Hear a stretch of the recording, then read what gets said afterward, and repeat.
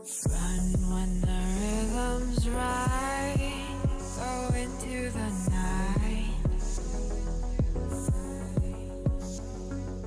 Throw until you're out of sight and you're out of my mind.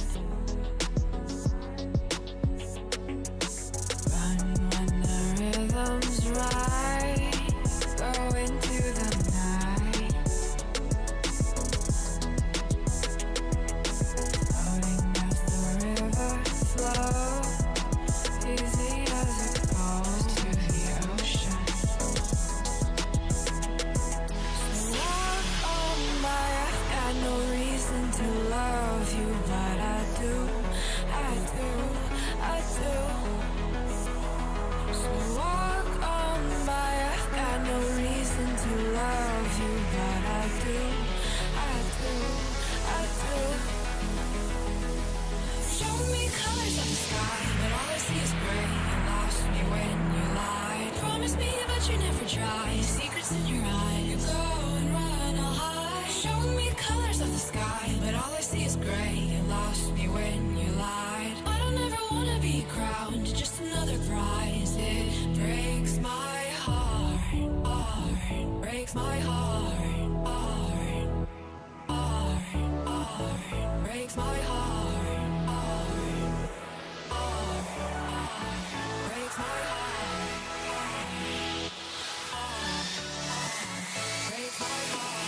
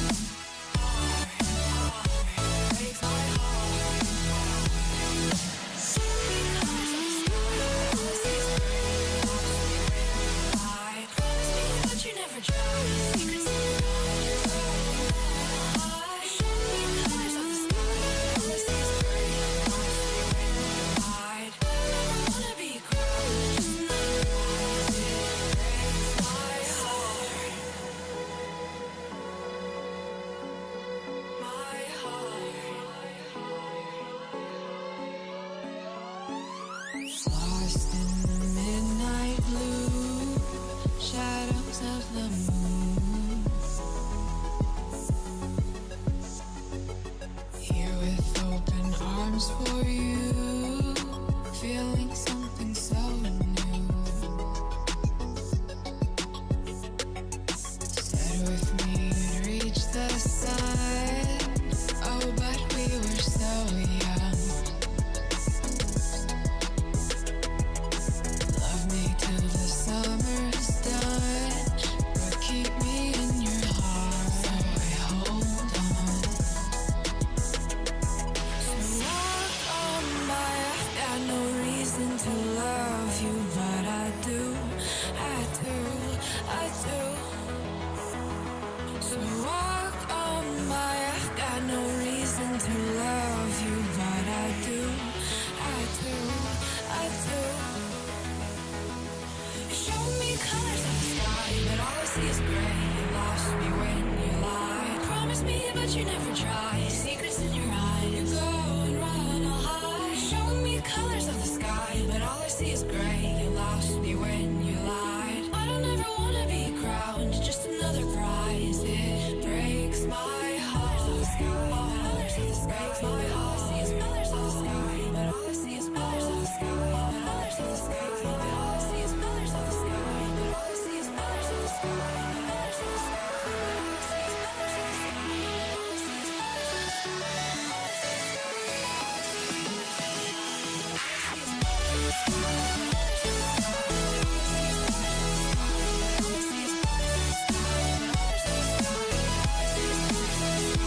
I see is colors of the sky.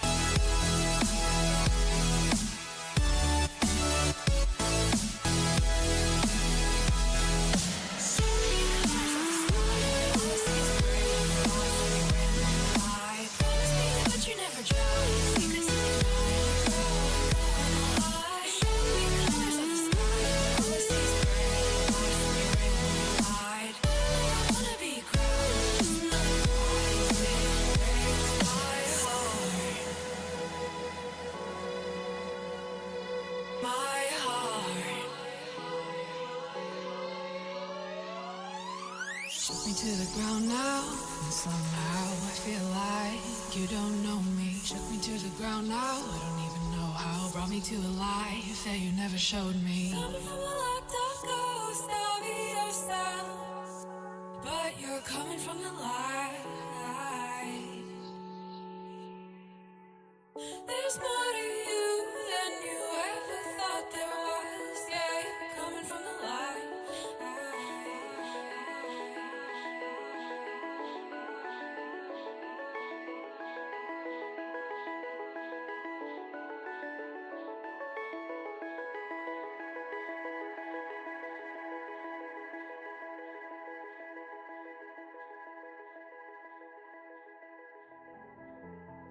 All right. Good morning, good afternoon, good evening, welcome. My name is Resorty, and to you, one and all, I say hello, friends. Welcome. How the heck's it going? Thanks for being with us once again on a lovely Friday morning, my time, probably a Thursday, your time. Friends, we're in the latter half of the work week. The work week is coming to an end. The weekend almost here again. I hope the week is being satisfying for itself. It's very unfortunate if we live only for the weekend, but hopefully you're looking forward to having a little bit more downtime pretty soon anyway. Good to see you today, Pepper MG. Thank you for the resubscription. It has been 79 months. That's a very high number of months. Pepper, thank you for your kindness for sure. Hello to Sakotera. Elstill, welcome in. Thank you for the message, Elstill. I'll get back to you after stream, I believe, but thank you for your kindness, and chit chat will be about good stuff. Hello to you, WJ. You accidentally reset your mod list and I have to rearrange 400 mods. So normally when I hear someone have a very, very large number of mods in a game, I assume they mean RimWorld, right? RimWorld is a game with lots of mods people use, but I think you're talking about Total War. I think you're talking about Warhammer 3. Honestly, I know of the existence of one mod. I only know one mod in all of Total Wardom. So you use mods? Tell me, what are some mods you really like in Total War? Not all 400 of them, but just one or two maybe. I'd love to know that, but good luck getting your many mods sorted out again.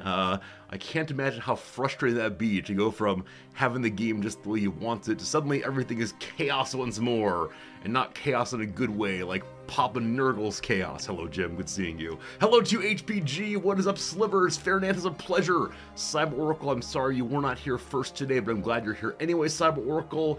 It's a pleasure to see you, George. George, are you still on the road? Hopefully, if you're on the road, it's going okay. If you're back home, well, that's okay too, but good seeing you for sure.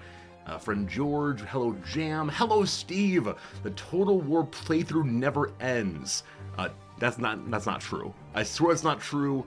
One of these days it'll be true. It is the case that we'll play today and tomorrow, and that's gotta be it, because next week is the Steam Next Fest, and I need to be playing games in Steam Next Fest. So probably today. And that's not true. Probably tomorrow is the last day of our Warhammer excursion this time around. That said, it has been more than 2 weeks. It has been more than 2 weeks of playing this game. I've really enjoyed it, but we can't be just a one-game streamer. It all falls apart, so yeah, it can't be fair. It can't be forever, unfortunately. How's it going, Fears? Good to see you, Brick Ed. Welcome in, Yarlris. Welcome in, Pretty Pictures. Welcome in, Tiger Burning. Welcome. So recommended buildings or mods are one that expands the slots of buildings you can build and building levels. I see the appeal in that many of the very small holdings in Warhammer 3 only allow you to build, 3 or so buildings, and you want to build many more of those. But I do wonder how that changes the game's balancing. I'm guessing the game is balanced for the player having only so much ability to make only so many things, but that sounds cool. Also, brighter borders to avoid trespassing. I get that also, because often when I'm playing this game, I find myself not quite sure when I've stepped into my neighbor's territory. They don't have a fence. They have not clearly demarcated what is theirs. They don't have those bright black and orange signs that say, warning, no trespassing. And so I just wander in accidentally. I understand. We'll see. I'll say maybe eventually we'll check out the mods. Now, I said that about RimWorld one time. It's been 7 years since I said that, and we've never really done so. So, no, probably never any mods in a little game called Total War. I enjoy the game as it goes. It's a simply UI mod that displays your unit's rank. That's pretty cool. Because, yeah, I don't know how to distinguish the single bronze chevron from the single gold chevron. It's very confusing. My eyes aren't so good anymore. Not sure I ever have been when it comes to colors, but it's how it goes, how it goes. What's my opinion on panda bears? I have no strong opinions. They are an animal. I understand they're China's national symbol. I understand it's very hard to have them in one zoo if one is not in China. Past that, I got nothing. They're one of the many animals out there. Yeah, I'm having trouble getting them to populate happily, though. They're a little bit slow on the reproductive side in captivity, and yeah, that's sad. That's sad. That's my story there. The one mod I know about so far in Warhammer is one that shows your cooldowns, so you can keep an eye on how often you can cast whatever spell, whatever, to click through every single character. So that's how it goes. Koala bears, on the other hand, am I right in remembering that like wild koala bears have some crazy high level of STIs? I think that's the case. I think their trouble, though, might be that they have a limited diet and only really want to eat one kind of thing. I don't know. Anyway, these are animals I don't know much about at all. What animals do I know a lot about? I guess cats. Like, cats and humans are the two animals about which I know something. Past that, though, I know nothing at all. It is the case that I wasn't any kind of animal kid. Like, I had one classmate who's a dolphin kid. I had one classmate who was really into tigers and big cats. And I think I was largely, like, I liked horses. I was into horses as a person who went to summer camp and got to ride them. But I never spent a lot of time, like, memorizing facts about my favorite animal. How about you all? Were you blank kids as a kiddo? Were you really into some particular animal? You know, I had some friends who were really into dinosaurs, wanted to become paleontologists, all that for sure. A dolphin kid, how is their room in the classroom or his tank?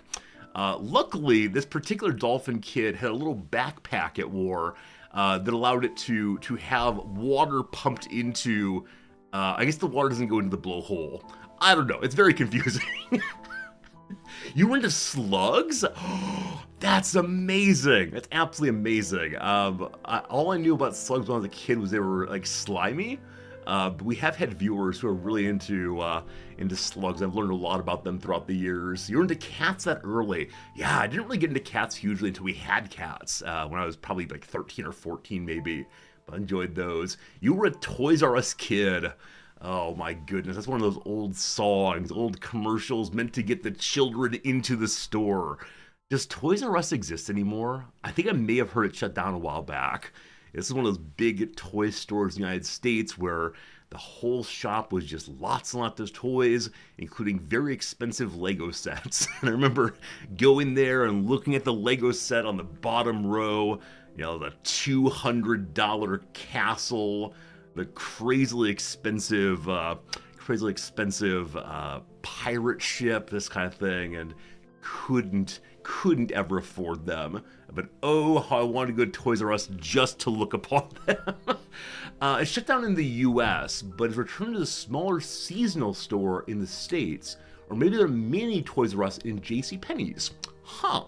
Alright, so whoever has the naming rights to Toys R Us has made it a sub-brand now, or an occasional brand, as opposed to being one that has big old standalone stores, but has huge stores. Or at least as a child, the stores seemed absolutely huge. I don't know what size they would be for me as an adult.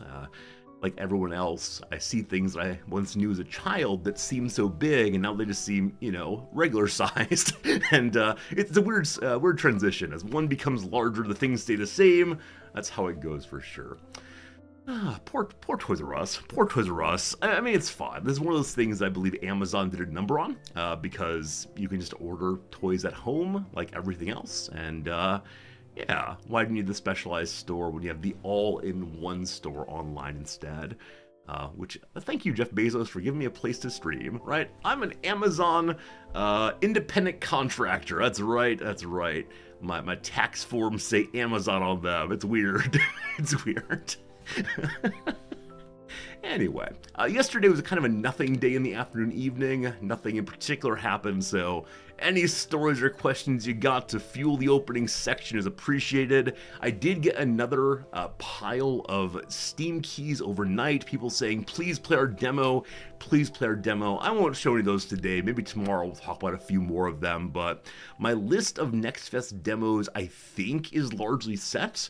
But we'll play. I have one game picked for each day of the Next Fest, and if we don't like the games, we'll add some other one instead. But I'm excited to see what comes of it. Should be good. Dwarf Fortress? No, Dwarf Fortress is not being demoed. Dwarf Fortress is not part of the demo, I don't believe. If they're made of the Dwarf Fortress 2 demo, something like that possibly. I remember going to New York FAO Schwartz in 1980. FAO Schwartz is the big store in New York that had the piano, right? The piano that one could play by hopping from key to key. It was in the Tom Hanks movie Big? Is that right? I've never seen Big. I know of Big only because of like the relevant cultural knowledge I need. Is that FAO Schwartz or have I forgotten and some other store? I do not know. I've been to New York only once. It was overwhelming, too crowded. I did not go to any stores other than a bodega to buy some coffee. Other than that, I missed out on buying things entirely because everything was so unbelievably like jammed in and everyone was so loud, and now I live in an even larger city and that's weird too. But yeah, I mean, I remember seeing like Christmas videos or commercials about those big department stores in New York and their absolutely wonderful window displays. So I've never actually seen them in person, but I love that department stores would set up their windows with Christmas scenes or holiday scenes or whatever kind of scenes with actual living people inside of the windows playing different roles or caroling or whatever else. And yeah, I mean, I'm guessing part of that is just to get more people to come down and shop, buy, but it's offered freely, right? They're freely available for people just to go through and just see the sites from outside with no money spent, and that's great. That's absolutely great. There's actually an old This American Life story by David Rakoff, who died very young of cancer, I believe, in which he played a role in one of those window productions. It was, he played Freud, I believe. I don't know why they had a Sigmund Freud display in a Christmas window or a holidays window, but I believe he played Sigmund Freud. This is David Rakoff, Rakoff. He's a really fine writer who I'd encourage. HPG says, earthquake. Are you actually having an earthquake, HPG? I know I touched the table and things moved a little bit. If you're actually having an earthquake, I hope it's not too bad. Hope it's not too scary. If it's me, I'll try not to hit the table anymore, whichever way for sure, whichever way. Big, when you think about it, is kind of creepy with a love story. I have heard that before. I've heard that the Tom Hanks film has a very like young child become an adult and then have relationships with people who are much older than him. And with the mind of the child and so on. Wasn't 1980s a simpler time? We didn't think about the deeper complexity of things. It was just all very surface level. Ask no weird questions. It's all fine. Yeah, I do sometimes wonder how contemporary media will be judged in 20 or 30 years. I often ask my students, which parts of our society will be lauded by later generations, which part we looked at with, a little bit of side eye, a little bit of, what were they doing? Why are they doing that? That's weird. It's nice to imagine that. Not nice. It's actually terrifying to imagine that because that means our behaviors, our choices as individuals in a society are being judged by someone other than ourselves, and that can feel bad, man. HPG, you did have a quick earthquake, a 3-point something. Okay. Hopefully all your things are still on the wall. Hopefully things work okay. But that's too bad, my friend. Hopefully it's okay for sure. Hopefully okay. You think we criticize the future generations for being unfair to the past? I don't think so. I don't think that's the way it works. my sense is people always are comfortable looking back and saying, they should have done better. Because I think it's the case that we misunderstand the past is ideologically monolithic. We assume that everyone in the past believed this awful thing. Well, there's always pockets of people who are criticizing. Right? There's always pockets of people who are saying things like, man, it's the case that we probably shouldn't have slavery, right? It wasn't that everyone thought slavery was great. There was people challenging it even then. So to think of like monolithic morality is, I think, an error of understanding the past. In the same way that today, whatever things we do that aren't super great, probably there are people alive today saying, we probably shouldn't do that. And the mass of us saying, of course we should. So I think inevitably we'll see critique from the future of us today, and that's okay. That's okay. Cyber Oracle had a briefing on the Hatch Act. Oh, I like it. I like it. Where lawyers navigated memes. I love that so much, Cyber Oracle. I love that. So, as a government employee, you're not allowed to post certain kinds of memes, I suspect.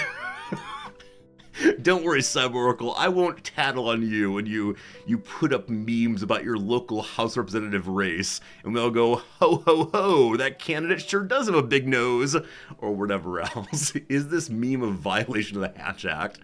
Oh, I love it. I love it. Yeah.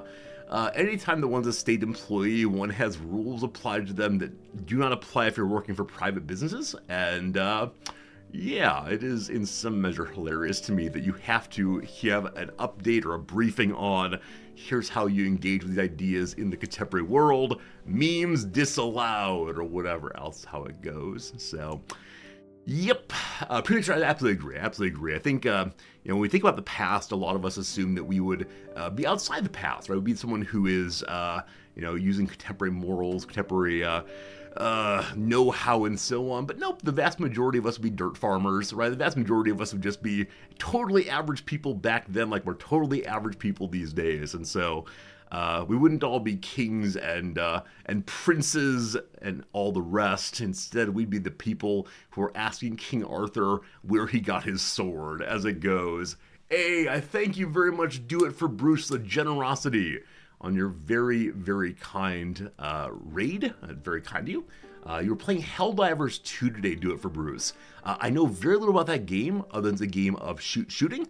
It's a game of spreading democracy by defeating bug creatures. But that's actually all I know. I haven't seen a minute of playing it. I'm guessing you're still enjoying it if you're streaming it after it's been out for a few months now. Hopefully it's a good time. And welcome Do It for Bruce viewers. I'm Resorty. I swear we're playing video games today. At some point fairly soon, we'll pivot over to being pirates. Yar har fiddly dee. Yesterday's playthrough was absolutely a disaster. It was fun, but it was not a day of accomplishing our goals. We were worse off at the end than we were at the beginning, unfortunately, and that's fine. That's fine. We got some ideas of how to fill today's stream. We got some ideas of how to have a fun time by ignoring the past, by behaving or by claiming we couldn't have done anything differently. We here in the future know full well that the people in the past, namely past Resorty, was doing the best he could with what he knew at the time. Haha, meta commentary. Normally you play a bunch of CK3. I think I knew that. How do you feel about the new CK3 expansion coming out in September? I know that it's going to allow people to begin their playthroughs as landless, which is such a weird modification of the game, because as for so long as CK2 and 3 have been out, I don't know about CK0, you've had to have your family have land for the game to continue. And the minute nobody in the family or the character you're playing in the family doesn't have land, it's all over all at once. So the idea that maybe when you lose your land you can still do something is so cool. The thought that you can begin as an average wandering knight, maybe, and find your way into the broader world, so cool. I'm really curious whether these landless playthroughs will force the player into getting a title, or if they will instead allow the player to have a fun and interesting playthrough just staying landless. And I think that could be really interesting, but probably it will not be CK3 anymore. There are plenty of games where you can play as a wandering person and not take part in diplomacy, not take part in the affairs of one's stewardship, etc. That CK3 probably shouldn't do that. There are currently mechanics in-game for people who are landless to become landed. The big old Viking raids are one version of that, where Viking army can spawn and go attack some Northern European person to get them a rulership. But I think a lot of us who hear, landless start, say, maybe we could just stay landless. Absolutely right. Mountain Blade, games like that, are ones that let you spend time in the medieval strategy world without having to get landed any big way. But I wonder. Friends, in my hand I'm holding a pen. I should not be holding this pen because it does not belong to me. On Monday, I needed a pen to write something down, and I borrowed it from my wife's administrative assistant. And I said, I'll give this back in 20 minutes. And she said, I'm about to leave, bring it back on Wednesday. And so Wednesday morning, I knew I needed to give this pen back, but I could not find it. I was convinced that I swallowed it. I was convinced that maybe I threw it in the trash can, etc. And so on Wednesday, I entirely avoided my wife's assistant, whose name is Mai. She's a very sweet Japanese lady. Entirely avoided her. Went nowhere near my wife's office for fear of being seen. And then earlier today, I finally thought I should ask Noms if she'd seen this pen that I had left in a very obvious place, so I would bring it back on Wednesday. And she said, oh, you leave pens everywhere. I put it into the pen drawer. And I tried to find a way to insist that in this case, the pen I left sitting out was left sitting out for a good reason, not due to an absence of thoughtfulness or an absence of care. And so we found the pen again, and I went ahead and took it and put it into my shirt pocket here. That's where it's been sitting, so I definitely take it with me to work. And yeah, unfortunately when I'm streaming, I feel very awkward having a pen here because it's kind of hard and feels strange. And so I take it out and I play with it. I'm noticing, and so because of that, I should probably do something else. Wait, we have a pen drawer? It's not only pens. We have a number of pen mugs throughout the house, or pen pots throughout the house. I think we have 3 of those. And so usually the pens go into those locations. But a number of them are kind of full right now. And so extraneous pens beyond those go into, yes, our junk drawer in general, the junk drawer. And this particular pen went there. Didn't think to look there because I put it in a very conspicuous spot so I wouldn't forget to take it. Is it possible you have too many pens? It's not me, Your Honor. It's not my issue, Your Honor. One of us loves pens so much. One of us is always looking for the perfect pen for what they are doing. They have different pens for writing birthday cards versus pens for writing notes versus pens for writing whatever else. This guy right here just needs the good old Bic ink stick, right? The very, very plain, cost 15 cents pen. He's just fine. But Noms has so many pens, from very, very fancy ones to very utilitarian ones, though she refuses to use the ones that I use because apparently they're blotchy. They don't write terribly well for the way she writes. So, well, certainly someone could have a few less. Should I do that? In the same way that she took my pen? Should I hide some of hers and see if she notices? I would never do this. Even joking about it feels pretty bad. But no, Noms is a huge pen fan. Friends, the first ad break is coming. We're gonna blah our way through this one, and then we'll get to the gaming real soon. I know many of you have soon emotes that are used to indicate to the streamer that when they say soon, they mean never or very long from now. Maybe it's appropriate for us to get a soon emote also. Because I think most times I say soon, I do actually mean it. Unfortunately, I mean the word soon on an absolute universal scale, right? The universe has existed for billions and billions of years. if I say soon, we get to it in 40 minutes, that's still soon in some sense. Anyway, first ad break is running in a moment here. Thanks for hanging out. Thanks for spending time with me. It's a lovely, lovely time. Have I seen Wes Anderson's ad for Mont Blanc Pen's 100th anniversary? I've not. That said, this combines two things that are very popular here.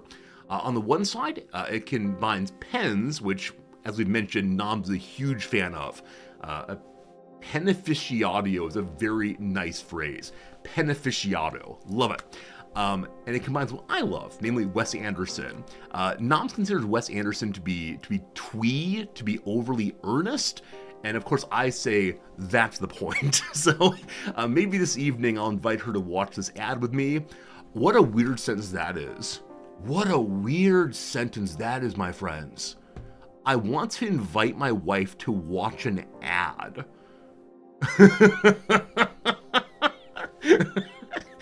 I think you usually say, I want them to watch this funny video. I want them to see a movie with me. Not, let's go watch an ad together. That said, she already has her strong opinions about different pen companies. In no way will this raise or lower her esteem of Mont Blanc. Because if you want to really get her going someday, ask her to compare different brands of pens. Like, she knows things of the form, this German pen brand, is it Lame maybe? Lamy? No idea. Unfortunately, when you hold it this particular way, leaks a little bit. Thus, it's inferior with respect to this other special Japanese pen, which if you don't blah, blah, blah, it's so impressive. It's so impressive, the variety of things that she knows and can tell you about. But one of these days, ask. She has opinions on ink also. She has opinions on paper. When I want to write notes, I have yellow legal pads I have brought from the United States. When I need a random sheet of paper, I just grab printer paper. She, though, has like real beliefs about what the right paper is to use for the moment. She has this kind of paper called, what is it? Is it like Tama River paper? And apparently it's not made anymore. It's this really high quality Japanese paper. And she has, I believe, 2 reams left. And when they're gone, they're gone. When they're gone, she has no more ever again. Now, apparently some other company makes paper that's close to this kind, but she has the original stuff. It is very fancy. I have no idea what she's going to do with it. Absolutely no idea if she will ever use it, or if we'll take it to our old age, and then we'll sell the old paper to fund our retirement. I always wonder what things become collectible enough that someone will say, oh, I want that. Things that are just plain old boring stuff. Maybe someday we'll have the last Tama paper in existence. Hey, Aaron Mithra, it's good seeing you. Do I have a favorite Wes Anderson film? The first one I watched over and over again was The Life Aquatic with Steve Zissou. It just hit me right at the time I watched it. The particular kind of melancholy and malaise that Steve Zissou has while trying to do exciting things is basically how I felt in grad school. It was an experience of, wow, I have this opportunity to spend time with some of the brightest people around. I have the opportunity to explore the seas of knowledge. But gosh, I just don't know how to find excitement for this. It's all kind of blasé after a while. And so yeah, Life Aquatic struck me in just the right way. I know it is very divisive. I know it's not well regarded, but because it's the first Wes Anderson film that I knew as a Wes Anderson film, it was the first film I saw and said, oh, this is this director who has a wonderful, here we go, oeuvre. Because it has that, it really got there for me. But no, as instead of Michael Bolton in Office Space, I celebrate his entire catalog. That's how it goes. There's not a single Wes Anderson film I dislike. Noms finds some of them tedious and overly detailed, but yeah, I'll happily watch absolutely any of them. If you want to get me going on a topic, definitely Wes Anderson films. While they're not quite my version of Nam's Pens, they're definitely up there a little bit, but I really, really, really like. Thank goodness for that. HPG, you said that the aftershocks are going. Man, I'm guessing you don't get earthquakes too often. Hopefully it's not a big deal. But thanks for letting us know you're doing okay. That is absolutely the case. Occasionally, have viewers come in and say, "Hey, Resorty, there's a big old storm headed my way. Please give me some thoughts." And yeah, we always want people to do well and to feel well. And obviously, things like weather or what's the word? Seismic events are out of our control. We do the best we can with them. So I'm glad to hear it's going okay for you. Rural Tenenbaums, your favorite film ever. So I enjoyed it also. That said, a lot of Rural Tenenbaums is about family dynamics. And that is one of the topics I don't like thinking about. Welcome to the Friday edition of Resorty Therapy Time. No. Definitely not. But yeah, the film is about family dynamics, and if I spend too much time thinking about that, I get sad. So while I like it, and I see its absolute brilliance and the wonderful characters, like the way in which the characters are so iconic. Each character in that film has a unique role to play, both in the structure of the film as well as in the family. They stand out so beautifully. Exactly, Jim. It's stressful to watch for some kinds of people. I'm guessing other people don't feel a moment of stress in it. It sure is something. Hello, Future Proof. Good seeing you. It's been a while. Glad to see you. This happened yesterday also. For some reason on yesterday's stream, we had, I don't know, probably 5 or 6 people stop in and say, "Hey, Resorty, I haven't been on Twitch in forever. Hey, Resorty, I just want to see you on Twitch, and it's you again." And I don't know what there is about this month. The month of June apparently is the time when everyone comes back home again. Now, it actually is the case. There's good data to show that early summer, late spring, early summer, does have a big uptick in viewership. This is a big uptick in viewership because people are out of school, especially because summer vacations are here. Now, middle summer has a general downtick, that is a downtick when it comes to Twitch viewership because people go on summer vacations, people spend more time outside, enjoying themselves in the sun, and most people tend not to bring their laptops along for that kind of thing. Winter, on the other hand, tends to have a big increase in Twitch viewership in general, both because there are people who are out of work for the holidays, and there are people who are just spending more time inside again because winter not fun, etc. So there you go. That's a little behind the scenes on how Twitch viewership works throughout the year. When I started streaming, I had absolutely no idea this was the case. I assumed that people just watch Twitch all the time. It's just a thing that's there to do no matter what. And then I gradually realized that my numbers were fluctuating. I was like, oh no, am I especially boring in July? It gets hot out there, and so I get a little lazy and tired in here. And so I started doing some research and found, wow, it's actually a site-wide phenomenon. And I do wonder what other services or products are unexpectedly seasonally linked. There's some that are obviously seasonally linked. Probably people buy more sleds and gloves in December than they do in May. Probably people buy more ice cream in July than they buy in November, right? Obviously, these things are seasonally dependent, but streaming, had no idea. They stream 5-6 days a week all year, absolutely. Except for very brief times when Noms and I go on vacations, or I have, some sort of appointments. You will see me here 6 days a week, almost certainly. And yeah, I think I mentioned previously, for me at least, the regularity of streaming is very good for me in a wide variety of ways. And so because of that, you will see me here almost all the time. And so, no, there's not a confounding variable on the statistical analysis. It's not that I bounce out. It's instead that That just the viewership changes in general. How it goes. If you haven't seen Rushmore, it's recommended. Yeah, Rushmore and Bottle Rocket, right? Rushmore and Bottle Rocket are Wes Anderson's first two early films that kind of made it big. I like them both quite a bit. It's actually the first Wes Anderson film I saw. Back to the earlier topic, was Bottle Rocket. I was probably 17 years old, and an older fellow with whom I went to the community college showed it to me, and it was a wonderfully strange experience.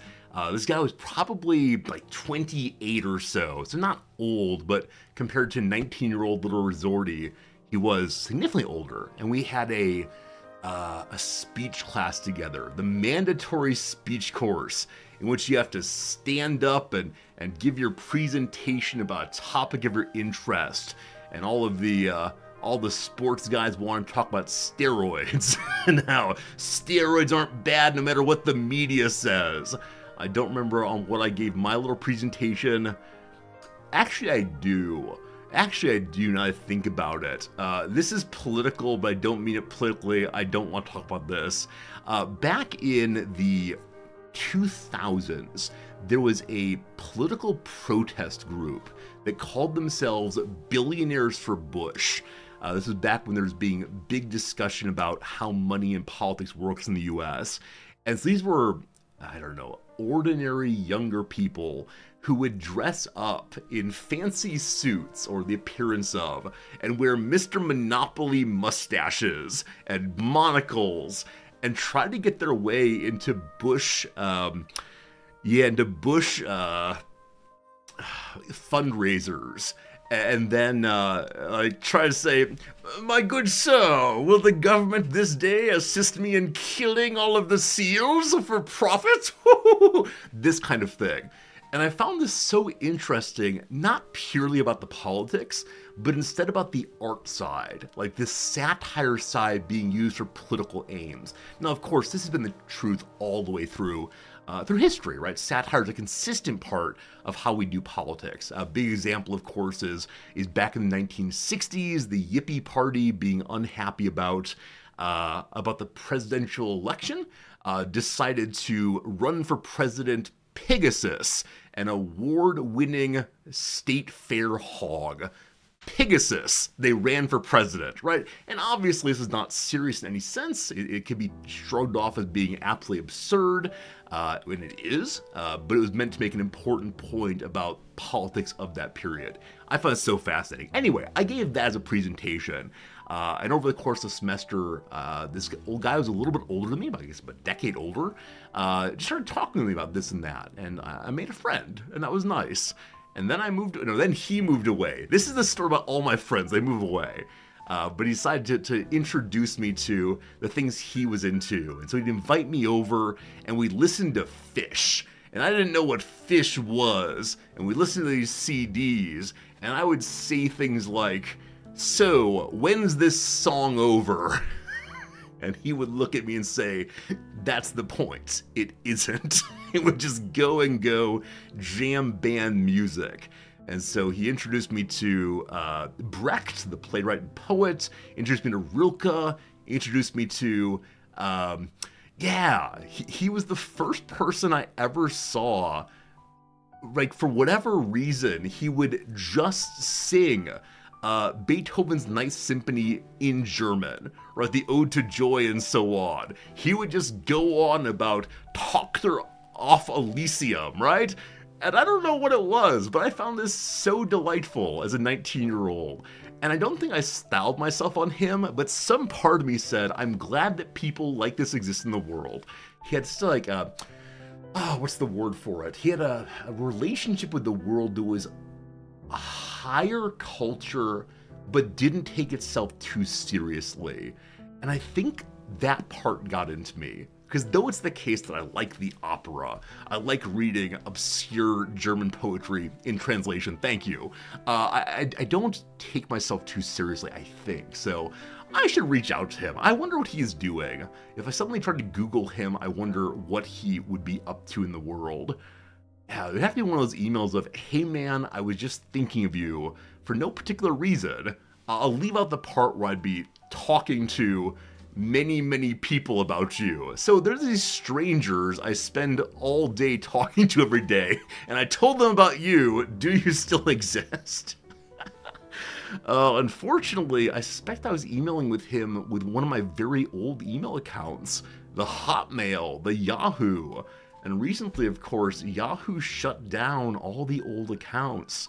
If you hadn't logged into your Yahoo Mail account in 5 years, they deleted it entirely. So all those old emails, all those old contacts, all of them just gone. My goodness. Yeah. That's one of those things that makes you think about your footprint on the internet, right? We tend to say things like, once on the internet, it's there absolutely forever. A good piece of advice to keep in mind when people post things off the top of their head, post things that might be embarrassing later. Yeah, the kind of thing where maybe it actually does go. Maybe actually is gone. Hello, I told 120 people about you, got me thinking of you. So let me tell you, I stand and talk to my wall about whatever I happen to think of. And for some reason, I got to thinking about ... And that led me to talk about, and he'll say, my goodness, you're talking to your wall? That's amazing. And occasionally the wall talks back. That's the case. Sounds like a potential Wes Anderson film about friendship. I mean, I'm not going to say that he belonged in a Wes Anderson film, but he's the kind of, or at least this basic story I'm telling, is the kind of character one could imagine seeing in a Wes Anderson film. So narrow, but standing in for a much larger category all at once. So tightly described, but with deeper truth within. That's how I think about Wes Anderson. There's always more inside if you're willing to open yourself to the possibility. My account may be gone, but the email to my friend likely isn't. So if you mean his email address, maybe, but I have no idea what it was. This was back in the day before we'd all been told you should probably have professional sounding email addresses. And so people would apply to jobs with an email address that's like fishanddude45@hotmail.com. And this would be seen as totally normal, because of course your email address was just whatever whimsical hobby you had, as opposed to being John Q. Smith 425 or whatever. I do remember one of the early classes in which a professor inveighed against all of our youthful email addresses and said, you're gonna have to grow up, all of you. The business world doesn't take kindly to blah, blah, blah, blah, blah. But yeah, whatever it is, I can't remember his email address, unfortunately. And I wonder if I Google him. He does have a somewhat unusual, or did have, I'm not sure, have a somewhat unusual given name. His family name is very common though, so maybe it's been one of those like deep dives. I used the phone book and found out there are 7 people in the country with his name. I proceeded to call all of them on their landlines. Wait, we have problems with this story.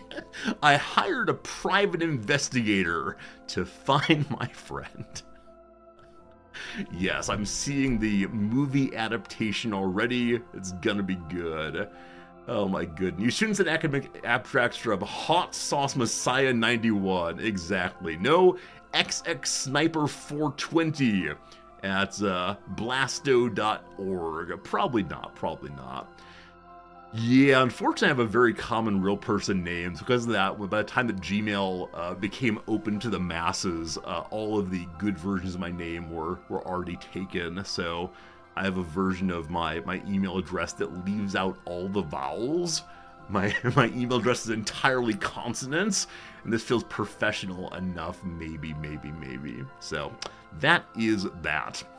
I don't know why that story came up. It began with, let's talk about pens and papers, and somehow found its way wandering into all the rest of this. Now, I do wonder, when it comes to things like Gmail addresses, there's probably people who, I don't know, it's probably the case that there are people out there who have names like mark@gmail.com, or george@gmail.com. Like, obviously, the prime location or prime named email addresses. What happens to those, right? What happens to those when Mark has been dead for 50 years?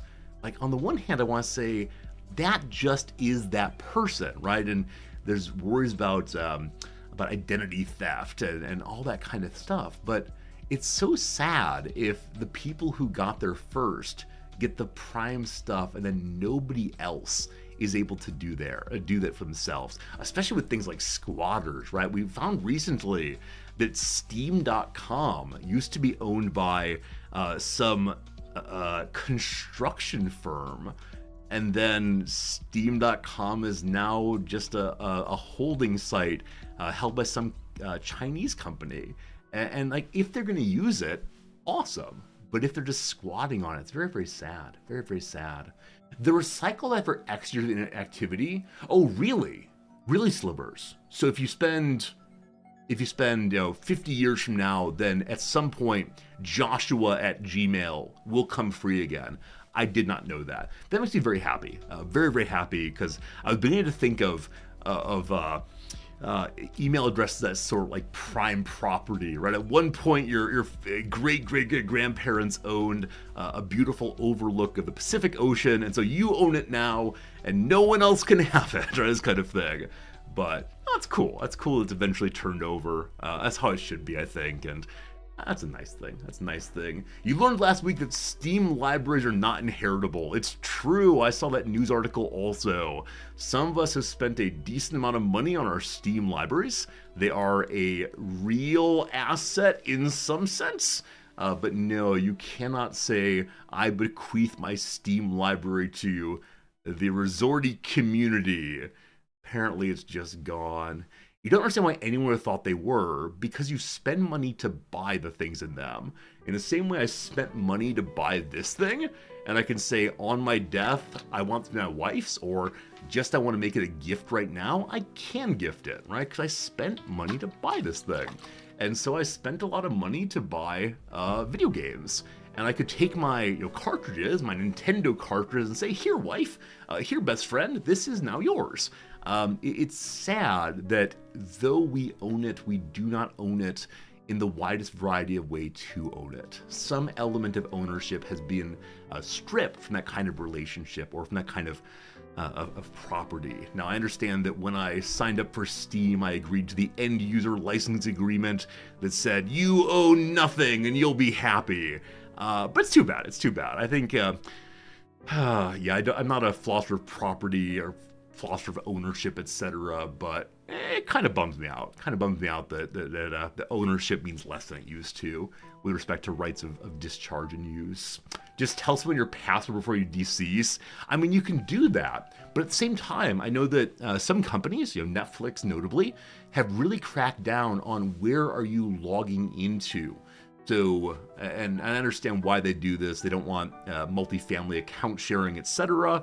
But if you were always logging in from Tokyo and now you're suddenly logging into, upstate New York on a completely different computer setup, etc., there might be some red flags. Exactly, Silent. Maybe it's the case that they'll see, oh, you've been logging into this thing for 200 years. Presumably that's not you. But I don't know. It seemed obvious to you that transferring digital goods is not same as physical goods. Yeah, I think the category of good is a very, very strange thing. I think the category of good that includes things that you can hold in your hands versus things that have to be held indirectly. Like you can hold a hard disk or I suppose an SSD with the thing on it or with it, etc. It is definitely a shift. And there's a lot of case law and philosophizing and theorizing on these topics. But yeah, I think it is unfortunate that your digital assets can't be passed around. Luckily, there's a way that you can prove for once and always that you own your digital assets. My friends, I come to you today with a very special offer. Right now, for the low cost of $9.99, you can buy your Resorty NFTs. NFTs, a way of proving that you are sure. Remember when that was all the rage for a brief moment? And people were showing up on the Jimmy Kimmel show late at night, hawking these little pictures of things and then insisting they weren't just a little picture of things, but instead a valuable resource that people would, be able to pass on to their family for millions and billions of dollars. That was weird. I wonder how later folks will think about that kind of thing. Because a lot of us, myself included, said, this is ridiculous. Like, it was obviously a bit of a scam all the way through. People were taken for real money, and that makes me so sad. In the same way when, a phone scammer calls you and says, this is Microsoft, I need the keys to your computer. This is a phone, incidentally. There you go. It's like saying to people who, perhaps don't know a lot about computers or money otherwise, that something will happen that will not happen. Now, of course, is the old line of there's a sucker born every minute. This is kind of intrinsic in the structure of the way that we think about other people and about money and about buying and selling, etc., etc. But it makes me so sad. And I want to say this kind of thing should not be legal. This kind of thing is immoral, morally duplicitous at least. Oh no! NFT people guy, tip $10. You think it's funny to take screenshots of people's NFTs, huh? Property theft's a joke to you. I'll have you know the blockchain doesn't lie. I own it. Even if you save it, it's my property. Too late. I've already taken pictures of all of your NFTs. I've printed them out. I've made many, many copies and I'm hanging them up all around town. Now, NFT people guy, thank you for your generosity sincerely. But you gave me an extra cent. I will invest that extra cent you gave me, and eventually, through the power of compound interest, you'll have enough in your NFT digital account to be given a second NFT. And that one will be a crazy-looking monkey that you can treasure for your lifetime and more. Thank you, HPG, for your generosity, my friend, and for a silly, silly joke for sure. Love it, love it, love it. You only own the address of an NFT, nothing else. Yeah, I'm comfortable saying I don't fully understand blockchain things, and I know a lot of people do understand a lot and consider it to be transformational and revolutionary and amazing. But I'm one of those people who, if I don't understand a thing, despite my real efforts to get what's going on, I'm okay giving it some distance. Now, at this point, I will mention as usual, I don't know how Twitch works. I push a button, you all come to a website, here we are. But yeah, usually with things that involve me, I don't know, what's happening to my hair? That's ridiculous. Usually things happening on Twitch, I'm okay ignoring it, but blockchain, Bitcoin, not for me, not for me, not for me. That's okay, that's okay. All right, friends, I've been live now for how long? It's been an hour. It's been an hour for sure. Is it time for me to play some video games? We've only lost 2 followers so far today. Very good, very good. If the opening conversation goes for more than about 10 minutes, that number's going down, I guarantee it. Friend Axix, thank you for the resubscription at tier 2. 1, 2, that's you. Thank you, friend, very much for your generosity over 82 months. It's good to see you. Hope things are good. Hope life is swell. And we got a smile on our face today. I appreciate it so much. Chat doesn't exist, it's AI generated. As I mentioned before, there are streamers out there who do use AI generated chat. And not in a like view bot, chat bot, look at all of my activity way. But instead in a way that is really productive. The big example, of course, is Dolphin Chemist's Markov bot, which has these Markov chains running to predict what word comes next, and has an active chatter who says ridiculous things. And that is a bit of fun for sure, and apparently has really helped out his channel's growth throughout the years because people can always talk to the bot, and some people think the bot is a person who's having a mental breakdown because occasionally it says ridiculous things, and that is pretty darn fun.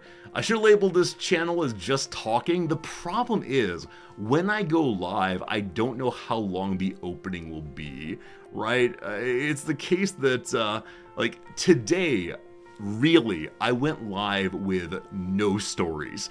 The one story I offered in the intro today was, so yesterday I didn't do anything. It was a very quiet day at home.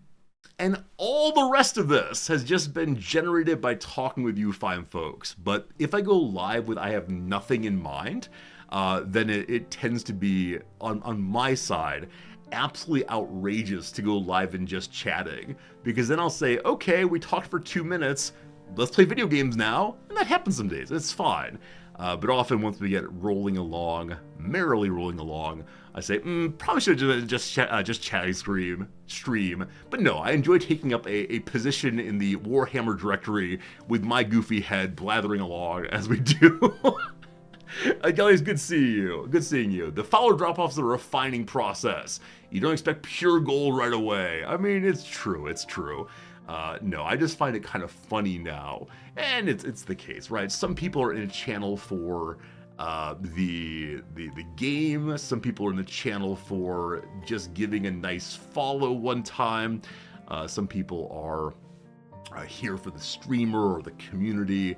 And one never knows who's here for what. You put out some vibes into the world. That's right, I'm just vibing. You put out some vibes into the world and see what comes back. And at least with my channel, it's been some very cool stuff coming back. That's great, that's great. Random question, Resorty. Do I like sparkling water or do I prefer plain? So had you asked me that question before I came to the US, I would have said I prefer plain water. Sparkling water to be felt in some measure hoity-toity, because I believe it's the case that a lot of the marketing for sparkling water in the US is kind of elitist in some measure. You know, it's things like Evian sparkling water with their fancy little bottles and so on. But when I came to Japan, they sell sparkling water in like very boring little bottles, same as they might sell plain water. And sparkling water is offered at many restaurants in the same way that in the US, like water is offered. Here also normal water is offered. And it's called Tansa. And one day I accidentally ordered the sparkling water. I tasted it and it was delicious. So now I do drink a bunch of sparkling water. So much so that I've been considering buying one of those soda streams, I think it's called, soda stream, where you kind of like carbonate the water. I don't know how it works, but you have a tube of water and a tube of carbon. I don't know. And then you have your sparkling water. So it's really, really tasty for sure. Really good. I like sparkling water because it has those distinguishing features. That's not true, Jerry Fodor. It has a distinguishing feature of it's tingly on my tongue, and I find that delightful. Absolutely delightful. It's carbon dioxide, okay. Maybe the soda stream goes flat very quickly. I have a solution. I have a solution to that. Just drink all of it in one sitting. This has been happening recently. I don't know why. I just want more and more of the fizziness, for sure. A friend of yours developed an ulcer after discovering the joys of sparkling water. May we say independent co-arising? May we, or not independent co-arising, may we say non-causal linkage? These happened simultaneously in time, but were not related in any way other than both happened to his body. Because I can't accept that I have developed this beautiful habit. I've come to enjoy this new thing, and it's going to give me an ulcer. That's terrible. That's absolutely terrible because I like it a lot. I like it a lot. Soda Stream's ideal if you hack it to use something other than their canisters. So I don't know how that works here. Because what I've seen about Soda Stream canisters here is you go and buy them at the store, and when you buy them, you have to show them your ID and fill out a form in the same way you have to fill out a form in the US for getting, pseudoephedrine, I believe. Do you have to get that in the US also? Like when you get the canisters, do you have to show who you are? Or is that a Japan only thing? I don't know. Sparkling water really can cause ulcers. All right, I'll take it easy. It is the case that my water here for stream is just standard water. My coffee does not have... I wonder what sparkling coffee tastes like. I think not good. This is me taking two concepts and jamming them together and not being at all sure what comes out. Huh. They'll mail you CO2 canisters in the US. Okay, so you can get things like canisters in the US with no with no recording of who you are. I don't know why these canisters are restricted in Japan.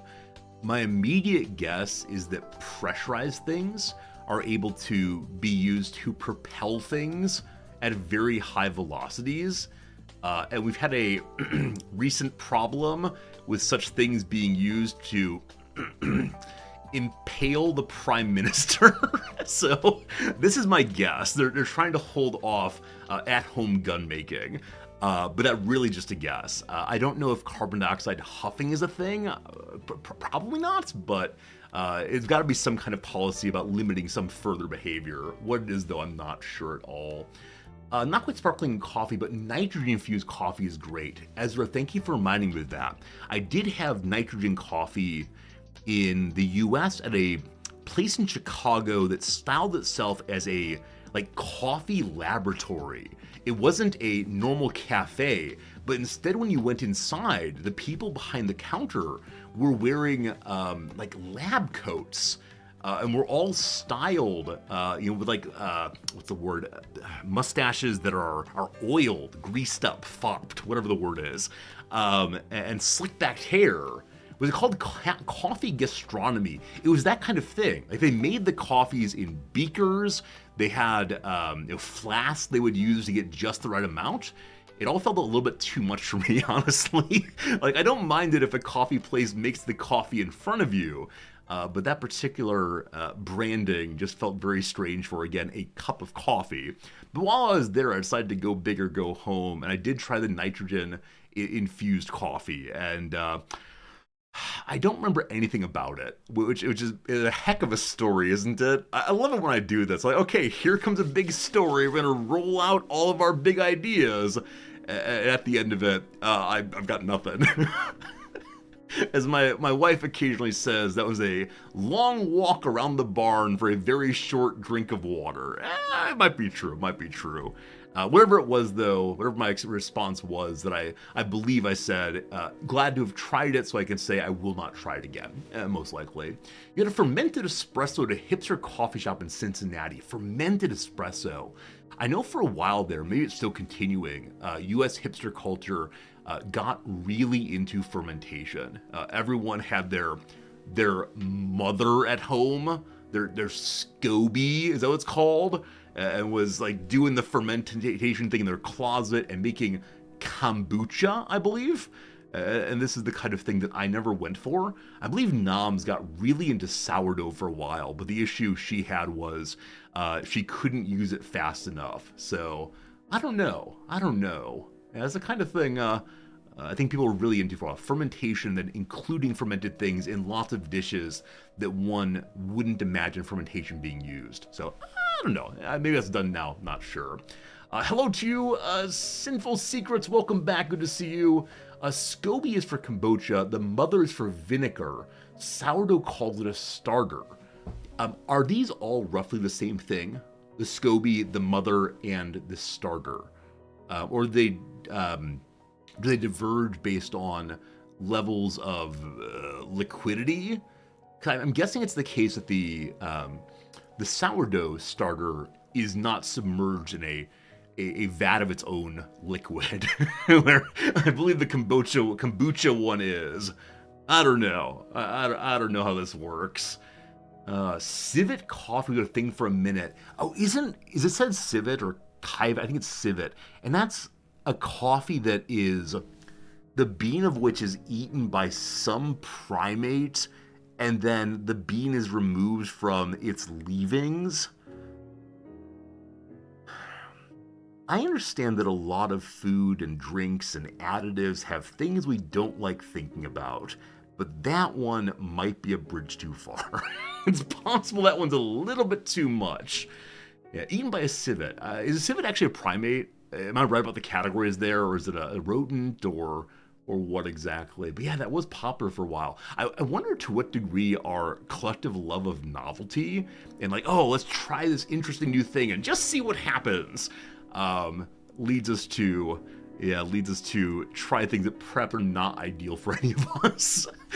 What's the old line? Ought implies can, but can does not imply should. The civet is a Asian African raccoon-looking thing. Okay, so maybe in league with the, what's it called? Tanuki, the Tanuki possibly. I had to get to the word Tanuki by remembering that Mario had a Tanuki suit in Mario Brothers 3. That's what we came up with here.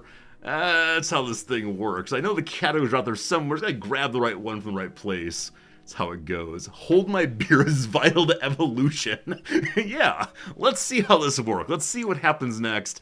And maybe it fails this time, but we then know at least one avenue that's not worth going down, right? We know one avenue we can say, let's not try that one again. Let's go this way instead and see what comes. I like that way of thinking for sure. Oh my goodness, it's been good chatting with you all this morning. We've been live now for a little over an hour. I think it's the case we should probably start pivoting to video game time because today is a day when I don't have all the time in the world. Today's a day when I'm teaching again. I'm hoping the student that we call Brother Man is not here again, which is to say I've decided to deal with my problem student through sheer avoidance. If he's not in the room, when I'm in the room, everything is copacetic.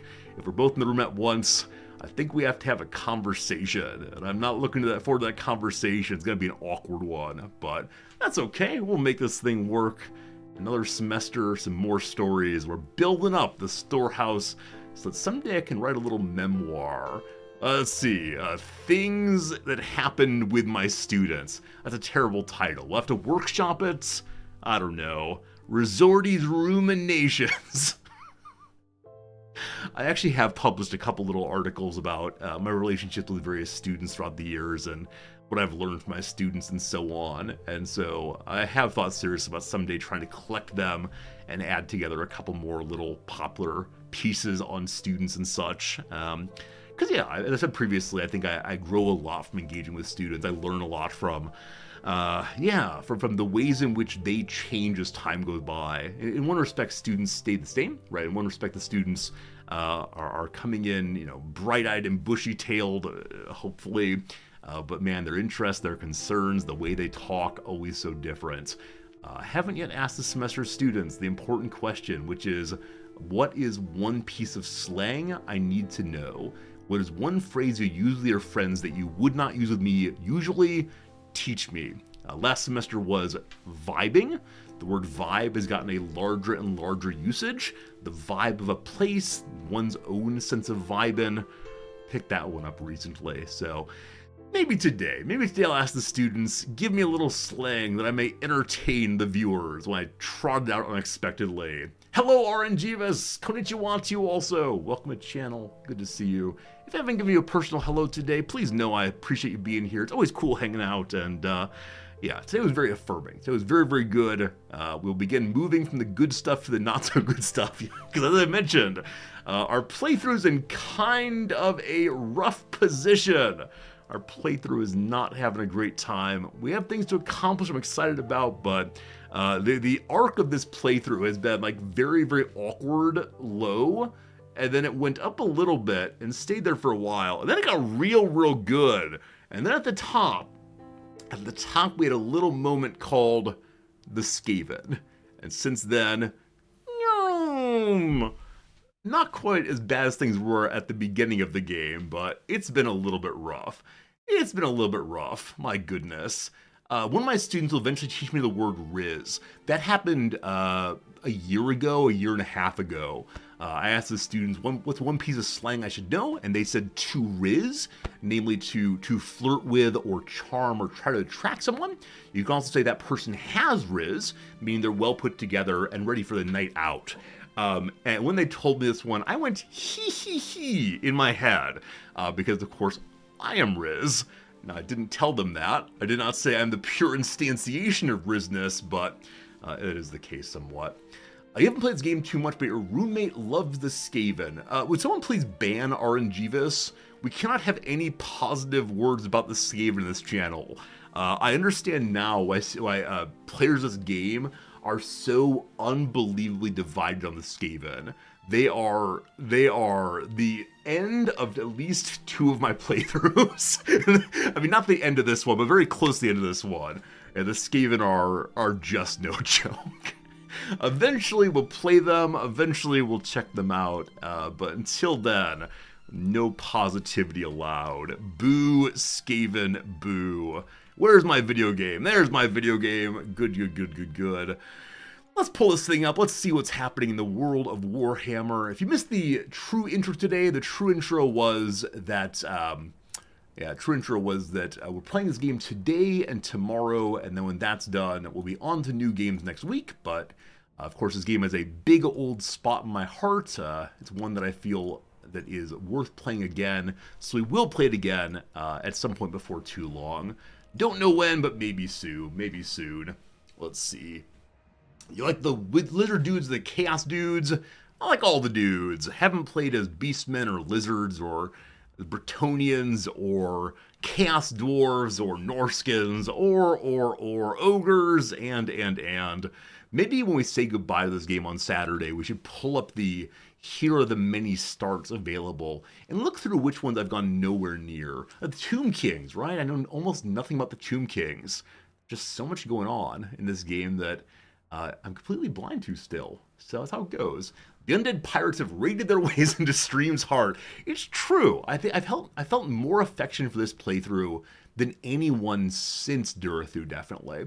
And Durathu got an unfair bonus by being a giant tree man, right? I enjoyed the units just fine, but just the idea of being able to control a giant tree man. Ever since I met Treebeard in Lord of the Rings, ever since I saw this massive, wise, long-living creature, I said, I'm all about that.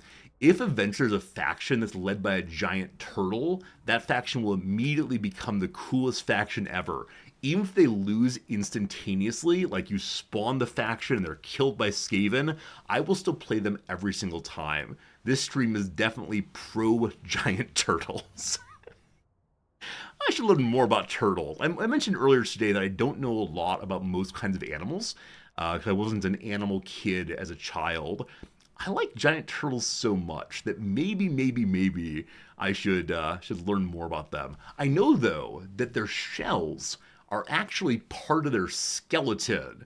They're not things they slide in and out to. I saw far too many Bugs Bunny cartoons as a kid that showed me, the turtle can leave its shell and then go back inside when it's afraid.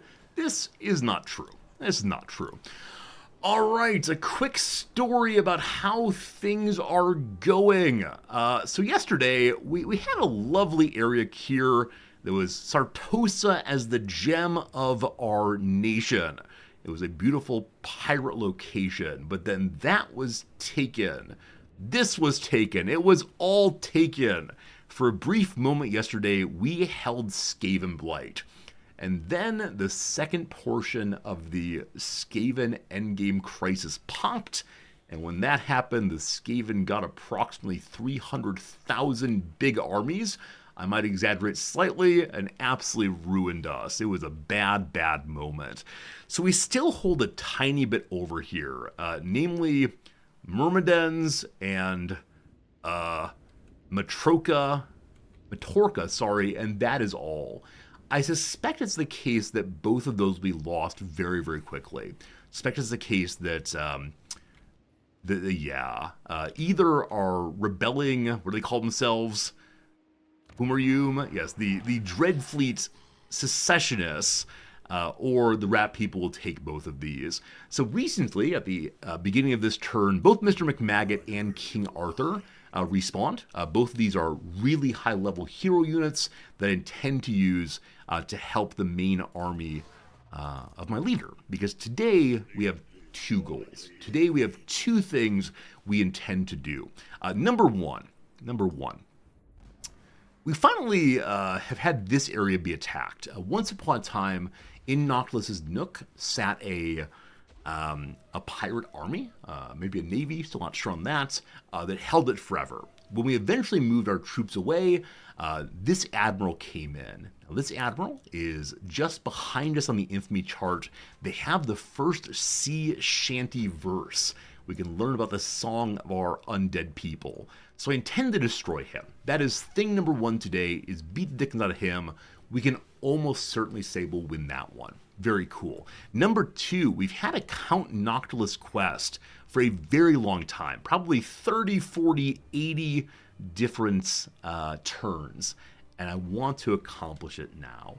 I want to go fight a battle against Captain Roth, apparently a member of the Empire who has found their way to our secret fortress, the Batcave, called Galleon's Graveyard. We'll do that one second, I believe. In the Age of Sigmar, the Idoneth Deepkin have a giant sea turtle in their army. Idoneth Deepkin. What kind of creatures are those? From the name Deepkin, I can imagine either rat people, Deepkin, maybe what are they called? The dark elves that live underground in D&D. Drizzt is one of them. Drizzt, I don't know how to say his name. Yeah, whatever they are, I could imagine it being being a Deepkin possibly. What are they called? Drow! Is it Drow? Dro? Don't know how to say that word either. But yes, that's what I mean. They can be Deepkin. They can be that.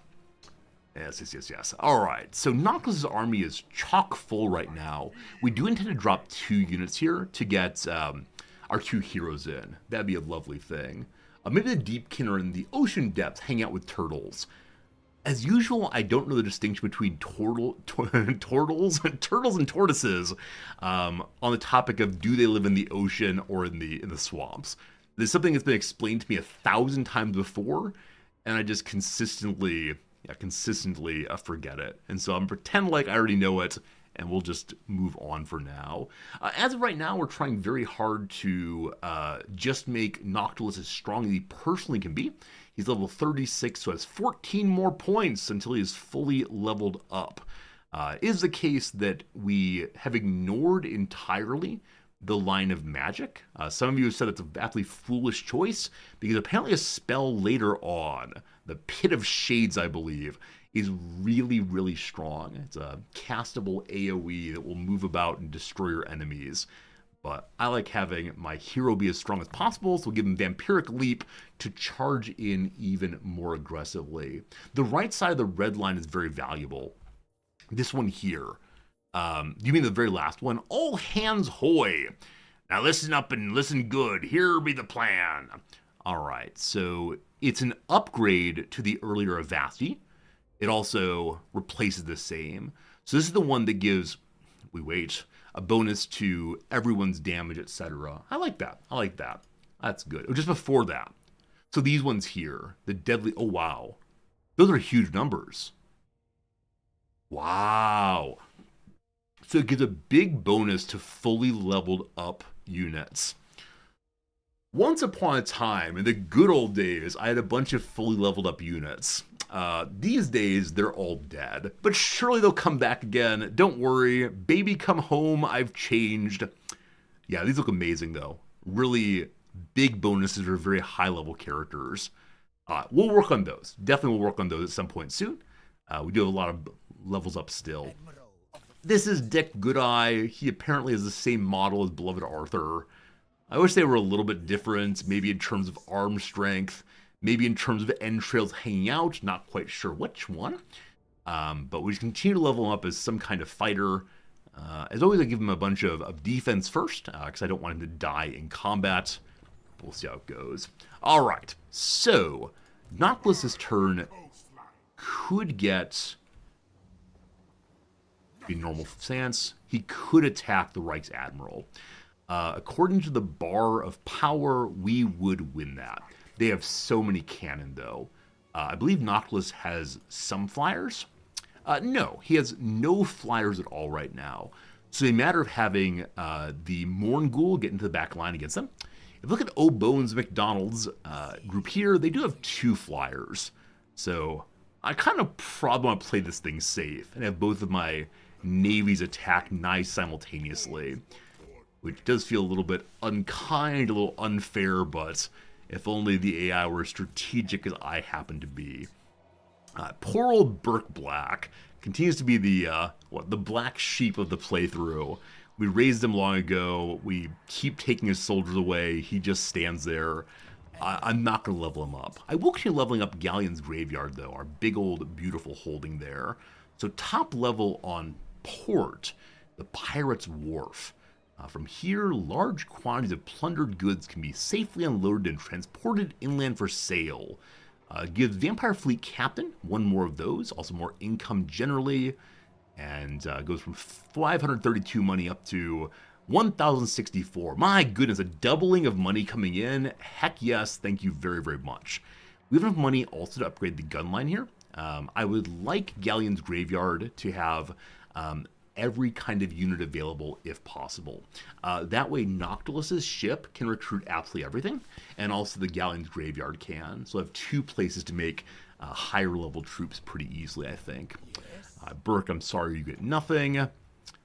Noctilus's Nook has been destroyed. We're not going to rebuild it until after we take it more fully again. And up here, Burke Black, no. What is Henrietta doing? We have a hero named Henrietta. She's right here right now. Her current mission, she's in the water, get it? Her current mission on the current is to try to find a port that's worth building a cove in. When that's done, she'll go back to treasure hunting in the far northwest. But for now, on she goes to find a place to turn into a cove.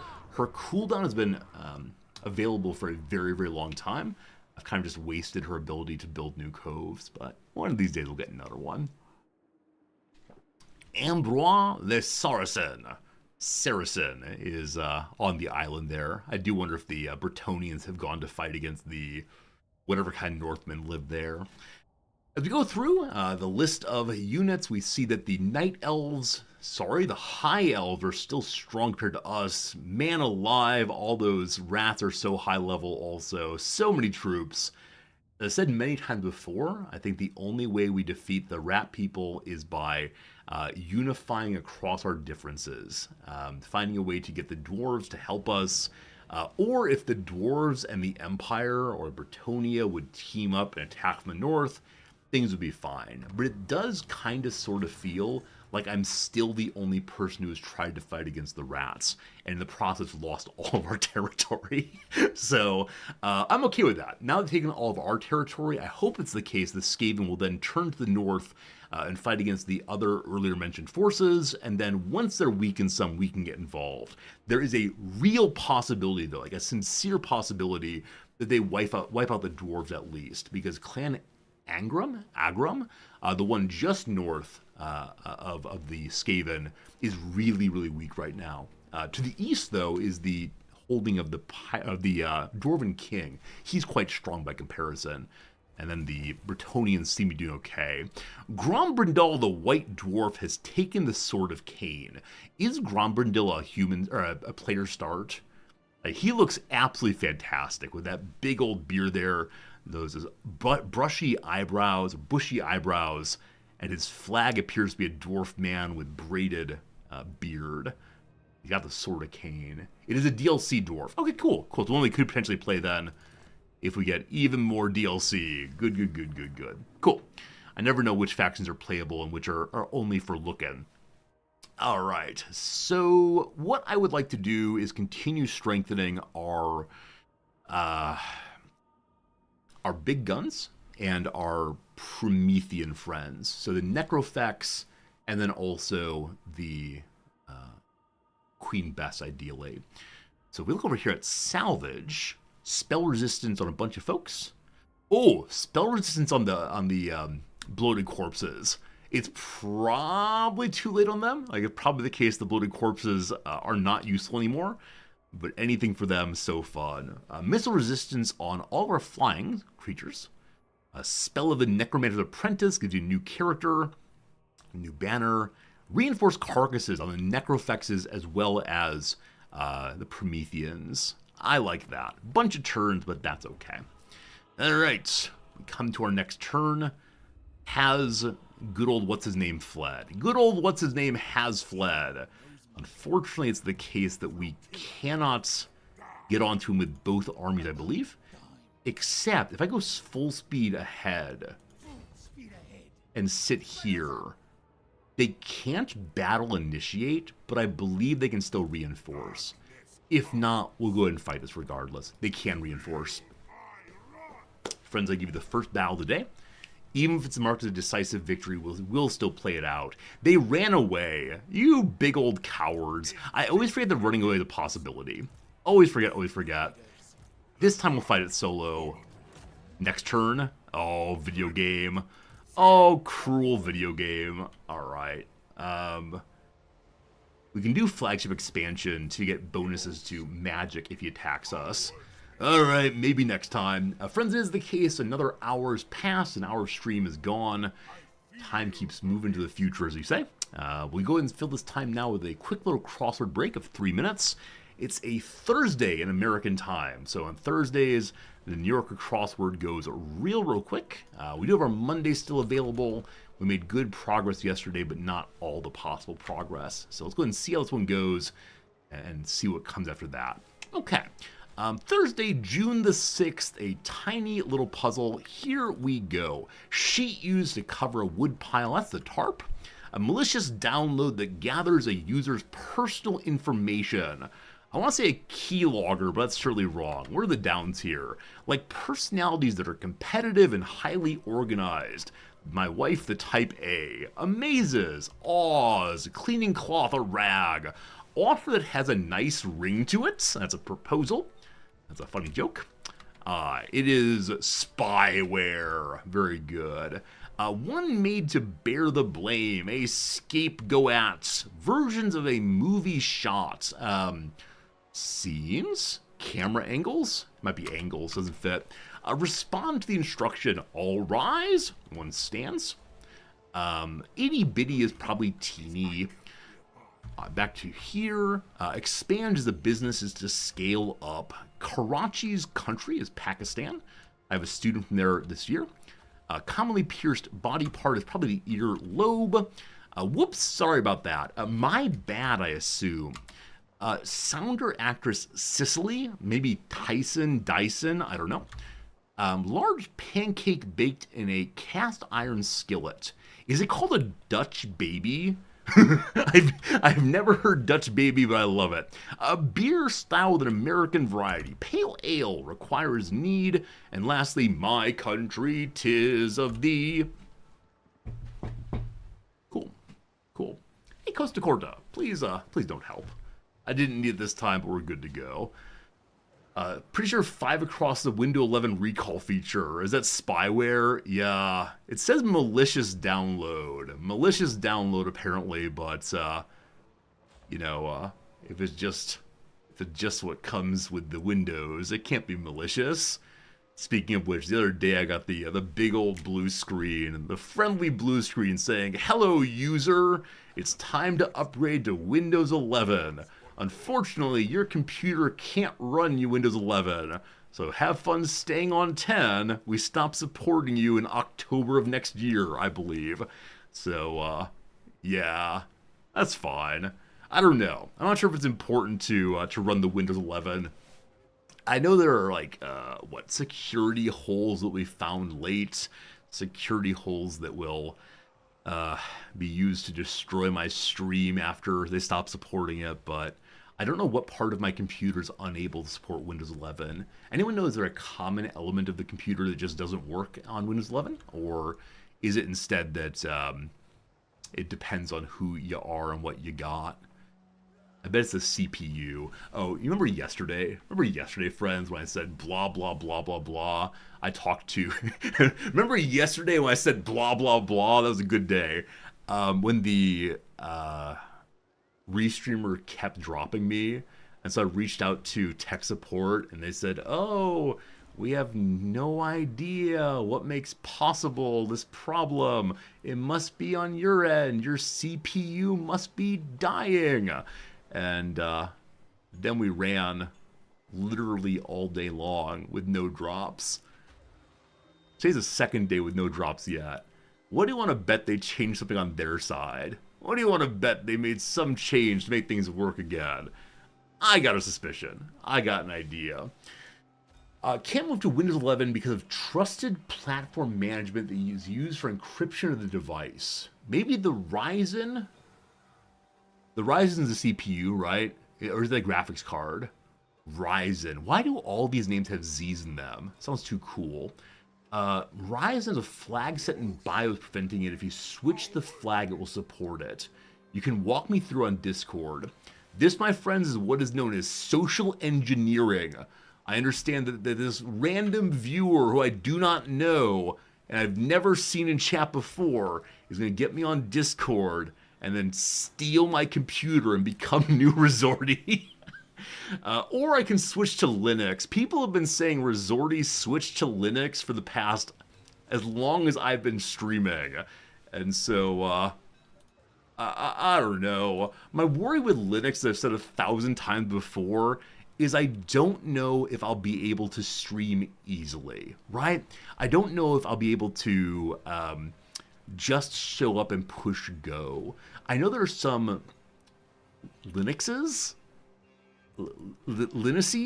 maybe, that are somewhat easier to use. But I don't know, like, are there some video games I play that won't play nicely on Linux?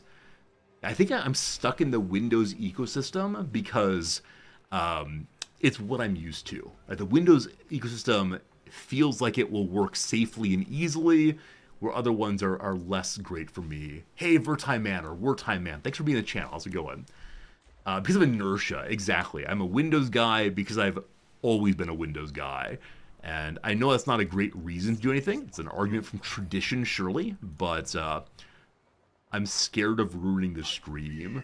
Linux for video games is a horrible mistake. Yeah, it's unfortunate. That's unfortunate, and so we'll stay just the same way. Mr. McMaggot and King Arthur continue their quest forward. The quest to rejoin Nox's army. Windows is relatively reliable and allows some tinkering. Linux is for tinkerers. So I could imagine being a tinkerer. I could imagine being the kind of person who wants to understand how the stream works, wants to understand how to push the games in the best way I can and make sure that, I don't know, I control my computer with no spying from Redmond, Washington, etc. Like, I get all of that, but I don't have a lot of time, right? It's the fact that I just need to be able to trust that the computer works, and I download the game from Steam, and I push go, and it goes. And it's tough. Vulkan has helped gaming on Linux, but it's still weird. Yeah. What makes playing games on Linux strange?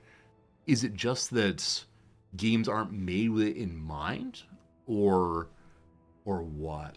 Valve has been, for the past decade, throwing their weight on getting gaming for Linux working. So what I'm hearing is that I should be part of the tidal wave that is currently building up to make gaming on Linux happening. I will use my weight as an influencer to demand equal representation. We should not be discriminated against based on the OS we use. USA, okay. So, the Reich Admiral decided to attack us. According to, this is the weaker army. This is the weaker army, and we're not allowed to run away. Maybe there's no running away on the high seas. So, I was thinking before that I was going to have the stronger army attack. Instead, we got the weaker ones. And I went full speed on this fellow to get him close by to Noctilus. Unfortunately, this clever fellow, the Reich Admiral, I understand why he's an admiral now, this clever fellow decided to use the top-level strategy of going around my strong army. Genius.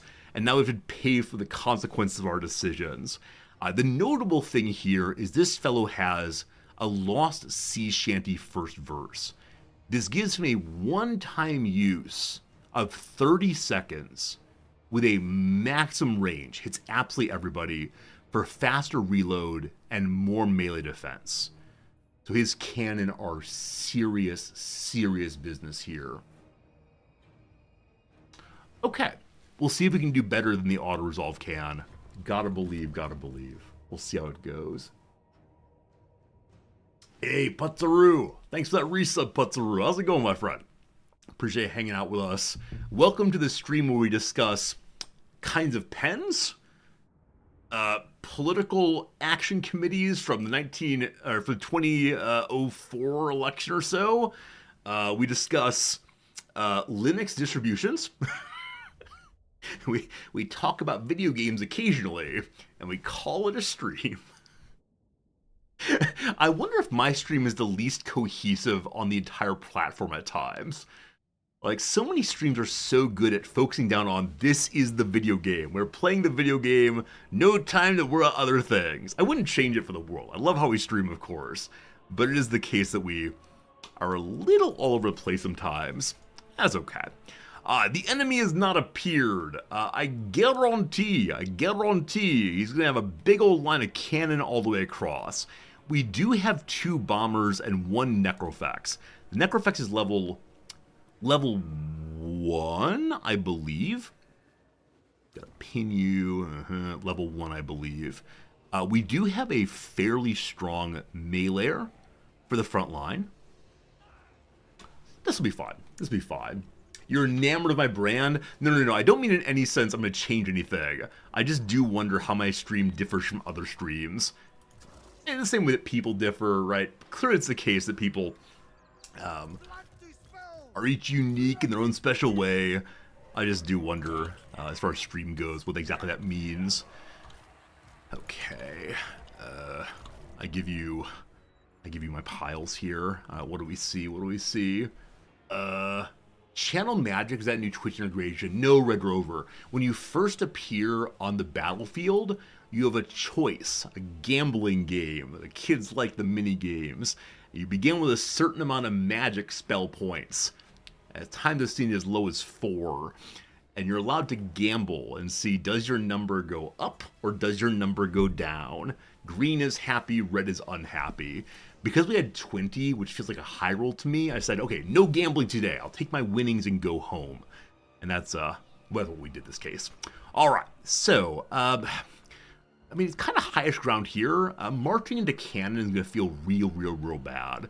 So they're going to outrange us absolutely. And I don't see any clever way to stop that. We could attempt to like start here and get into the trees and then hope they come towards us. We could just march straight at them and hope for the best. I believe I made the choice. We're going to march straight at them and hope for the best. We'll do a little bit of flanking, but it's going to be something. Yeah, not having anti-cannon units is going to feel bad. We do have Dick Goodeye. Dick Goodeye is our one possibility of getting into the cannon line. So he'll start here. He's stealth in all areas. That's good. We have the 2 fire bombers also. I didn't see what kind of gunnery these people have. If they have lots of ranged units to shoot down my my bats, that is a bit unfortunate. So we'll move them to the very front here, very back here actually. That's fine. All right. We have our line of gunners who have a range of only 90. Pretty strong, but not against cannon. I'm going to put them right here, and we'll discover very quickly if we need to move them elsewhere because of cannon, or instead if we can push against melee with those. We then have the mob. I'm going to put the mob behind the gunners, just to have them replace the front line if need be. They'll hold the enemies in position, hopefully. We then have the depth guard, who will hang out back here. We have our rotting Prometheus. Nope, sorry, our animated Hulks. They want to engage from the side also. I'll hide them from now, or for now rather. And yeah, we have 2 other characters, our hero characters. Replacement Birdie go there. Admiral go here. This Admiral does not have healing. He has a bonus to accuracy and magic on a shooter that will surely go on to the necrophex. He has the Tide Call to knock folks back, and he has 1 potion of speed. Dick Goodeye has absolutely nothing. Okay. These guys not have much Vanguard deployment. I don't know. Yeah, I'm not sure. There are a variety of characters, of course, that play in the pirate armies. Mornghuls have 4 deployments. Some of the flyers do also, but past that I'm not exactly sure. I give you the battle. All right, what do we see here? We see a beautiful formation. If there's one thing the enemy does well in this game, it's make attractive formations. And I'm sure they're just set up to make the same formation every single time. Their Lord Admiral is level 25. Ours is level 9. Cool. They do have some horses on a gunman and a horseback.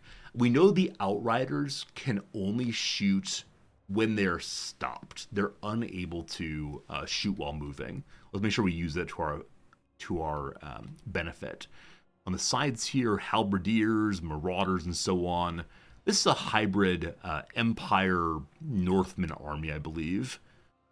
All right, we have other gunners there. So they don't have any pistoliers. They cannot ride and shoot.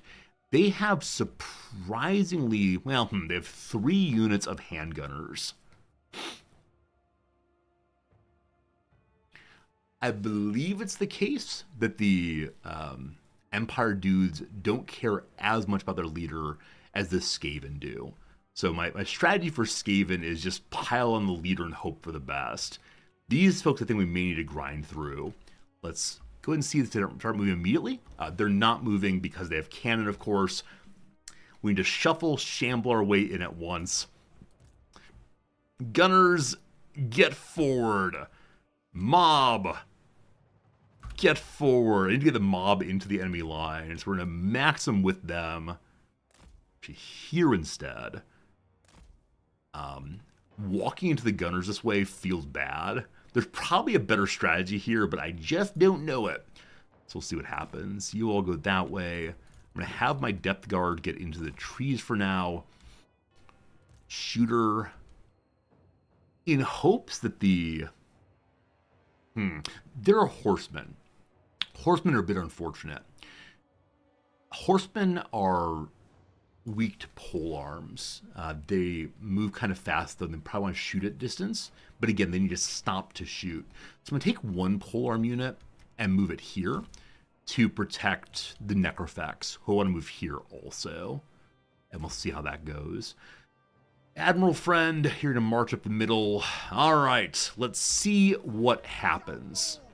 I would strongly prefer not to send my Morngul Hunter and my bats in until we've broken their formation a little bit, but I'm not sure how that's going to work. All right, the mob is taking fire. That's expected. They really are bombing the Necrofex hard, who will die. So I need to keep the Necrofex out for the moment. Man, already down to half health. Again, we do not have a heal this time. So Necrofex, I'm not sure what to do with you.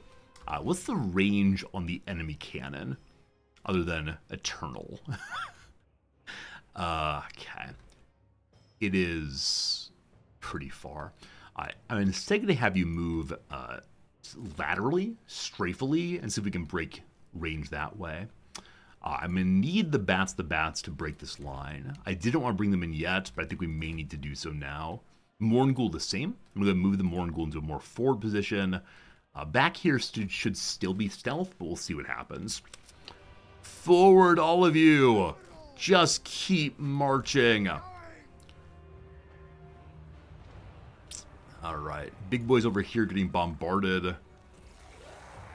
Please break the line. Please, love all good and holy, break your lines. Oh gosh, the guns start. The guns. Oh, oh, man. We should have absolutely 100% taken the auto-resolve.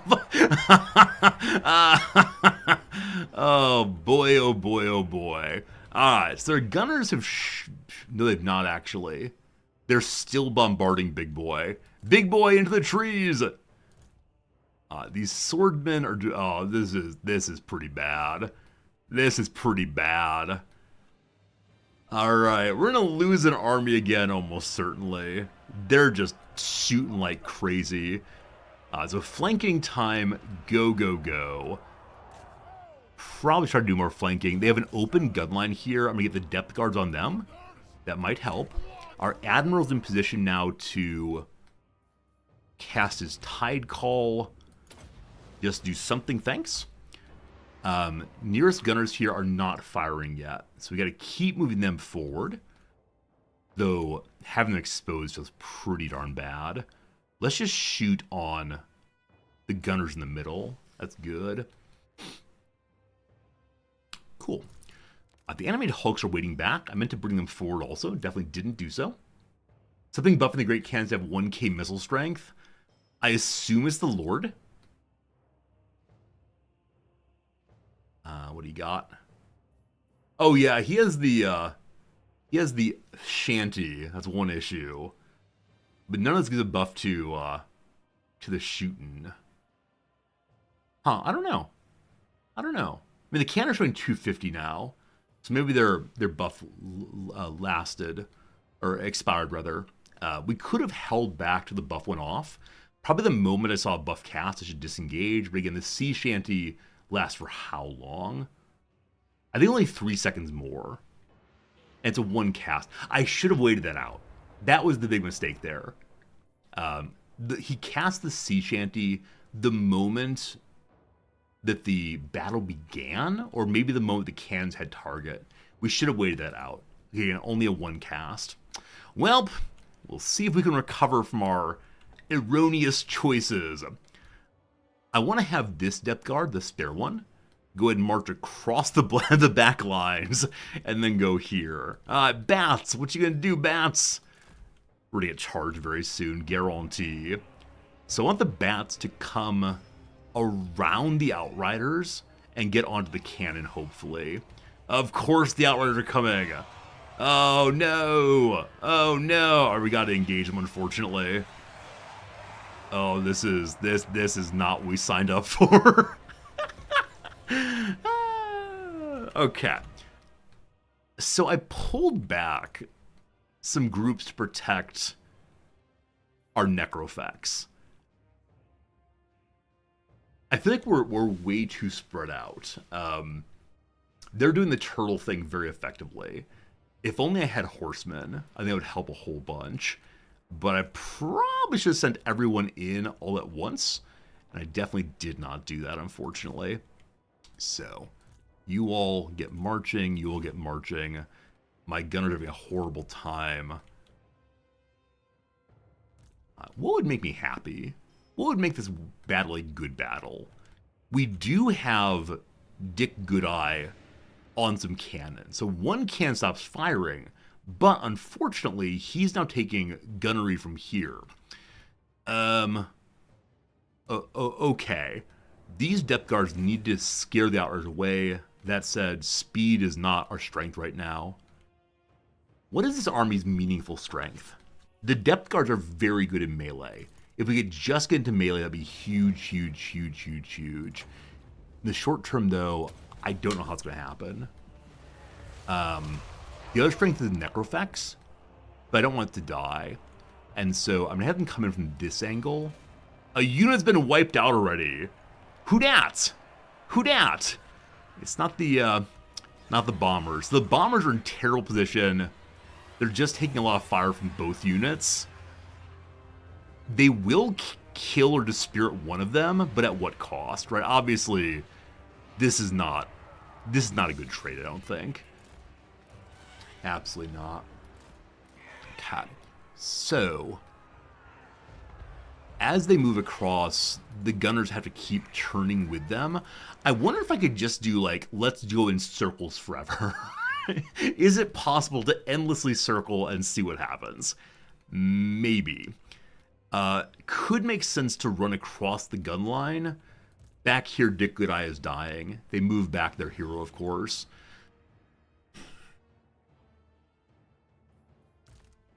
Okay, so we do have units coming in. Again, probably a bit too late. We just need to get people onto the cannon. The cannon are totally wrecking us. So continue circling. I think unfortunately we circled too slowly for this. As long as I'm microing these guys, well, never mind. Get bombing. I wish you the best of luck. Not gonna waste any more time.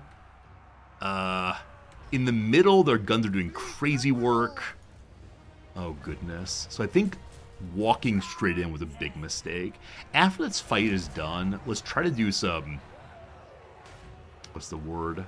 I know hospitals have these. Is like morbidity and mortality? Maybe that's it? Something like that. Let's do a little bit of that and see what could have gone better. Other than this army being caught out, feels bad man, feels bad man. Replacement Arthur is just being blasted by horsemen.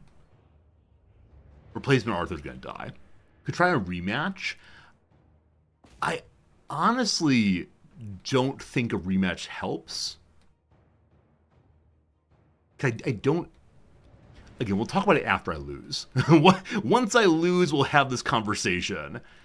But I don't quite know... again, we'll talk about it after we lose. Okay, this group's doing nothing. Get marching, please.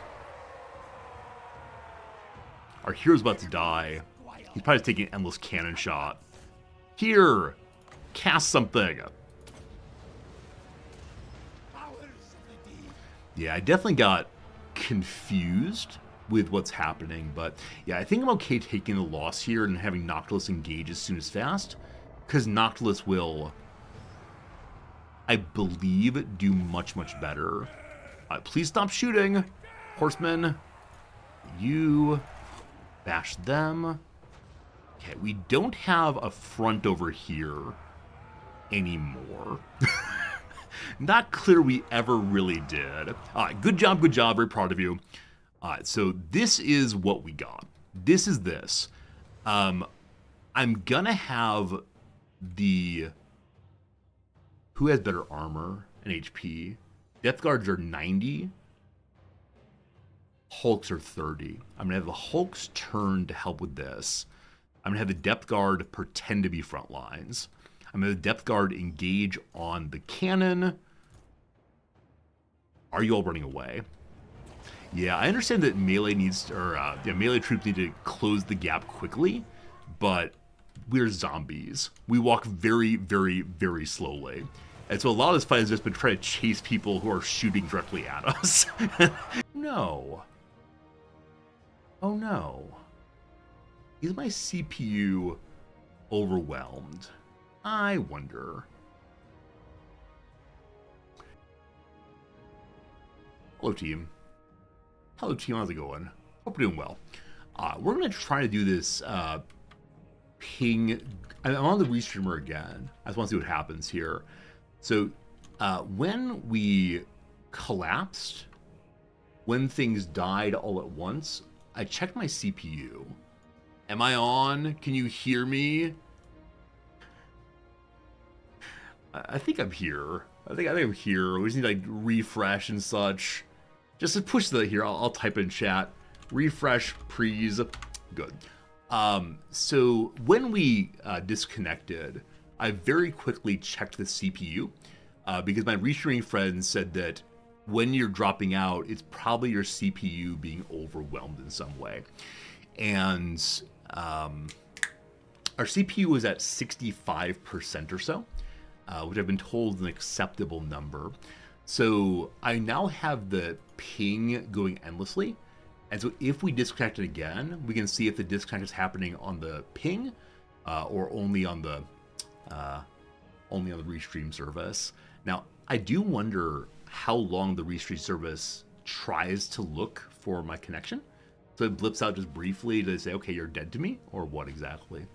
Not sure. Anyway, yes, I did lose hard enough that the internet connection dropped also. In truth, you don't think it's your CPU. Neither do I. I just want to be able to go to the support desk and say, hello friends, I've done some more work. Hello friends, I've made sure to check everything you guys said to check. Don't you worry. But yeah, I think I need to know. Just lie. No. Look here, you can't come into a professor's stream who teaches moral philosophy at times and say, have you considered fixing your problem by lying? No. I mean, I'm the kind of person when I call tech support on my internet not working and they say, would you please unplug your router and plug it back in? I will go ahead and do it, even if I did so 5 minutes ago. So I will tell them, I already tried that. And they'll say, please do it anyway. I'll say, okay, here I go. And I really will get down under the desk and unplug and wait 14 seconds and plug it back in. All right, so that went very, very poorly. What I was saying when I dropped is, though it probably is possible to win this thing, I don't believe that someone of my skill level can do so unless we try just hiding in the forest. The one possibility of this thing working is hide literally everyone in the forest except for the unhideable units. Draw in the cannon with the unhideable units and then switch in from the side. I think we'll still lose. They have so many guns against us, but, you know, we never know what'll happen. We just need to get into melee against the gunners as fast as possible.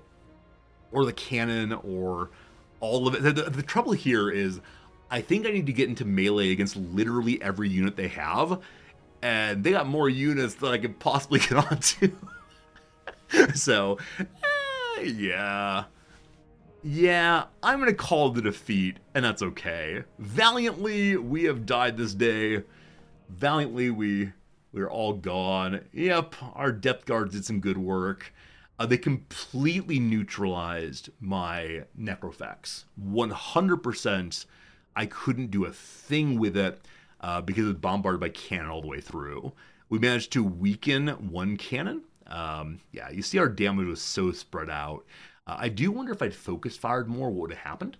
Earlier someone said, do you accept backseating in this channel? The answer is generally no, but in this case, if you're still here, if you have a suggestion on what you might have done, feel free to mention it. I'll try to incorporate it into future battles if possible. So let me know. Let me know what you got. I'll try to do a better job in the future, I swear. But I think the answer is make better armies. Unfortunately. Losing some high-level depth guards. I mean, not super high level, but pretty strong. So hopefully the Dead Will Rise procs, so we can keep some of those around. But again, Noctis' army would have won initially. And yeah, Noctis' army would have won initially, but he can now definitely win solo, given they're being weakened. The gunners I have are specialist gunners. I want some cheap tier 2 unit gunners. Yeah, I think yesterday someone asked a question that really, really rattled me, which is, Resorty, why are you buying so many level 1 units? And on the one hand, I was pretty sure I wasn't, but since then I've been just trying to buy whatever the highest tier units are. Maybe the fancy gunners, maybe they're just not quite right. The hand cannons and the deck gunners and so on. I just want to play the game that in a way that impresses you all. I just want to do a halfway decent job. Welcome, friends, to a great engagement. Bring yourselves this one. A major naval battle done, leaving hundreds of dead on each side. Death no barrier to service. What do we do with the dead? Full sail ahead. We move slower, but get higher level recruit, kind of like that. Nothing but death. Clear oceans. Move farther. I'll take the higher level recruits. Cool. Clan Molder no more. One group of Ratmen has been defeated. Clan Moors launches a doom. More Warlock Engineers.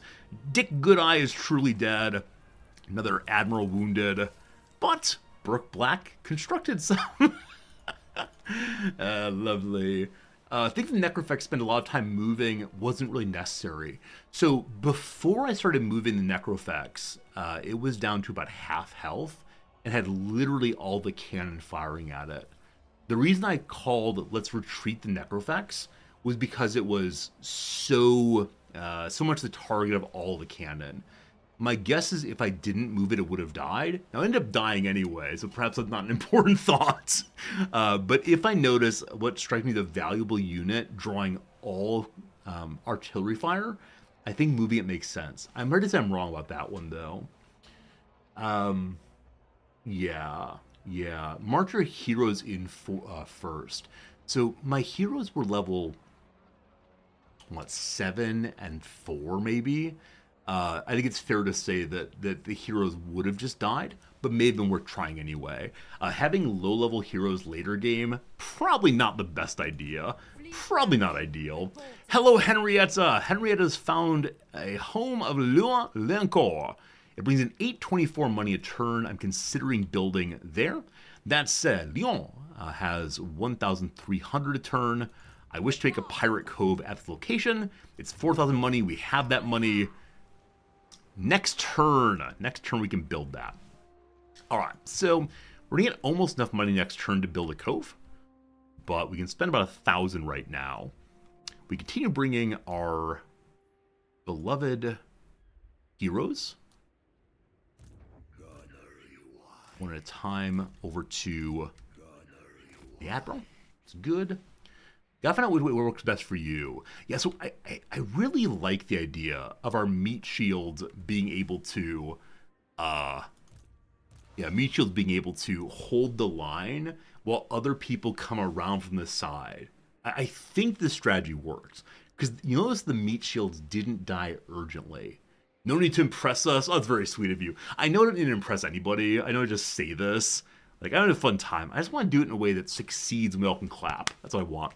But I think it will work if I have a line of either trash units or Prometheans that just hold long enough for the death guards to get around the side and do some real damage. No, not death guards, depth guards. Now, I realize that depth guards are not the most amazing troops, but they feel so good when they work. I think the counter, though, to the strategy I'm describing is people with a lot of ranged if I don't have flyers. And that's what happened here. Like, my brilliant strategy led to absolute despair. So probably one thing that someone should do, that say I should do in the future, is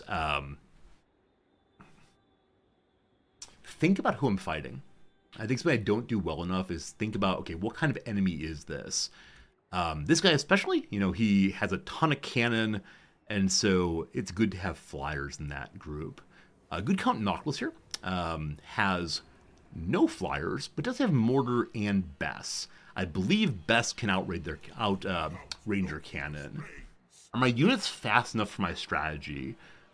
Until this battle, I think they have largely been. I think. I'm not certain, but I think it's the case that we have been okay. But I might be wrong. I might be wrong on that. I'm happy to say I am wrong indeed. All right, can Knuckles get there to fight? He can do so. Does not have his heroes. Kind of wait for the heroes. But let's see this thing happen. I need a win. If you run away... Okay, he didn't run away. A decisive victory. This is how it goes. You're not going to pirate, but I've tried checkerboard lineups.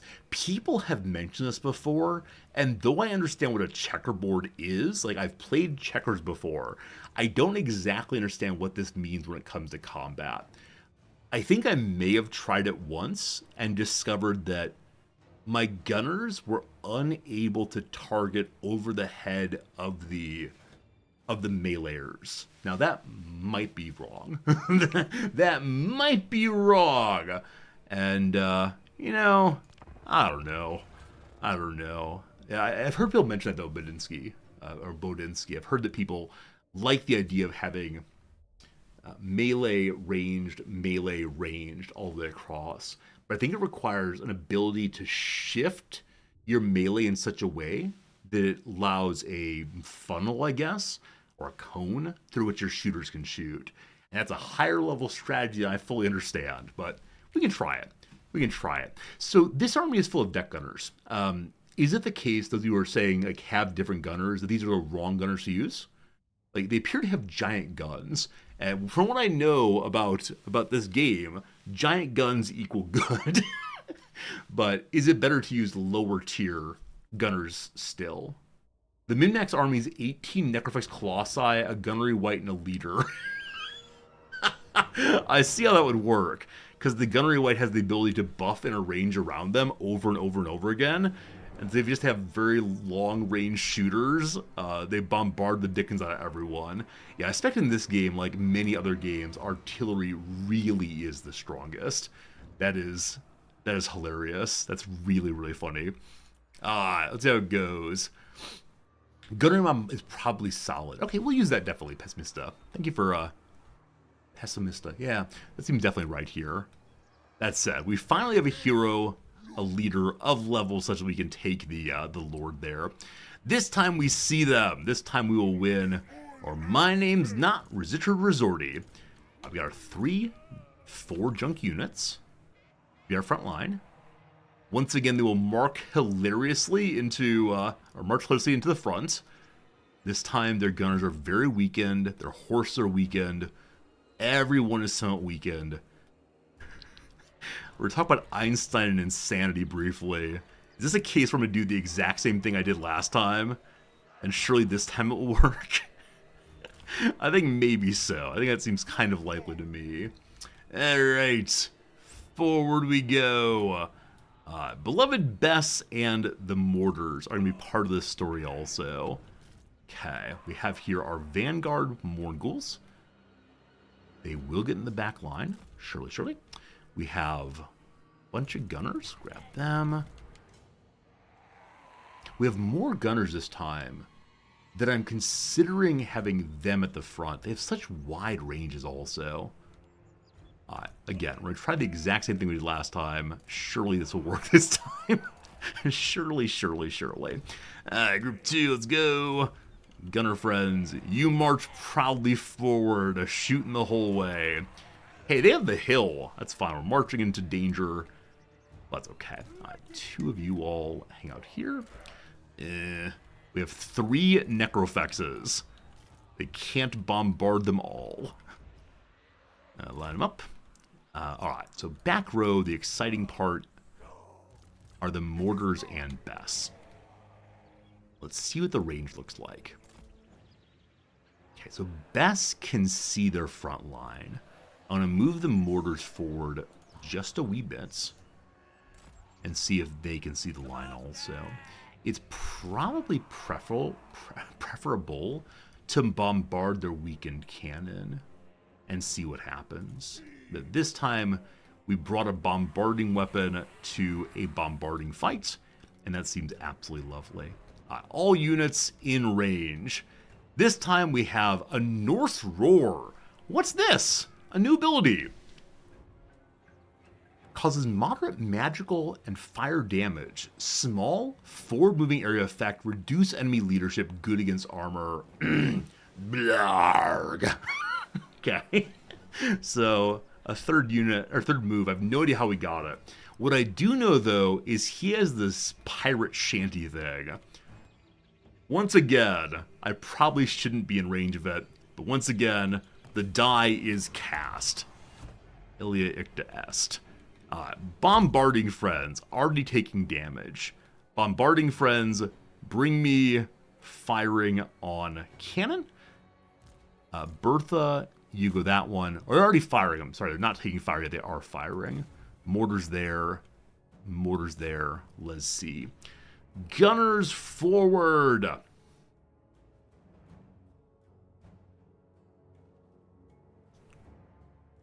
Big line. Cool. Mob forward behind them. Necrofagi. Can you already see them from here? Not quite. Necrofagi forward. Uh-oh. I grew too many people. Try it again. Good. Promethei forward. Count Noctilus forward. I'm missing our Gunnery White. He'll come back soon, though. Alright. We begin to bombard immediately. We just had a bad army last time. This time it's much, much better. Though again, having all of these Necrofexes feel a little bit unfair. Alright, the Lord's under attack. That's fine. Bess fires beautifully. Look at that damage. Look at the damage. Wow. Or is that the Mortars, maybe? Who does fire damage? I don't even know. That's great, though. Oh, yes. Yes, yes. So our gunners are firing already. Their gunners are not in range, but their cannon are. The Necrofexes are bombarding also. Noctilus is shooting also. Noctilus, let's begin firing our special ship abilities. So know that this one lowers leadership where it hits, but also causes fire and magic. Good against armor. All right, frontline friends, I choose you. They've not moved yet, so we'll just hit this. What's it look like? Oh, magical roar. That's great. These folks have almost no armor, so we'll grape shot them also. Good against armor. They have no armor. A+, yes. Oh, they're coming in. Here comes trouble. We have terrified 2 cannon groups. Beautiful. Bess, bring me a new target. Lovely. Mortars hit this one. Lovely. And then we can grape shot here as well. This time, we are the winners. This time, they charge into our guns. We're doing to them what they did to us last time. It's beautiful. All right. In a moment here, we'll have our gunners disengage. Let's have them focus fire for now. So pause briefly. We'll grab all them gunners. Who do we focus fire upon? Not the leader, but this group right here is looking a little bit tasty. Okay. Speaking of tasty, Necrofexes taking some serious damage. No joke there. So Noctilus, you shoot them. Let's then have other Necrofexes who are not in great health, shoot upon them. And Noctilus actually factually have you heal the wounded Necrofex first. Nice. I don't know what song we need for a redemption arc. I don't know what song our redemption song should be. Isn't there a, what's his name? Saying all along the lighthouses, is from Jamaica, is a Rasta. Here's a song called Redemption Song, right? I think so. Maybe I'm the most forgetful streamer on Twitch. I would not doubt that even a little bit. What's his name? Plays a guitar, is dead, died of an overdose. Here are more facts about a person. It's Bob Marley. Bob Marley. Bob Marley's the name. Thank you. Yeah, I've decided the most forgetful person on Twitch. That's just the fact here. Your troops have found hidden foes. Prometheans, go! I'm a believer by Smash Mouth. I don't believe it's Smash Mouth, but occasionally we get confused. Somebody once told me the world is gonna roll me. I ain't the sharpest tool in the shed. I'm of the generation where that meme means a lot to me. Alright. So that group has been dealt with pretty handily. Healing dudes up soon. Have move in and cast as well. Oh, we have all of our special abilities to increase attack, don't we? The Avasti. The range is only right by him. So we want Buddy Man to walk in. Bob Marley didn't die of an overdose. I don't know who I'm thinking of. What did Bob Marley die of? Right, he died young, definitely. It wasn't an overdose, though. I apologize for speaking ill of the Marley family. Please don't sue me. Cancer? Okay. I think someone had an overdose. Some singer of a similar period did not do well for himself. Hornswoggle! Single target. Jimi Hendrix, thank you. I exactly was bringing Bob Marley and Jimi Hendrix today together. And that's why I said All in the Watchtower, which is indeed a Jimi Hendrix song. Yep, my apologies. He also played guitar. Yeah. Hornswoggle, go! Their leader shall take. Oh gosh. Our units were just bombarded by, I assume, our own cannon. Maybe we turn off the fire at will now. Maybe fire at will no more for the cannon. Here, cannon. Big Bertha. Big Bopper. That's no good. Y'all are doing nothing. Get a target, thank you. How's our lord doing? Not so well. So complete domination this time. Victory for us. We definitely want to finish off the lord, though. So all gunners targets. Noctilus, targets. We still have our special abilities. Didn't waste all those. Little hit there, good. Little hit. Where you moving? Here seems good. Necrofex's target also. Yes! Maximum bombardment on the boss. Did he just roll away? No, he got knocked over. I thought he did some ninja roll. That'd be pretty good. That'd be pretty good. Alright, we give him the Yarg also. Yarg! Only 1,400 health left. Continuously getting pushed away by bombardment. I feel bad for this man. He's made some terrible decisions. He gets the ninja roll endlessly. 666 health remains. Cool. Cool. Hey, alright. We are the most infamous of pirates because that one's no more. I believe we now learn the first bit of the sea shanty. The sea shanty is one of our victory conditions. Nice. When I zoom in on the necrofex, I can do so next battle. What do you want to see about it though? I can use my words to describe for you the necrofex. If you want me to. Yay! Yay indeed. I'm very happy with that one. Who did the best work there? I mean, surely Bertha did crazily. Hey! One of the necrofexes. One of the necrofexes did very, very well. Love that. On their side, yep, the cannon did some damage. One marauder did damage also. That's good. That's good. Don't have to hit him, just hit nearby. Yeah, what is it? Close is good enough for horseshoes, hand grenades, and Bertha. Bess. Elizabeth. I should rename her Elizabeth to let her know that I'm serious when I scold her. Scads of money. Let's go and do the refill. Oh, their ship sinks. Rogue Hunter. Bandits, traitors, and outlaws are all cravens to the end, running in fear of the day that justice comes to claim their heads. Achieve victory over rogue armies multiple times, leadership +5 when fighting them. Also got the Scroll of Lycos. Gives bonus speed, gives unspottable. Is unspottable stronger than stealth? Unspottable. Wow. And a first piece of the Lost Sea Shanty. Oh ye, look at the sea, from mist comes something mighty. Anchor the tides and slow the moons, become the waters for some hidden bones. Break the waves, tame the sea, how big can one beast be? Not sure that one was so good, but we now have the ability to get big old reload skill and some melee defense too. Seems nice enough.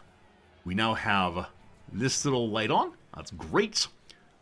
Shiver me timbers, you secured one of the verses of Lost Sea Shanty. Yahar, yahar, yahar. So in the victory conditions, short victory actually is only have 8,000 infamy and occupy, loot, raise, or sack 30 settlements.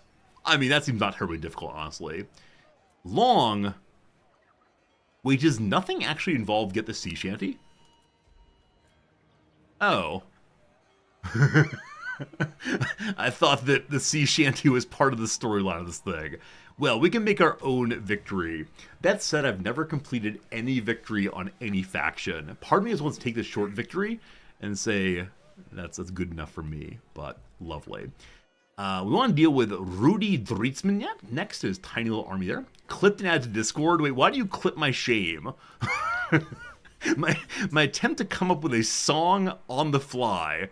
Not so good, not so good. We got tons of money again. I want to use that for Henrietta in the North. I remembered, thank goodness.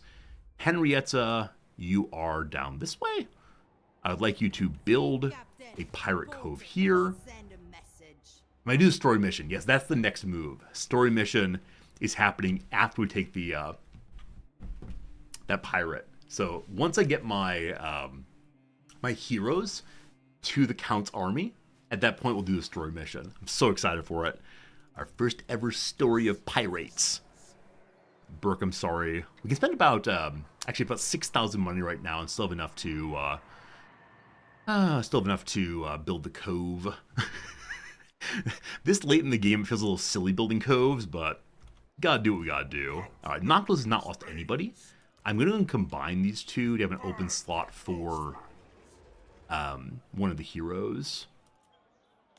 And then, I don't know, who do we get rid of? So Arthur takes the role of a Morngul. The white takes the role of a gunner or a necrophax. Alright, because you all hate my frontline units, I will get rid of one swordsman. Who needs a frontline? Not this guy. Knuckles is going to head on down to his quest next. I can't wait for that. Can't wait for that. Here's a shanty. Wait, do you mean to imply that my shanty was not good for you? Good enough for you? After all of the free entertainment and singing I give you, you dare to say, never mind. you dare suggest? We can now repair our settlement. Cool. It has 4 growth right now, so we can level it up, I believe, once it's rebuilt. The hope is getting a large enough garrison can scare off Rudy there. We'll see. We'll see. All right. This shanty's not good enough people. We do not want to build a outpost. I don't want to learn about the Tomb King territory until we play the Tomb King. It's going to be good. Oh my goodness! Brick Ed! Thank you for the gift sub to the community. Your little gift sub has a bunch of hearts on it. How'd you do that? I've never seen that before. Brick, thank you for the kind generosity. Terito? You indeed got the gift sub. Congratulations. Hope you enjoy the crossword coming soon. For Resorty Blonde Beard Shanty, it's true. My beard is a lighter color than my rest of my hair is. It also gets a little reddened if I let it keep going for a while, so there you go. Great Incantation Cast. We're nowhere near the Tomb Kings, but we keep learning what they're doing. Again, thank you for the generosity, my friend. Super kind of you. All right. So, the heroes continue across. How many turns will it take them to get to where I want them to be? 1, 2, 3 turns. I can move Count Noctis forward to hopefully pick them up. But not sure. Have I tried a game called Basketball Manager, similar to Football Simulator game I played? I do absolutely love Football Manager, because I watch a lot of soccer, watch a lot of football. I don't watch basketball at all. As the standard complaint, there's too much scoring in basketball. So I find it a tiny little bit tedious, honestly. If you're into basketball, awesome. But no, I probably would not play a management game of a sport I don't enjoy. For a while there, it was a really popular among strategy gamers to play, what's it called? F1 Manager, right? The ability to have your little race cars go in circles. I don't particularly like racing, so I didn't play that one either. So that's my story, but probably no basketball here. Maybe Baseball Manager, but we'll see. Friends, there are hours past us, there are hours gone, so it's time for a quick little ad break. In this little ad break, we'll do some crossword puzzle, back to the Monday puzzle, and in just a moment, we'll return to our video juego here. So, thanks for hanging out, thanks for watching the ads, thanks for being with me. Yesterday, we successfully finished the bottom and the middle of this one, so I'm feeling good about finishing this thing today. I believe I really struggled with all the ones up here. Like, I don't know S and L and Lums who start with N. Like, I know Dana Carvey. I know Chris Farley. Oh, wait. Kevin Nielsen starts with an N. But wouldn't fit there even if Suni's wrong. N-E-A now. I just don't know, unfortunately. Cat. Pitcher Don with a perfect game in 56. There's a pitcher named Don Mattingly. GN is going to require a vowel.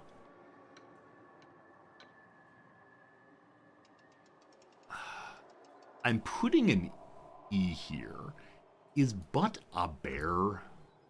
A ben? Okay. The down here is first course. Plan A. Plan A. Plan A. It's Plan A. Okay. So that means that the order takers that put on heirs are indeed waiters. Cool. That corner feels good, except that this vowel may be incorrect. Don Largin? That vowel might be wrong. Okay. So some kind of order takers that put on heirs. I want this to be airplane waiters. Put on airs usually means something to do with pretends to be fancier than they are. You know, like, oh, good evening, sir. May I show you the wine list? That kind of thing. My tie is now too tight. I'm choking myself. So what else could it mean? Put on airs, like air into one's tires. Okay. Let's look at the downs. Let's see what we can get. So, biblical son of Seth. There's someone called Enos in the Bible. They show up in Crawford occasionally. I got stuck on Esau earlier. I think Enos might be the son of Seth. I'm not sure. The Bell of Blank, a Longfellow poem. I still don't know that one.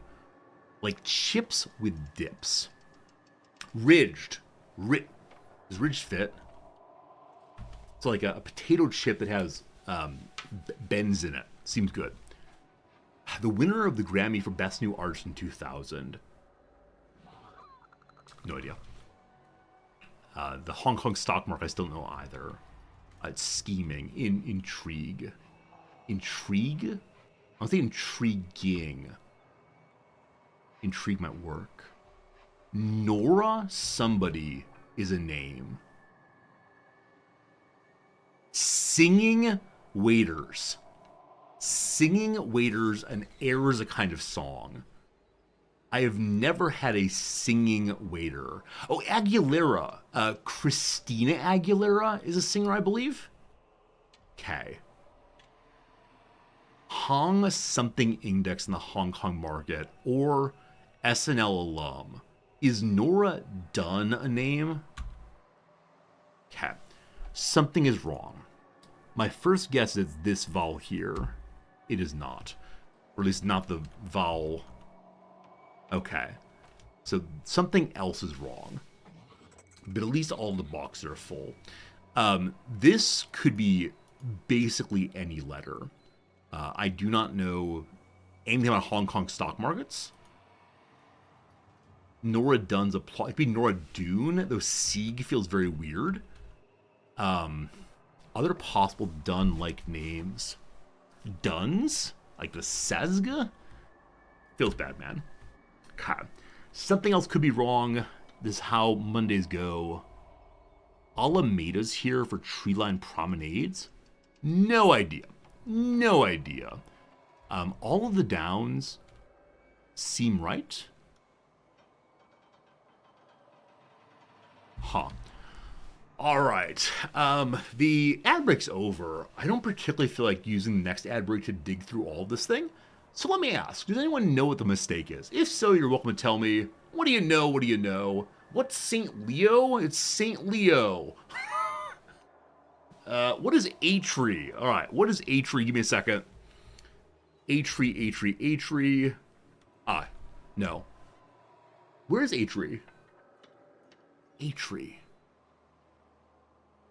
Not seen that one. 17 across. Yeah. I assume this is wrong. It's 3 down. Thank you. The Bell of Atri. I have no idea. Absolutely no idea if Bell of Atri is right. Could be, could not be. So it could be like Nola Dunn or Nona Dunn. Again, names pretty hard. 11 down. So it's the insult to the dignity of a head of state. I thought it was Leger. It could be Laissez. Larson then could be a different spelling. All right, Germans, how do you say butt in your language? How do you say butt in strange Germanese? Is Aber correct? I'm really sure Aber's correct.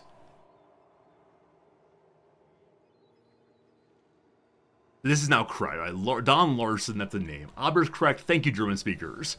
All right. What else is wrong then?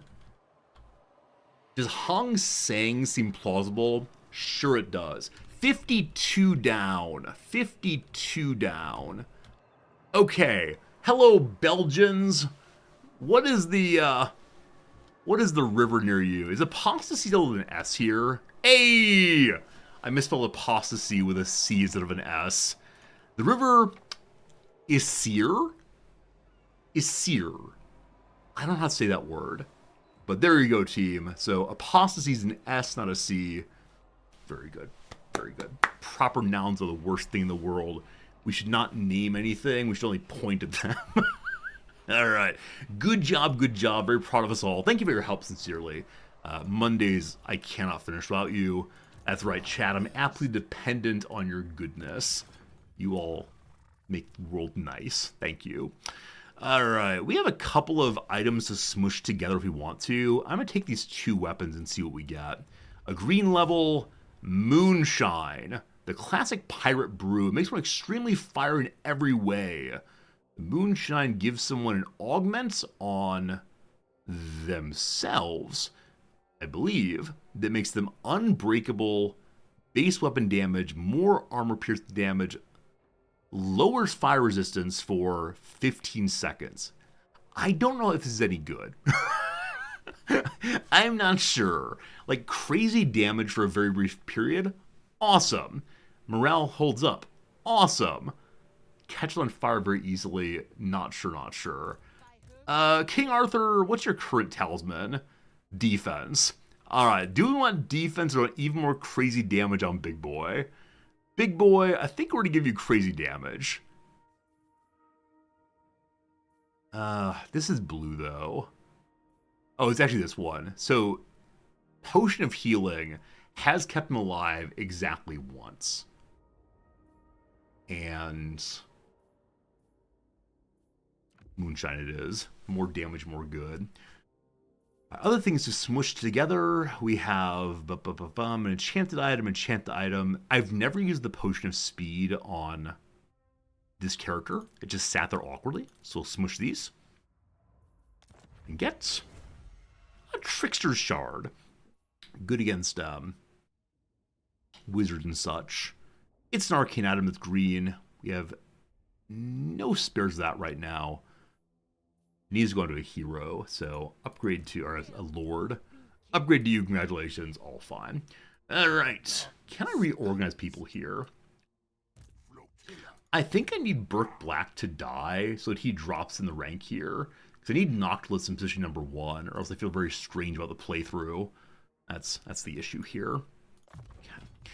So. I think we're continuing to move folks into position for quest. Burke. You can spend 1,000 money on your upgrades. Here, it lowers upkeep. Cool. Maybe this place will survive. If I strengthen it up, maybe. We'll see. Ah, there's a turn.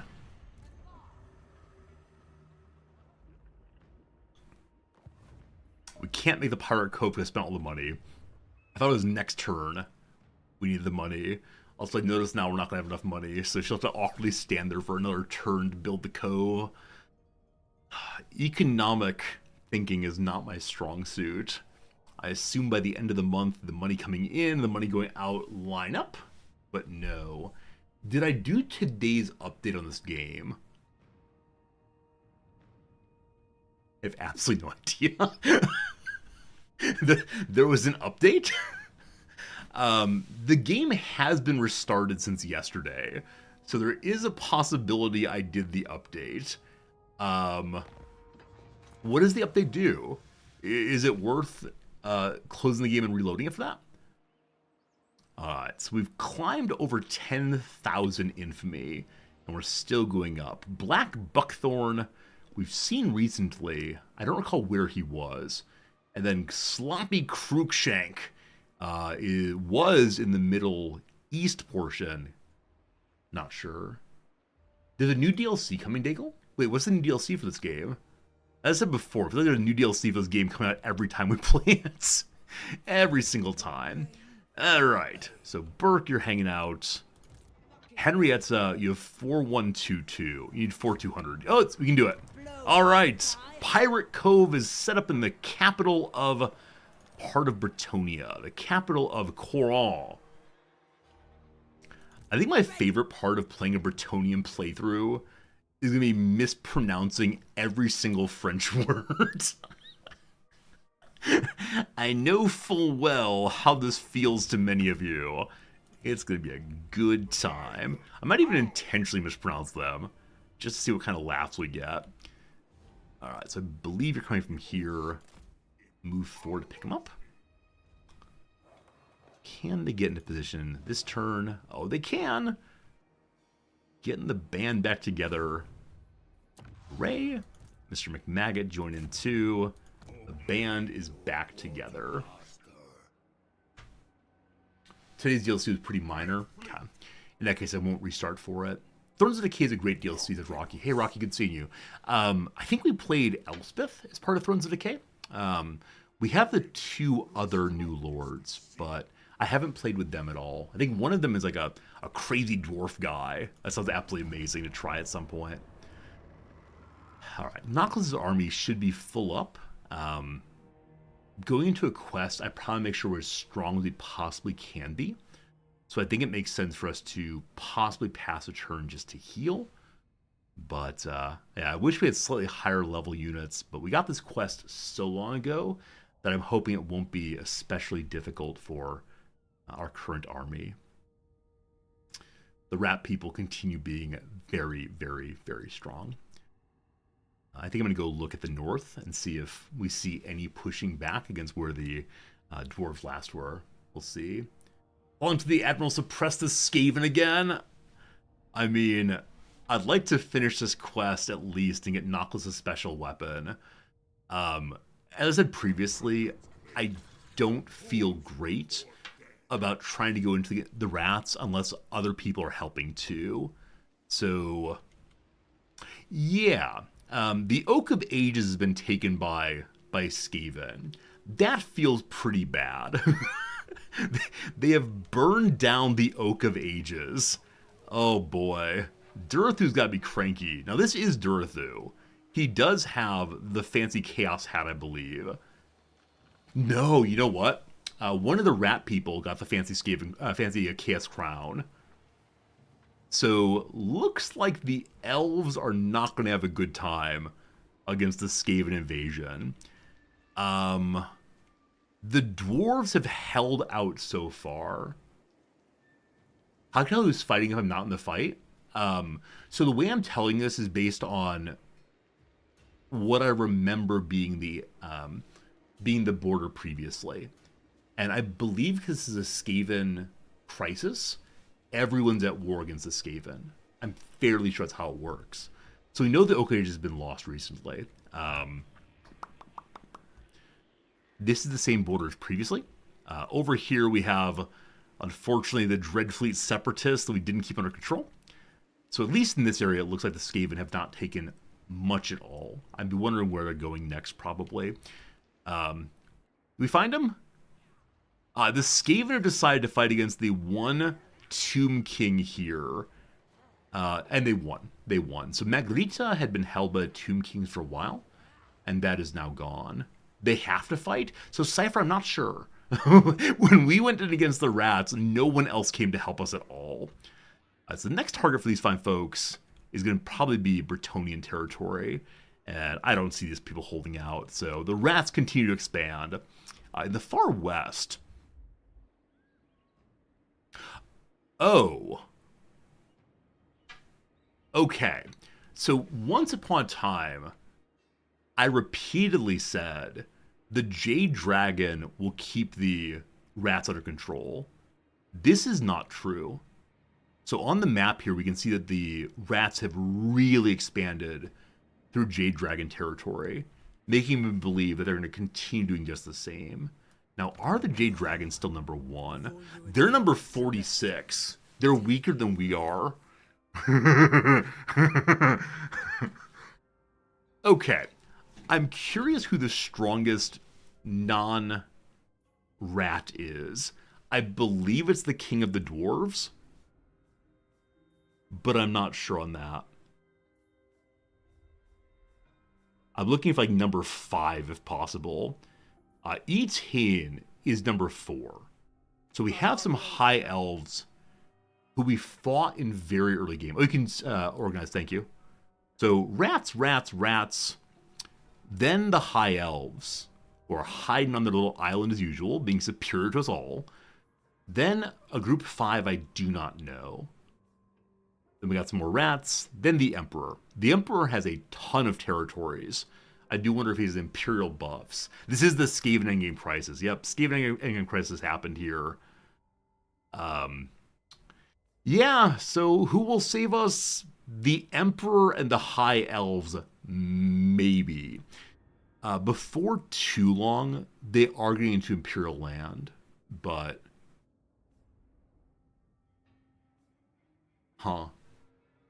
I do kind of wonder, has this world fallen? Has this world fallen? Have the Skaven defeated everyone? Was there a moment very early on where I could have not gone into the Skaven and waited till the dwarves and the elves helped, or dwarves and the Empire helped? Where is the king of the dwarves? So king of dwarves is 21 now. He's having a bad time. All right, exciting times. The squeaks are heard in every direction. The witch hunters cannot try to convince the populace that the Skaven aren't real anymore. We all know what's what. Noctilus here can move. I thought this turn he picked up his folks. So it looks like next turn, we're doing the quest. We're basically all healed up. Going to next turn, we will get the HP back on that group. So, cool. If we go flagship expansion, we get more Winds of Magic, but that's only for the turn. Wait, what's this? Mysterious Island. You can get a bonus there to fighting. So next turn I want to take that and then go for the quest if possible. Hello, Henrietta. All right, you have 14 turns to make a new cove. It is time for you to turn to treasure hunting. And yes, indeed, you enter the riddles of Ronald. The world is blighted with these monuments to fear. The sightless eyes and leering grin conceal the riches held within. I was hoping they wouldn't rhyme grin and within, but instead fear and leer. It's northwest of us. Henrietta the treasure hunter continues out once more. Cool. I kind of want to take a view of Elf Island on the way. We don't really know the inner portion. I do wonder if this tornado has an indicator of what it is. If there's one of those special location markers. But I've never been in there, so I don't know. The Shrine of Asrion. And maybe at some point we should try a high elf playthrough. Maybe at some point we should try every possible playthrough. Wouldn't that be fun? I think that'd be fun. Maybe I can get like, I don't know, 40 computers going and do every playthrough simultaneously. It's a lore thing, nothing to interact with. So when I say interact, I mean just mouse over and have it say like, this right here is the ... It's called the Great Vortex. Cool. Many of the lore markers tell you stories about what happened there. You know, the Emperor fought, blah, blah, blah. This great dwarf was buried. It's like learning about the world we're in. Even if it doesn't have any particular game function, it can still have making the world more alive. Maybe the Isle of Dead is a marker? Maybe. I do like the markers so much. As someone who's new to the Warhammer universe, the more markers there are, the happier I am. The High Elves made to siphon the chaos back out of the world. Okay, so the chaos folks are fine. The chaos folks are causing more and more problems, and then the High Elves are trying to fight chaos by sucking out of the world. Where does it go?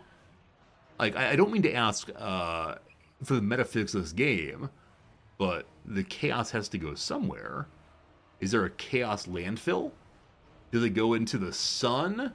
I don't know. Alright, we lost our territory to the Dreadfleet Separatists. I would not mind them being destroyed by the rat people. but they're doing a better job than we are. It goes into the realm of chaos. Cool.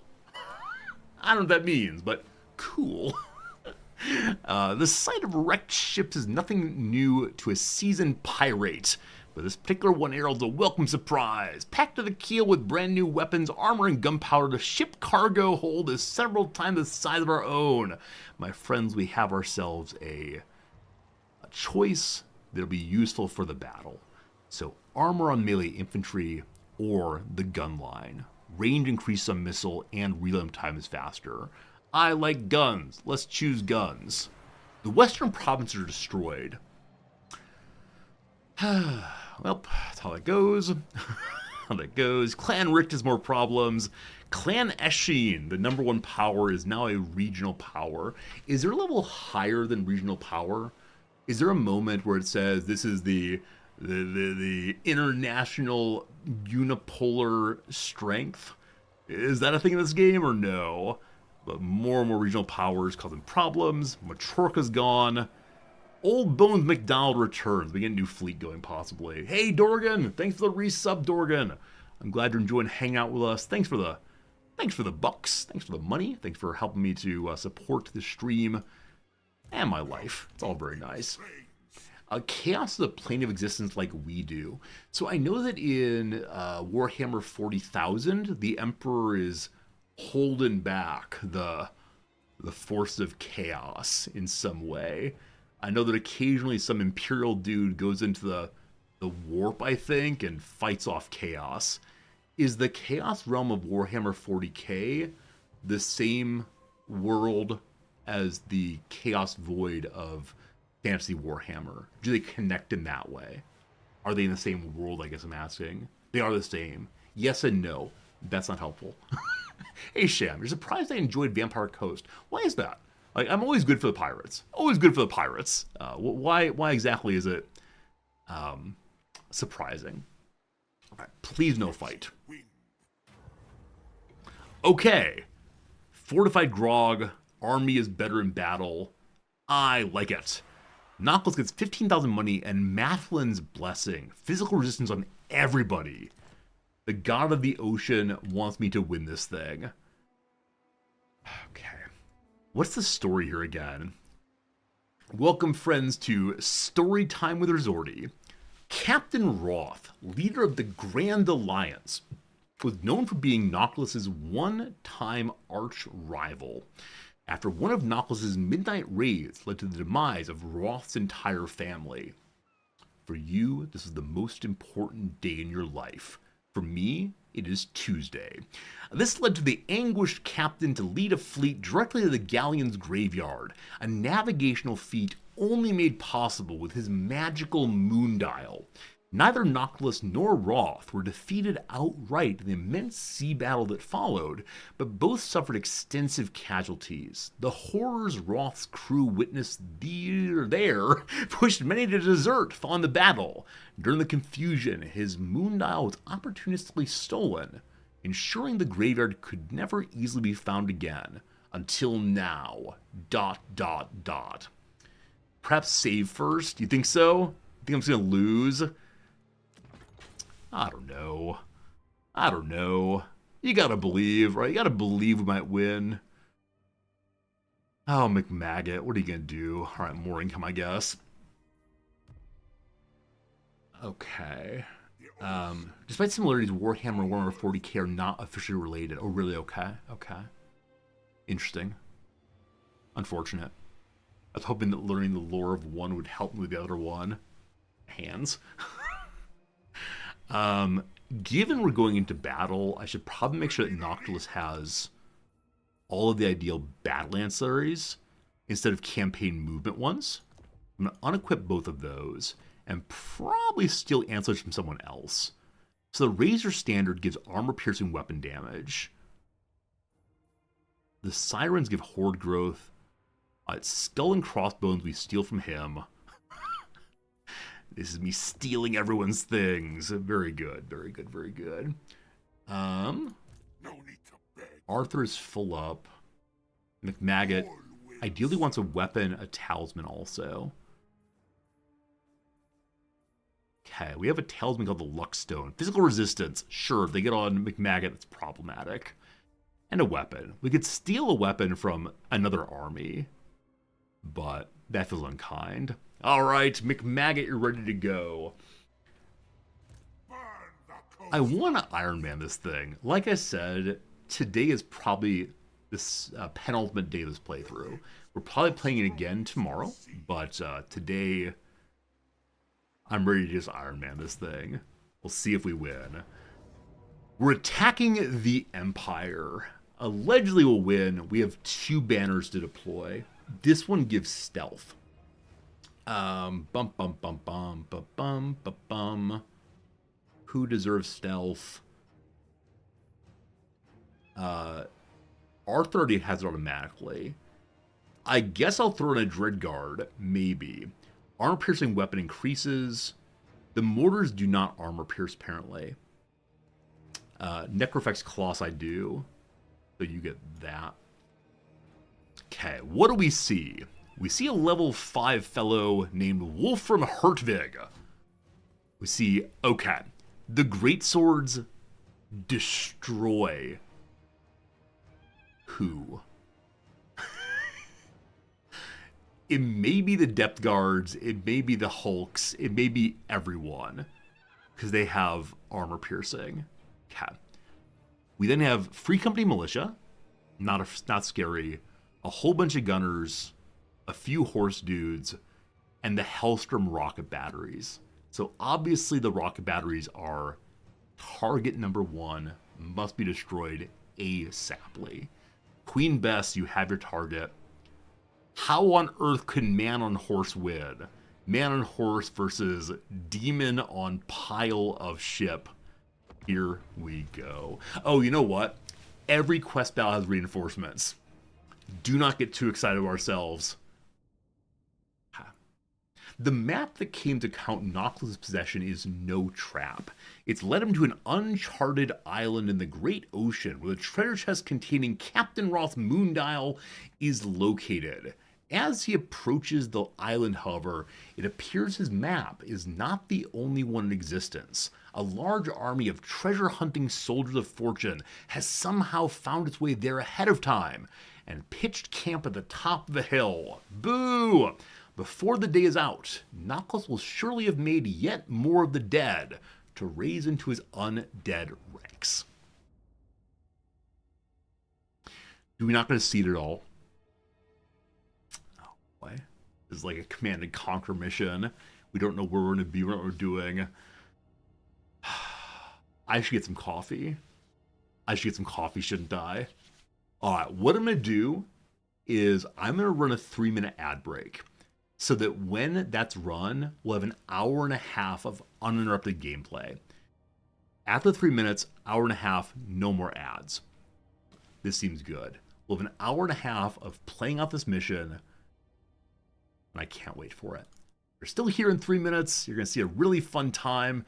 You're still here in 3 minutes. I'll have coffee in hand. It's going to be amazing. I'll put on some music for you so you don't have to listen to nothing. Here comes the music. Back in 3 minutes. It's going to be a lot of fun. Thanks for being here. So excited. Back presently.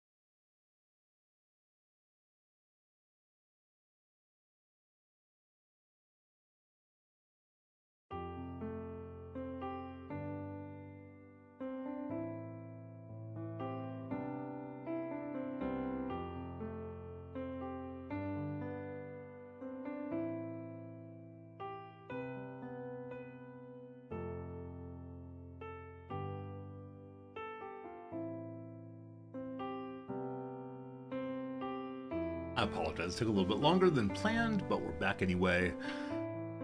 For a quest. For a quest that I know nothing about, that I'm a little concerned about, but it's going to be good. Hopefully a nice few minutes with me gone. Hopefully you got yourself a drink maybe. Hopefully you're feeling good. And yeah, let's get back to it. Alright, so I'll have an hour and a half to do this mission. I hope we win. Start this battle. The peons of the Empire dare lay their hands on the chest I seek. These cattle are ignorant of what they now possess. They will not live long enough to find out. Is this voiced, actually? Am I talking over someone's voice? It is! It's only a matter of time before another rival uses it to gain access to the Galleon's graveyard. Only I, Count Noctilus, am worthy of the Maelstrom's boundless power. Only I can rule the great ocean and the waters beyond. Your call. Knuckles has a better voice than I do. I had my speakers quiet so that, when we get picked on the microphone. Maybe I should finally go ahead and like get headphones for streaming. So I have the music nice and loud and you all can hear it too. Anyway, here we are. It's very low. Okay, it's low on my side also. Have we like turned up the voice volume? I feel like I did. Yeah, so speech volume is 100%. Can't get louder. Other things I can move up louder, but then we're not gonna talk about audio and video games and how hard it is with streaming. All right. So are we facing the wrong direction? Hey, we're facing the wrong direction. Why did everyone get unloaded this direction? That's weird. we are here to bombard the enemy. Nope. Oh my goodness. Okay, so they got a lot of high ground here. They got a lot of dudes hanging out. I believe artillery is our friend. This looks kind of cool. But I want to assume we can't be attacked from behind because it's just water. Now, will they land a boat on us? I bet they will. Let's make some groups now. So glad to see all of my strong characters together once more. We have a small line of melee this time. Yeah, I feel a little strange about that. We'll see how it goes. Got a bunch of gunners. Got the Morngul I'll probably end up putting out with Arthur. Got 2 Prometheans. Got 3 Colossi. Got 3 gunners. Wait, you should not part of this group. Probably ungroup you. Hello? The G key is doing nothing. Well, congratulations, Promethean. You gotta live with that group also. There we go. All fixed. Okay, so we want to organize ourselves in a better way. I believe they have 1 cannon, maybe. I don't exactly recall. We should probably bombard our way up. We could just bombard the hero and see what happens. Okay, we do also have our sea shanty, which increases the reload skill on everyone, so faster shooting. We know we want to use Mr. McMaggott's ammo to keep best topped up for maximum blasting. But I guess we're actually going to turn and bombard, right in the middle here and just see who we hit. We'll then have our mortars do just the same. Let's bombard right there too. See what happens. Have Noctilus turn this way. McMaggot comes over here to give the gunnery boost. Have our line up. If we get bombarded, we'll see what happens. It might be the case we get charged from the sides. So make sure we keep our mind on that. Have one group here. Have Arthur hiding this way. Morngo's there also. Cool. Again, these will be ready in case we need to rush back, I think. Okay, Necrofexes. Let's just dump them in the middle right here. Figure out after a while. Okay, we can begin bombarding immediately. I think we're going to do exactly that. I want to leave this group piled together if possible. So I think we're going to... Oh, here they come. Group 1 is coming instantaneously. So yeah, let's go ahead and see if we can get this group knocked back some. Cool. And then we'll hit our guns. Boom! More shooting. Their second group is hanging back for right now. They are moving. I assume they can't get targets, though. Alright, more boom boom. Do we see Bertha firing? Best firing. She's moving! Almost in range. She's a working on it. They're all a working on it. Getting closer and closer. I do wonder why we started this one just piled up together. Maybe I thought this was where our ship offloaded. If so, I wish we could see our ship. And I realize the ship is inside of Noctilus somehow. We don't ask questions on how Noctilus carries ship with him. We try his best. Let's get our Colossi off to the side here. The mortars have got to fire soon. We're nearly there. They've spread out more, a little unfortunate. McMaggot, I'm going to have come on over and cast across everyone to increase gunnery. The first shot goes. Does it strike true? It does. Cool. Over here, we have a sudden movement of Outriders with grenade launchers and the Imperial Knights hiding like tricky snakes. We don't have flyers to go engage them. I believe I would like Arthur and the Morngul to go do so. So come straight across the line and get ready to engage on those. We'll make sure we have pole arms in position also. They're over here, unfortunately, to pick them up. And we'll see what happens. McMaggot can now cast his... Uh-oh, we're getting bombarded. All right, 1 second. Cast his Aura of Ballistics. I said they might have one cannon. Oh, the rockets! As this battle began, I said, hey, the rockets are the most important target. And then I didn't target the rockets. It's me, an idiot. Oh, gosh. All right. This is the true target that must be destroyed before anything else. Our gunner taking fire. That's from that, probably. How far can you all see? I don't think they can shoot up. So maybe we should be pushing in pretty hard to get up there ASAPly instead of hanging back with artillery. Okay, I'm going to have you all begin moving forward. I need my gunners to move forward also. They're almost in range, so let's keep shifting forward. Okay. Leave the Necrofexes alone.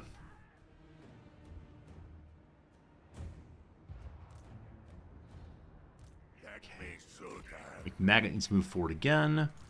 Noctilus is the same. We can heal if need be. Not quite needed yet. These are almost here. Where's Arthur? Arthur's scooting. Arthur's scooting. Give him targets. We get him to scoot faster. I forgot. The mortars are rolling forward instead of firing. I asked them to shoot up here. I wonder if they can't. Like, they appear to be basically in range. Huh.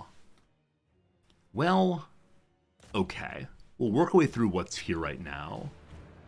And then just keep pushing. Hoping to fire from below. What's Bess doing? Bess does have a target there. She is firing upon them. Awesome. Speaking of firing upon them, our abilities return once more.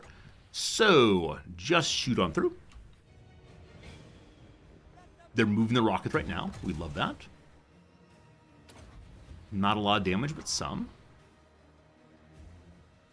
Fire also. And then one last one. Hidden units revealed. They see Arthur running at them. That's fine. Morngul is coming across also. Just got on this group. Gunners might be charged into here, so we're going to move our pole arms this way to pick up somebody. Arthur, yes. Because I don't have anyone firing on Arthur right now, we can't have him drink his moonshine. Unfortunately, it's a one-time use.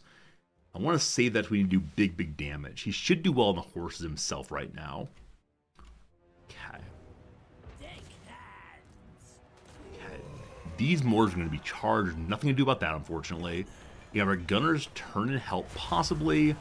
Why are my mortars rolling forward so far? I dislike this very much. This feels bad, man. Oh, gosh. Alright, gunner, gunner, gunner. Save the mortar. It does not matter. Wait. Noctis can heal.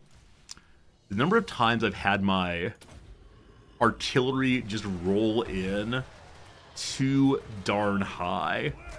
They get destroyed anyway. Poor mortar. As long as it's not best, we're fine, but still. Okay. The battle's become a bit of a mess. Bess is retiring right now. I'm not sure why. Okay. We have to spin different. We have to spin different. People are not engaged. I don't know why I held you back. I think I didn't want you to get bombarded, but just get in there ASAPly. Depth guards on anything you want. Arthur has destroyed one group. I'm going to shift to the other one, please. Arthur in 3 seconds go faster again. It also gives him a vigor bonus. Okay. Just run up the middle. Any targets at all on anybody. Gotta believe, gotta believe. Best is okay. Swords are nothing. A unit's been wiped out already. I don't know who it was, unfortunately. We will win this battle. It's just a matter of if reinforcements come in. I feel so scattered right now.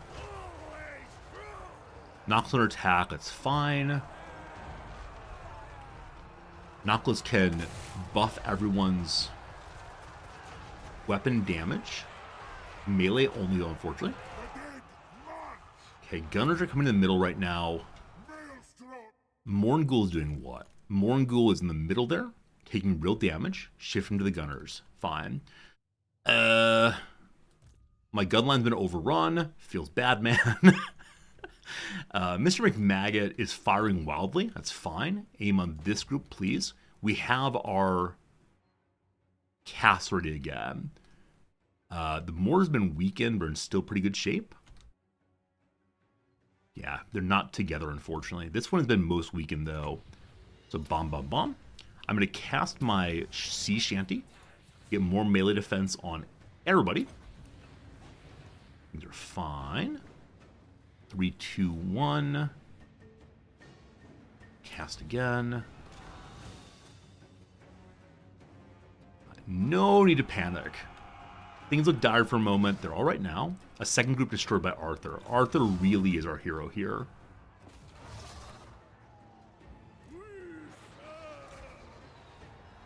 One higher unit in there.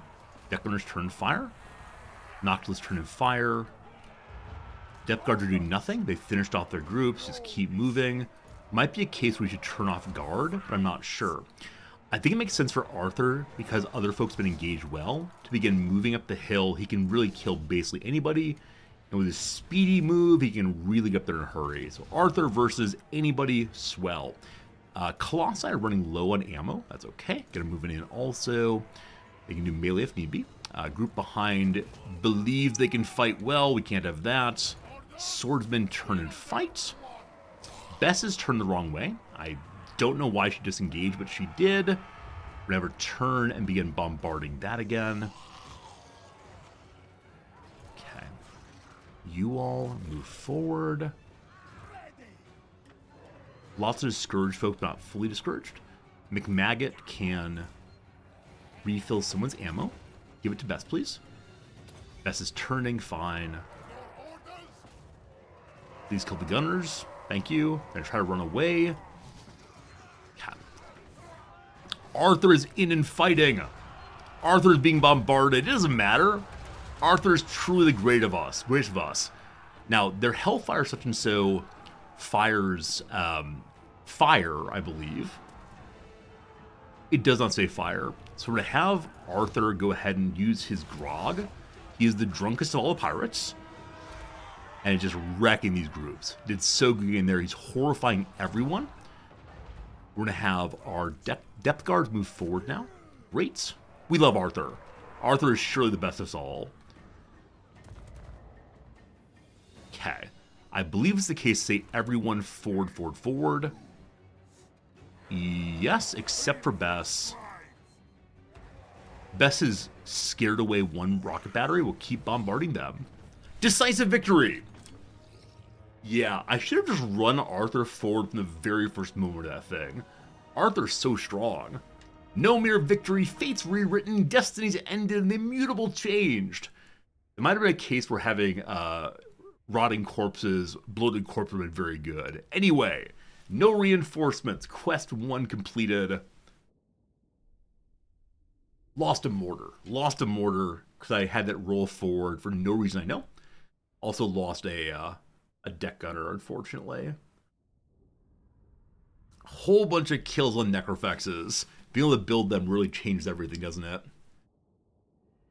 The weak elves of Ulthuan fear us, for our waves are the true waves. They fear what they cannot understand, instead cower by the lies of false history. Fools and cowards, but a matter of time before we wipe them from Ulthuan, Ulthuan, and regain our rightful place as masters of the Isle.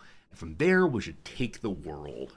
So, is Ulthuan the name of that crescent island in the middle of the sea? Maybe so. Maybe so. Cavalry, artillery, infantry, Arthur don't care. It's true. Arthur is indeed the honey badger of this playthrough. I'm very pleased to see that their rockets didn't get many kills at all. It really was on the great swords as always. I bet the great swords got into my gutters I didn't notice. Good stuff. Decisive victory. I don't see the special items reward yet, but hopefully we see it soon. May have to chase after Wolfram for a while. Replenish.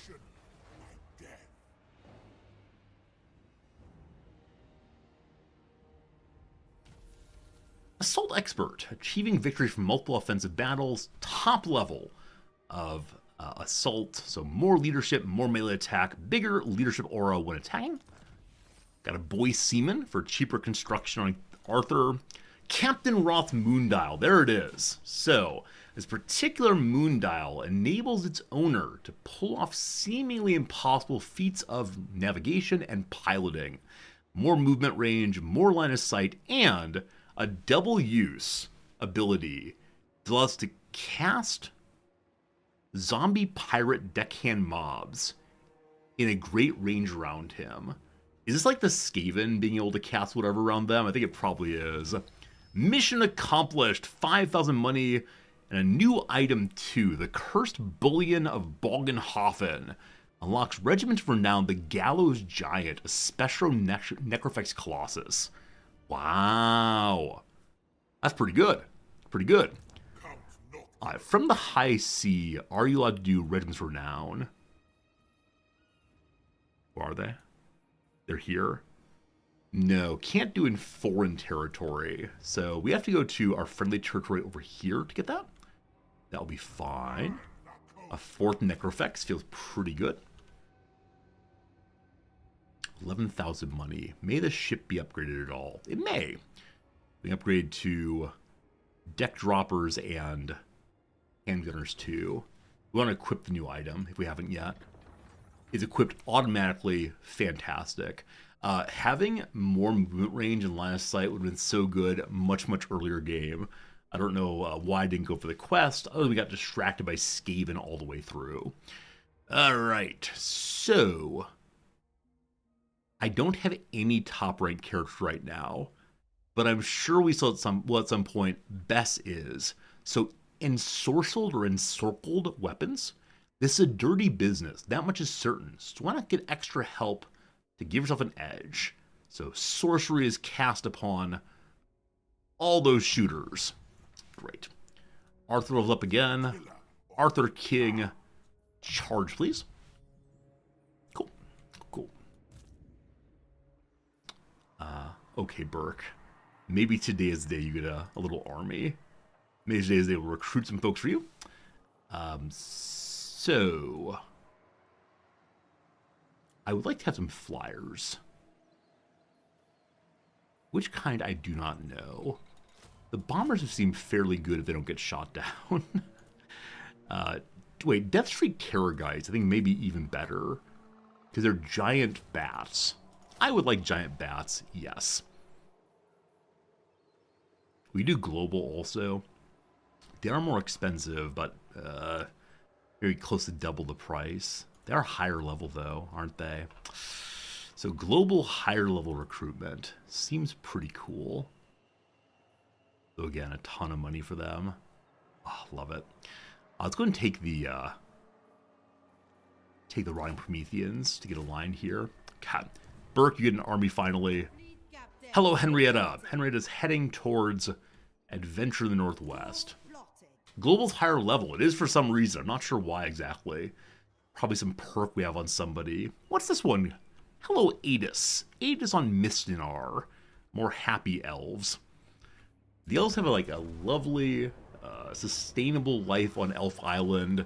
They're probably unsure why everyone else is fighting all the time. The lower race are doing terribly. Terrorgeists are great, but maybe not against the Skavens. They're big flying targets for artillery. Yeah, sounds absolutely right. Maybe tiny bats are better against Skaven than the big bats. If only there was a perfect unit to defeat everyone. I mean, there is. Her name's Bess. She is the best of us all, for sure. If only we could have a army of nothing but Besses. Clan Rick just became slightly weaker against us when we built up some more. All the other rats were looking pretty silly strong. Luckily, the Reichsmarschals also.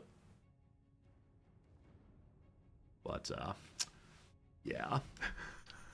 I expect we'll see more ended factions still. I'm actually just surprised at how poorly the rat people have been doing at taking things over. We're number 6. Gotta find more, gotta find more pirates to fight. Who are you? Vashnar, a member of the decadent host Warrior of Chaos. Maybe going to invade Elf Island. I'm hoping we get more quests fairly soon. I'm guessing there's some kind of cooldown between ability to get quests. Okay.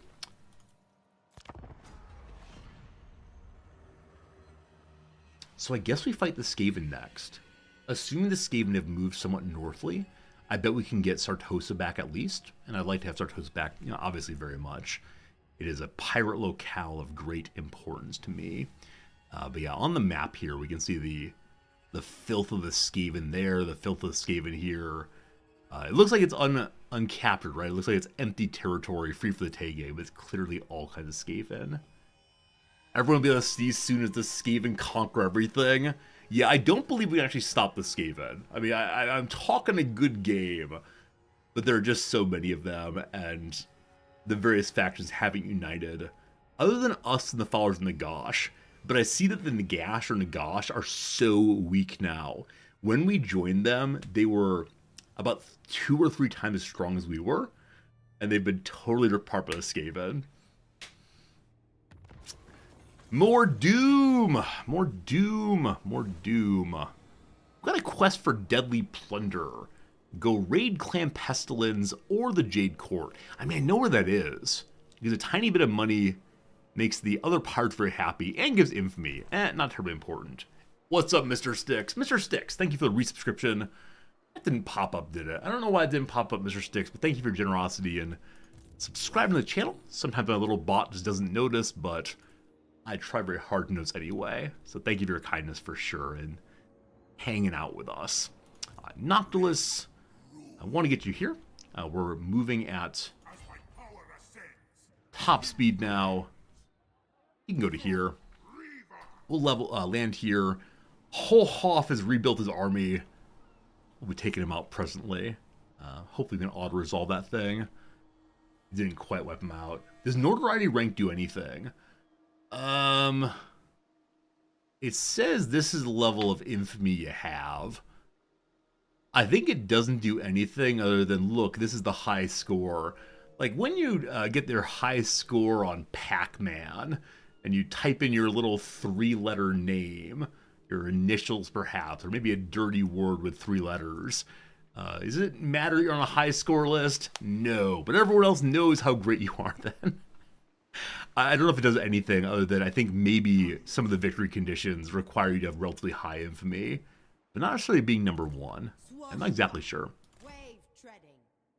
Alright, exactly, Tempest. That's the naughty word people type in. Okay, we found a bunch of admirals. Admiral Aziric is not on the list. This must be a new enterprising admiral of the Dark Elves. So the Dark Elves all call themselves admirals as well. Some of you mentioned earlier that there is a, what's it called? Like a floating city for the Dark Elves. And I'm guessing that they've used it? Yeah, are these floating cities? Maybe. They're Black Arcs, or they are indeed the Black Arcs.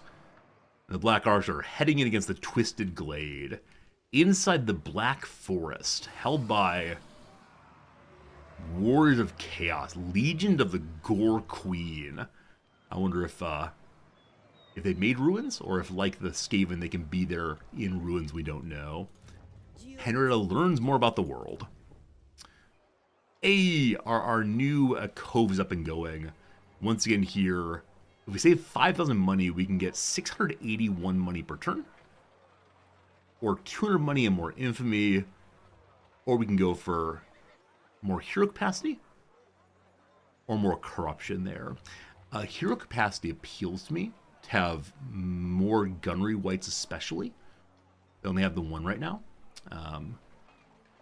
Let's go ahead and do that.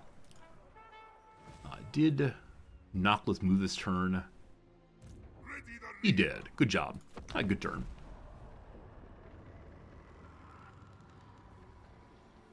I'm looking forward very much to retaking Sartosa. Because the Skaven can't be everywhere, right? There's no way they're defending the north and the south at once. Now, I recognize their balance of power line is almost entirely red. It's possible they are genuinely everywhere, but we got to give it a good shot anyway. So the Dark Elves in Nagarond seem like they are consistently taking a long time on their turn. I don't know what that means, but it always hangs here. And the longer it hangs, the more I say the game's locked up. There we go, I got through it.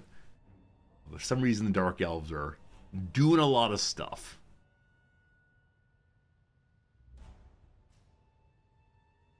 Yeah, I kind of wonder if I show up at Sartosa again, will the rats immediately head south? They may be the strength level 5 I haven't seen. Oh, maybe so. I think we only learned about that group when our hero captain went that way. Once again, the Reichsadmiral attacks Noctis Nook. He cannot take it. I'll take the loss. He's just going to raise it, I believe. Hey, Burke Black is now a musterer, cheaper recruitment. And Grim Gore's Ard Boys are no more. I believe this is a wandering, horde with no cities. More incantations. It took 9 or 15 money from Noctis Nook. Today we land. Are they going to attack Zhaotek? I mean, I see the rat people, but why on earth is the Reich Admiral down that way also? Yeah, no clue. We head to the sea once more, or to the city once more. Finally helping. Grimgor's Arbos are a major faction. Maybe there was some other horde faction that spawned recently. I don't recall. What I do recall though is we have a bunch of legions, regiments of renown. So number 1, the Gallows Giants. Unfortunately, once again, does not have a special story. Unfortunate. I want to take the black spot again. So I think I'm going to junk one of the deck gunners for that purpose. I do worry that taking all the regiments from renown on one army will cause that weird identity. We do have no flyers here. At some point, we'll be able to get the Death Shriek Terrorgeist there. I need to save 20,000 money to get the captain's cabin, great cabin. We gotta save 20,000 and spend no money till that's done.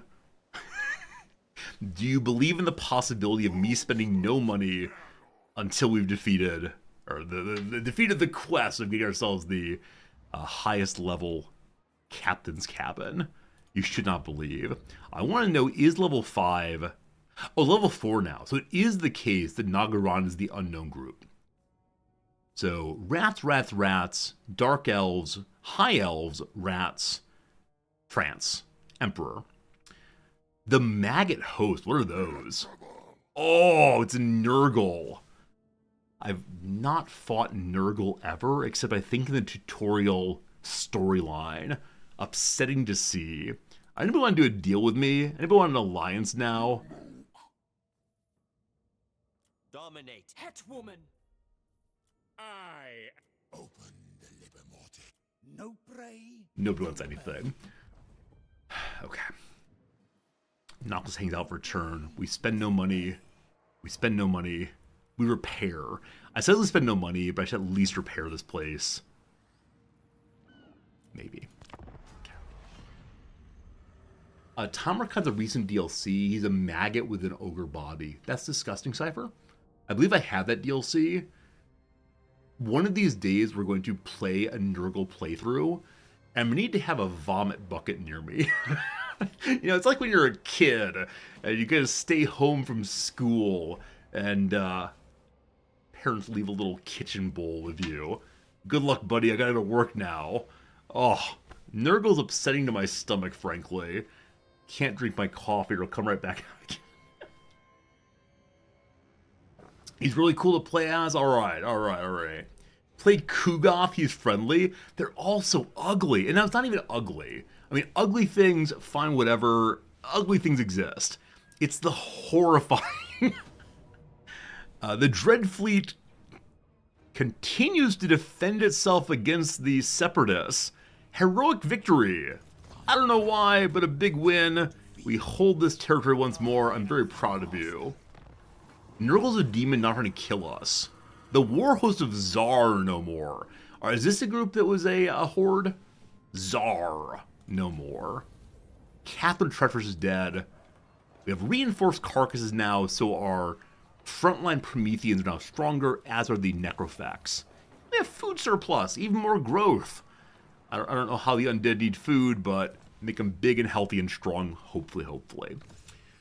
Alright, what seems nice now? Serrated Harpoons, a bonus of large for the polearms and depth guards. Ship's Carpenter, what's that do?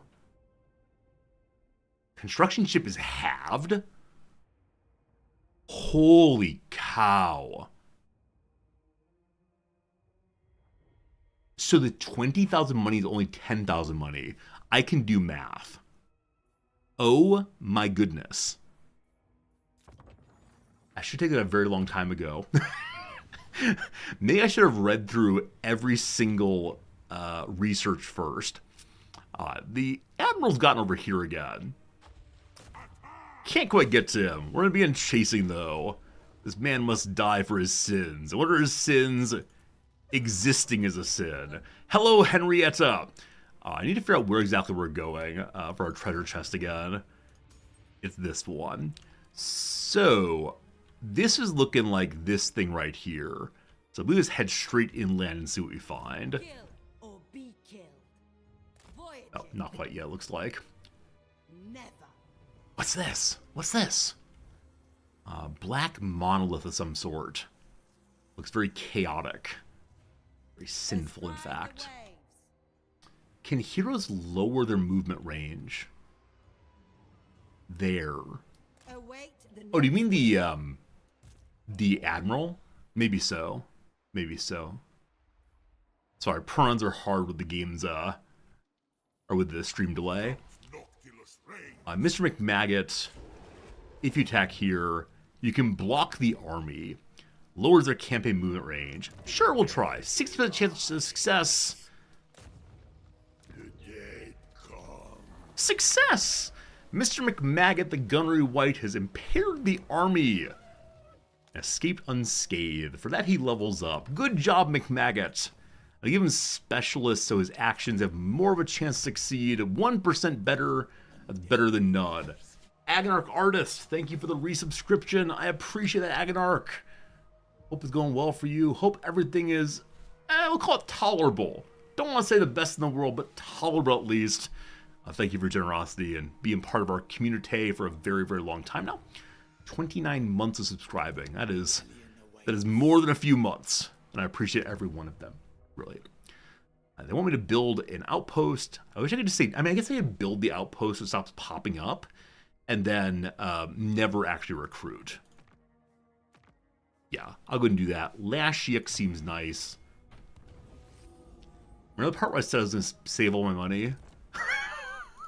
Remember the part where I don't know how to pass a turn without building something? 69. 69, we're under 70. Oh my goodness. The Jade Dragon is roughly our size. Alright, Clan Moors has weakened. So one of the rat armies is weakening. I don't know where Moors lives, but wherever they are, someone is pushing back decently. Moors might be near the Dwarf King. Maybe. Also, looks like the blue Argarund or whatever, I keep getting the name wrong, Argund or whatever, is re-strengthening. So the dwarves are in better shape than previously. We're number 6 again. Numbers still go up. Alright, can we catch the Admiral this turn? Noctilus cannot. What's this? What's this? I don't know. Mr. McMaggot used slow him again. No, we're in the money for it. So McMaggot will rejoin the stack. Good stuff. We're going to push him to a peninsula. Now, I recognize, of course, that he's able to, get in a boat. But maybe we'll get him next turn. Oh, I mean, you trespass if you go there. Okay, it's a trespassing symbol. It's a hand holding a scroll. Maybe that's saying, this is my deed. This is my property. I have enclosed the commons. I believe we've been trespassing on the Jade Dragon forever. So I'm okay with continuing my trespasses. What's that prayer? Forgive us our trespasses. We forgive those trespasses against us.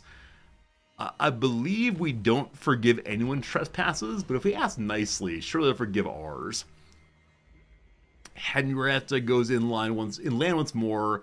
We see the continuing fighting of the High Elves and the Dark Elves. I see no Dark Elves here, so maybe the High Elves held out with their many fleets against the black ships. That's not right. The black arcs. Black ships are what the Americans brought against Japan. My students don't like talking about that. I don't like talking about a lot of things, but that's how it goes. And anytime I bring up that, were this a few hundred years ago, and I'm in the middle of Tokyo, I would be either dismissed from the country or, shot, or otherwise dealt with. The student's like, ancient history. I'm like, no, let's think about colonialism a little bit and see what's what. All right, we found Lord Skrolk, level 42 rat person, part of Clan Pestilence. He is here.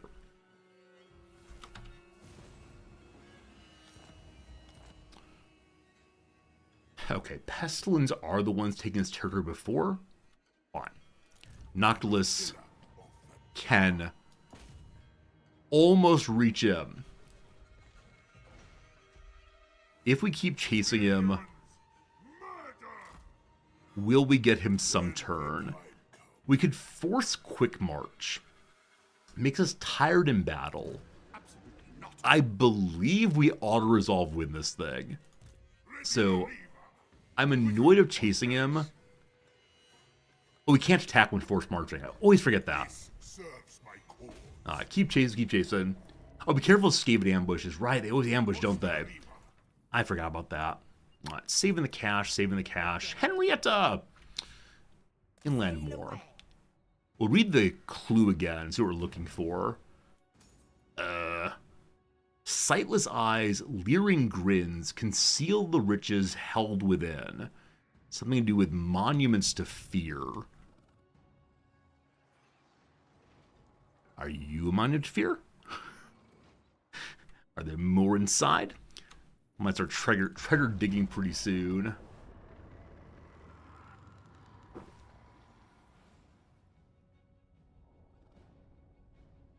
They can attack ambush, right? The Skaven are able to ambush while moving. Oh, I don't want to lose the Skaven again. Please.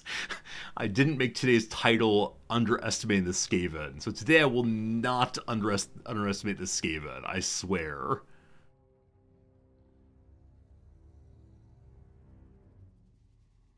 Are we going to see sub 50 in this playthrough? If someone can't control the Skaven soon, I expect we will see sub 50. The Itza are no more. Lizard people have been destroyed. I wonder who did that. Who would kill the Itza? Sounds like pizza. Sounds delicious. Henrietta, deeper inside? Hotek's Column. So those is held by a high elf. It does look very, very dark elfy instead. Here we have Breach Hull on a lizard. We have Mercy Crow Brother. What cool names those are. Mercy Crow Brother. Sounds aboriginal, possibly. Okay. I think next turn we go in and then dig. What's this? What's this? Look at the blasted lands in World of Warcraft. Wonder what struck there. What's this?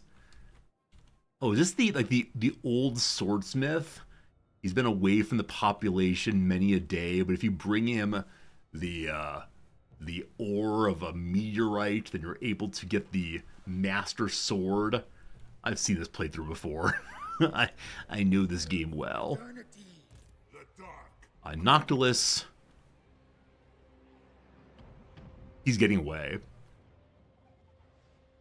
Do we give up?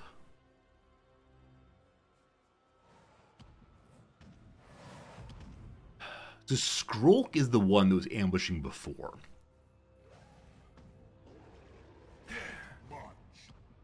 If we fast march, we can get to him. How far can I go in ambush stance? You can't go ambush in view of another faction's army, so we can't ambush him. Block room's only one turn. We could cast it again. If you have over 1,000 money, we can cast it. So, McMaggot, you succeeded last time. Do it again. Success once more. So 20% less movement for a turn. Noctilus. Normal marching. Can get to here. Maybe next turn we can do it.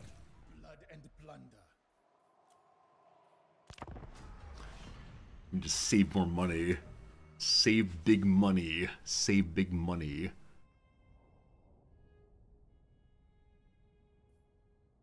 Is it 67 turn?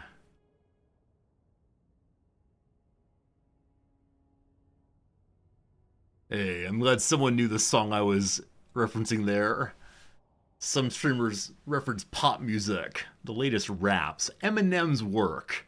This guy references ads from the 1990s and early 2000s in the Chicagoland area for hardware stores. Next up, we'll do the, 588-2300. Do you know that one? Is the number right? The number might be right there. All right, Evanescent Rift. Oh, you know what?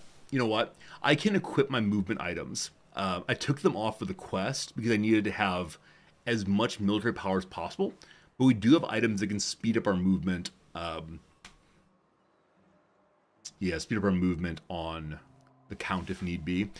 A microscopic fissure is open between the material world and the realm of chaos. It's a fleeting event, quite beneath the notice of even the gods, but potent enough to invigorate Winds of Magic Power Reserve. 5 points more Winds of Power for a time. JG Wentworth 877 cash now. It's my money and I want it now. We can get this turn. It's happening. McMaggot into the army. Noctilus, normal march, forward. Noctilus, forward. Oh no. Or the auto record, the guy grabs the card when it falls off. Yes, it's like some 1970s, early 80s Ford, a long car. And then you have some guy like pulls the door open and the door falls off the car. And it's Victory Auto Records. Is that right? Victory Auto Records has the ability to, or not the ability to, will like buy cars and for cash, right? No matter the condition, they'll buy them for cash. How do I remember old commercials? Absolutely amazing. When I put the Hero My Army, I lost movement. Lack, thanks for that. I did not recognize that. You know what? I'm allowed to ambush. Wait, why am I allowed to ambush here? I thought when in sight of etc., you're not allowed to ambush. Welp! I don't know how ambush is going to work here. But cool, let's try. Hello, Henrietta. Back to the north. Hello? There she is. Did I read the clue recently? Yeah, it's not like the Curse of the Damned, there's bad stuff up here, sightless eyes, leering grin, conceal riches held within. I need to find a blind person. Good. Or I may just dig randomly. How about, like, we say this is a sightless eye. Looks very orbital indeed. Oh, what's this? So I've seen some gates previously on Elf Island. I wonder if it's a chaos gate of some sort. Dig. Time to go. Found nothing. Absolute failure. Not the sightless eye. Anything here reference eyes or chaos? I mean, Circle of Destruction sounds serious business. There's still a lot more to explore. God. As every turn goes past, we chase the Admiral more and more. I hope I catch him with the ambush. The Knights of Calidor. That's a cool name. They're almost destroyed, but it's a cool name anyway.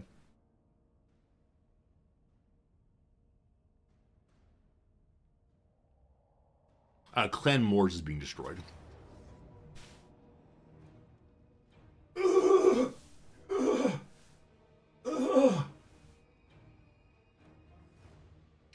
I saw the ambush screen and got very, very excited. I then looked to my right and noticed that was not an admiral, but instead is a rat person. Oh, no. Come on. I just want to be happy. For once in my life, am I allowed to be happy? Okay, all right. No complaining, no yapping, just getting to it. So there is no retreat this time. You can retreat from normal battles, not from ambushes. Why is this happening? I swear I'm a good person.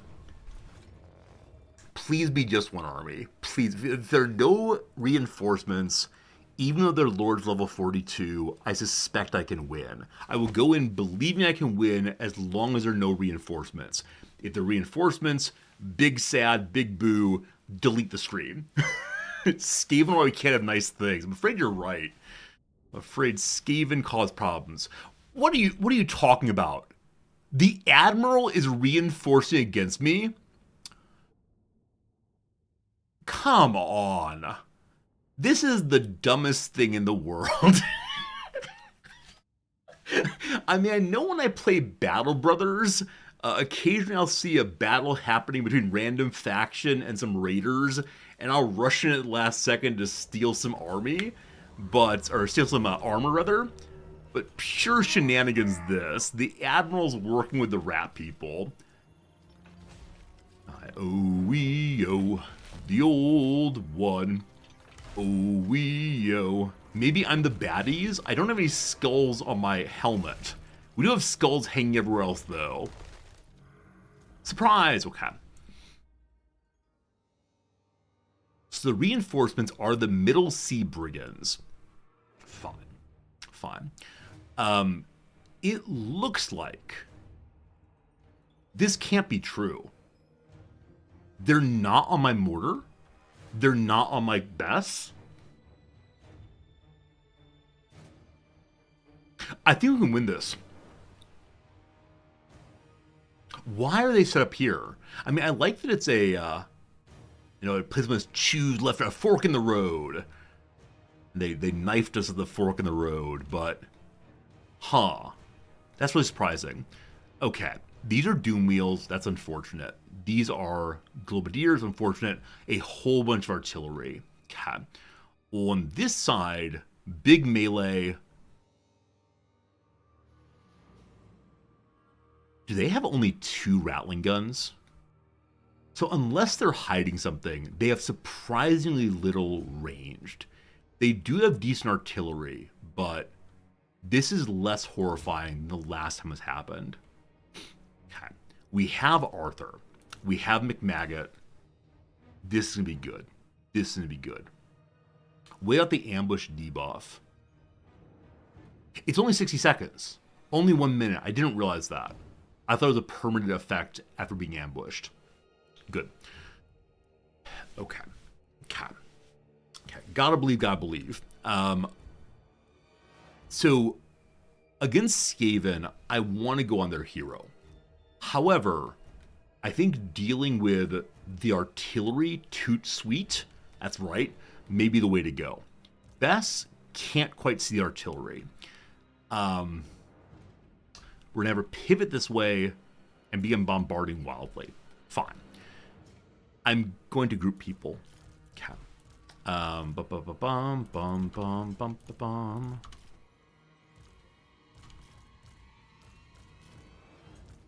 Okay, we have this new Gallows Giant. A missile strength of 1.1 thousand with burning. So the Gallows Giant have bright red fire weapons. Can't wait to see those. Okay. We have Bess and 2 mortars. I'm going to have the mortars kind of sort of bombard the hero and everyone nearby. Might be a mistake, but we'll see. Actually, let's add aim on the Rattling gunners in particular. Okay. We can win this. We can win this. Thank you for believing. We can win this. Okay. So, for the moment, I'm going to have the Necrofexes just spread out to protect Bess. We'll see what happens in a little bit. For the moment, I'm going to have McMaggot retreat again to buff Bess.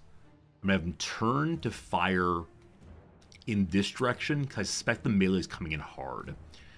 We're going to have our Prometheans just line up across. The Mournghouls, who do have stealth, that's insane, are going to run this way. I'm surprised that anyone gets stealth as the battle begins. Arthur will go this way also. We want to get into the artillery. Noctilus I'm considering just leaving here to take all the fight. But probably better to move him off to a side. Here seems good because McMaggott's facing that way. Okay, let's think. Gunnery line is going to go this way with a mind to deal with infantry.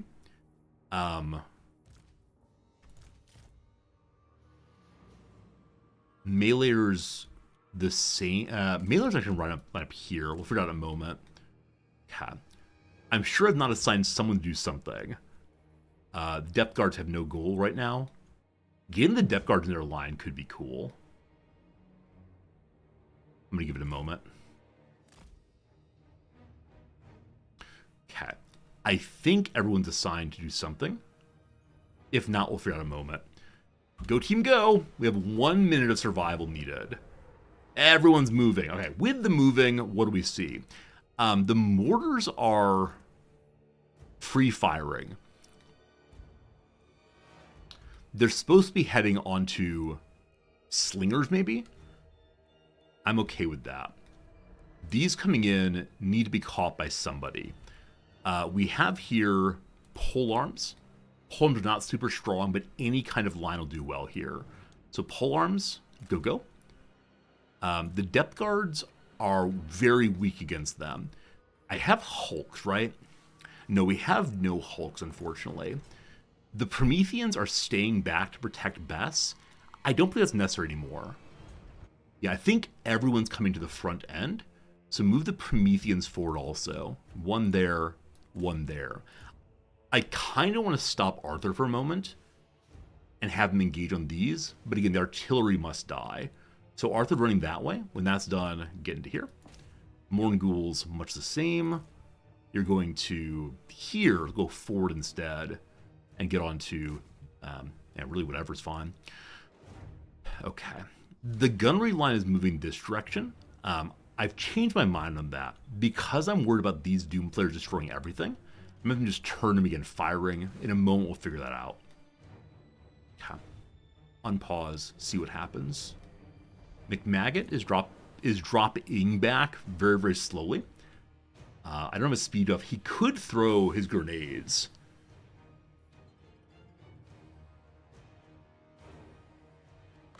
This slows enemies. Let's see how it goes. Wait, what's the range of this thing?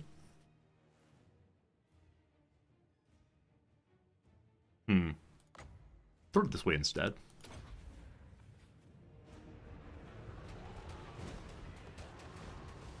Lord's under attack. It's fine, fine.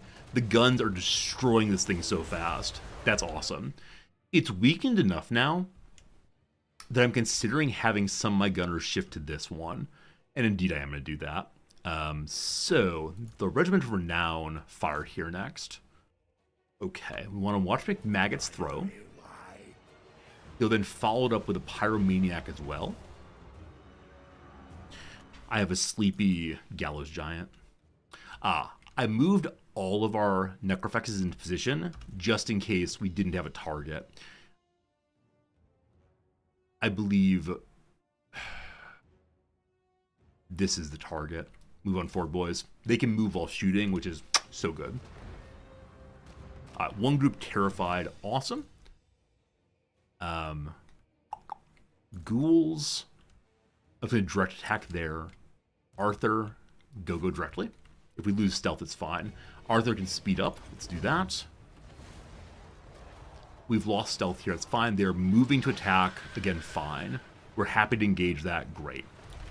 Bess, what you doing? Bess is still targeting there. I think I prefer to target against the larger group. Speaking of which, McMaggot, did you throw? McMaggot is standing in the middle. McMaggot, what's wrong with you? I try to ask you to do nice things, and you get caught out every time. I think I don't like Gunnery White's abilities, because every time I use them, it ends up just being so bad and get him caught out. You're fine, McMaggot. Just gotta believe. We have a lot of special abilities to use now. Reinforcements are coming. The pirates are on the way. Their mortars terrify me. It will be okay. I want to lower leadership on any rats we can, notably on the Ratling guns. Cool. We want to launch the Pirate Shanty also. The, what's it called? The ambush debuff just dropped off. We're good. Noctilus has the ability to Yaho. If he does that... Where is he? Noctilus? He's here. He is not close to help anyone, so move this way. My depth guards are doing nothing. I disengage and make sure they're safe. I'm gonna have them rush at here. Good. Have you rush here. Okay. I feel like my bombarding is not done the effectiveness I want to. So Bess was firing onto the cannons. Arthur's going that way right now. Bess has changed that target? No. Let's go hit towards the leader instead. Mortar friends are firing on that. That's fine. Okay. Promethean doing nothing. Charge. I bet someone disengage or something. Noctilus, heal the Prometheans, please. HPG, good night, my friend. Oh gosh, more mortaring. McMaggot has kind of disengaged. Keep running, brother. It's time to hit enhanced ballistics. And just second to hit all of the whatever these boys are. I'm gonna have the Necrofexes turn and fire on the Rattling Gunners because they scare me. Morn Ghouls have finished their target. Well done. On to this one next. Gotta get onto this group. Considering even the mortars turned to fire on that, or perhaps even Bess doing so. Given that Bess is the longest range, I think I'm going to ask her to fire onto their mortars. She's going to roll forward very awkwardly, incidentally. Okay, so Arthur lost his target. I don't know why. We're going to drop guard right now so he stays on it. I'm also going to hit the Moonshine so he does a bunch more damage. Noctilus has gotten in range of some folks. We're going to cast the Avasti. Also, we can now summon our zombie pirate deckhand mobs. I'm going to dump them right in the middle here. We can then begin weakening the leader. All them spells. Okay. If we die due to ranged again, I'd be very, very cross. Very, very cross, I promise. Alright, gunnery is ready again. Let's do it, team. Let's do it. They're charging in. I don't know why. Okay, beloved Arthur. Beloved Arthur has largely scared them away. A little bit more. Other Morn Ghouls are here. They have other people helping, so other Morn Ghouls move to this one. The balance of power is still in our favor, despite the fact that they have reinforcements also. Mr. McMaggot has gotten out of range. Hit the gunnery button. Good. You ideally want to give additional ammo to Queen Bess, who is still rolling forward. I'm actually going to hold her right there and have her free fire whatever she wants to. Okay. Ba-dum-ba-dum-ba-bum-ba-bum-bum. McMaggot, find a target. Are you firing? Find a target. Really anything. Here, shoot the enemy leader who's right here. Good job, boss. Noctilus, the same. Target up. Cap. Prometheans doing nothing. Arthur has scared them away. Great. So Prometheans, I need you to give me a line. Again, the ranged units are going to outrun us consistently. We're staying on Rattling Guns fine. So Prometheans get their pole arms the same. Okay, everyone is doing something. You like what we're doing? I don't know. I don't know what we like. We see a lot of engagement on their ranged units. Fantastic. I have depth guards chasing the end of the earth. We don't want that. Instead, get onto the Rattling Guns. We have our shooters shooting here, I think, almost defeated. Our mortars are free firing. I don't mind that. But I think it'd be better to bombard into here. It's kind of out of range, though. My gunnery line is not well deployed. They're probably aiming against each other. Let's go ahead and move it like so instead.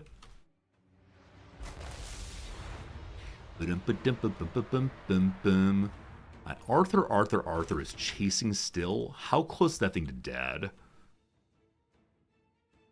402. Speed up. Hit it once or twice more. You can do it, man. All right, they're fully disengaged. Awesome.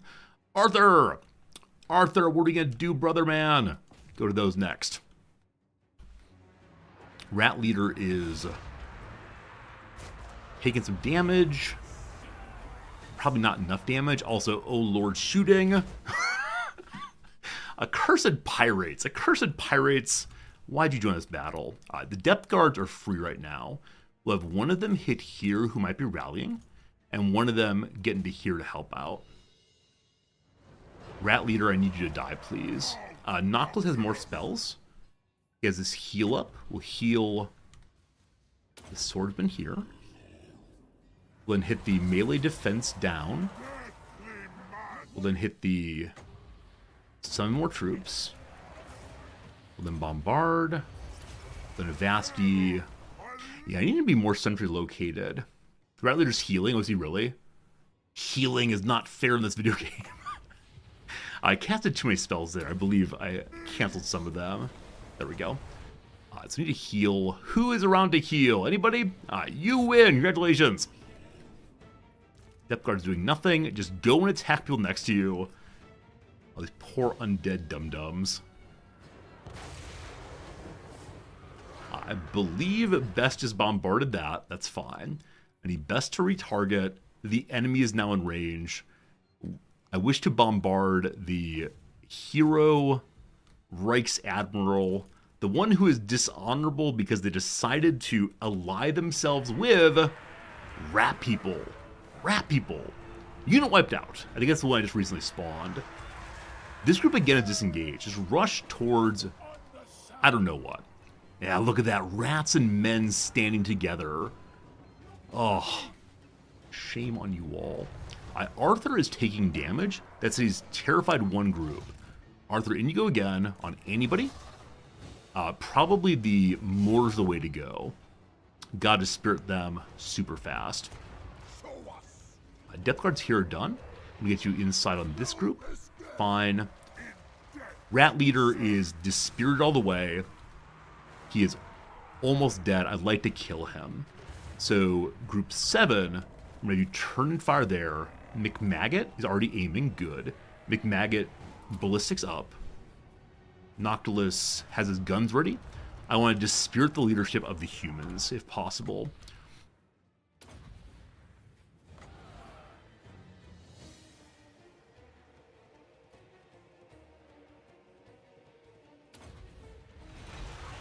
Good. Okay. Please keep firing on the leader. 1,000 health. Okay. Arthur is kind of far away. We just need to stop the Ratmen from coming back and shooting us. Please! For the love of all that's good and holy. Okay, bombardment. Boom! Wow! Mortars did nothing. What's that? Wow! Wow! The spirit of the rat god is with them this day. Appears to be poisoning near it. That seems pretty bad. That seems pretty bad indeed. 998. He is taking real damage. McMaggot. Tide Call to slow somebody. It's out of range right now. Okay, what can we do then? Hornswaggle doesn't do DPS, but does slow brother.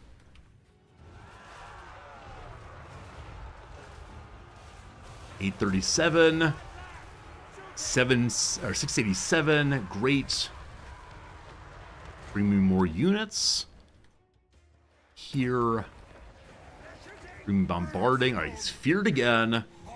460. Come on, team. You can do it. Anyone? Anyone shoot him. 283. 169. 34. Enemy leaders should go down to one more shot. Anybody. Literally anyone, I believe in you. Okay. Heal thyself. Are you gonna shoot?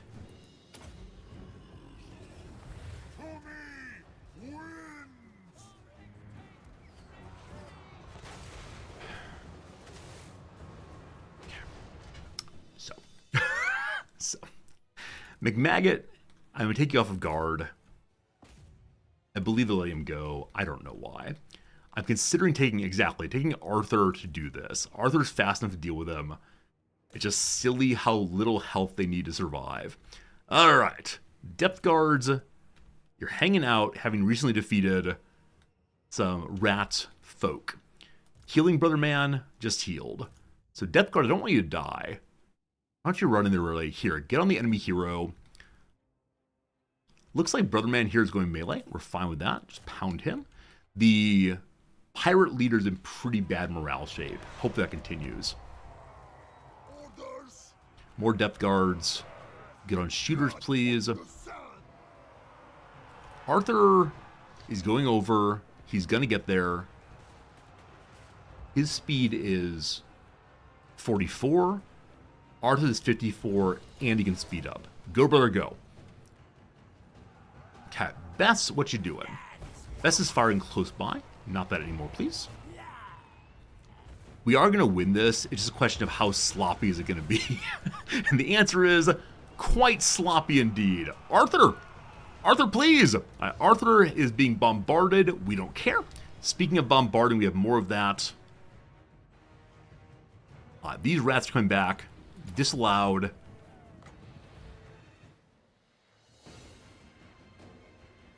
No rats allowed. They're slaves. We're bombarding slaves right now. Probably a waste, that's fine. Enemy lords wounded! Good job, Arthur! Arthur King! This group next is fine. Fully feared. We want to get into the Admiral next. The Admiral is right here. Gun line, turn and fire on him, please. He's finished off. While bombarding. You're in melee, so stop being in melee, please. Instead, ranged firing is fine. Depth guards, I guess, help you can. 220. Pirate is dead. Okay, just clean up now. Their mortars are in good shape. Arthur is chasing this group. That's great. Depth guards, in you go. Big boy, get shooting. Cannon. So, like the time that my cannon held out forever, their cannon are now doing the same. Huh. It seems that the moon dial is endlessly castable. It says 2 uses. Maybe it has 2 uses, and then every 2 minutes has 2 more uses. I'm a little confused by that, honestly. I thought only 2 uses constantly, but no, you can use it over and over again.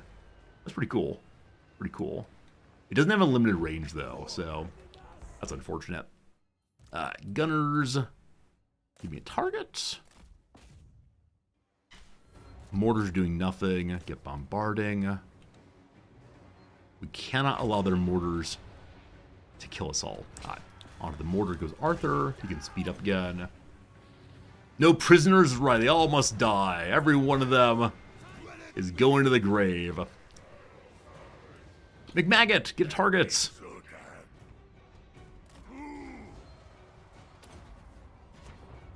Bess is almost out of ammo. McMaggot is kind of nearby. Real quick, turn back and give her ammo.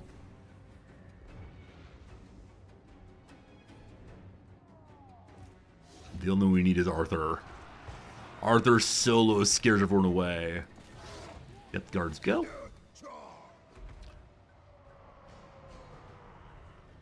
The smallest sliver remains.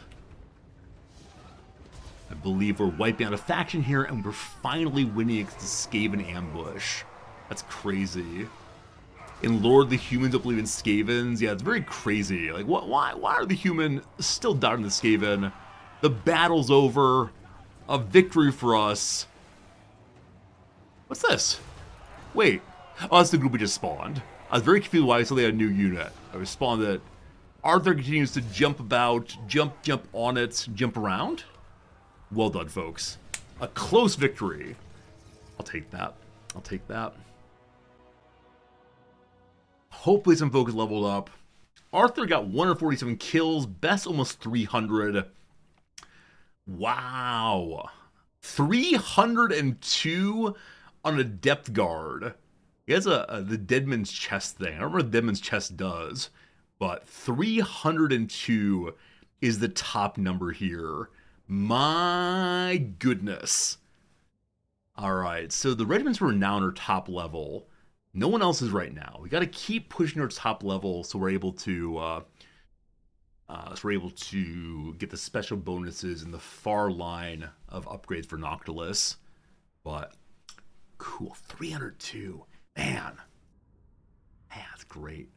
I bet Arthur would get more kills. I bet I can use Arthur more successfully. If I didn't run him at artillery, but instead ran him at just random infantry, I expect he'd be the highest number on the field there.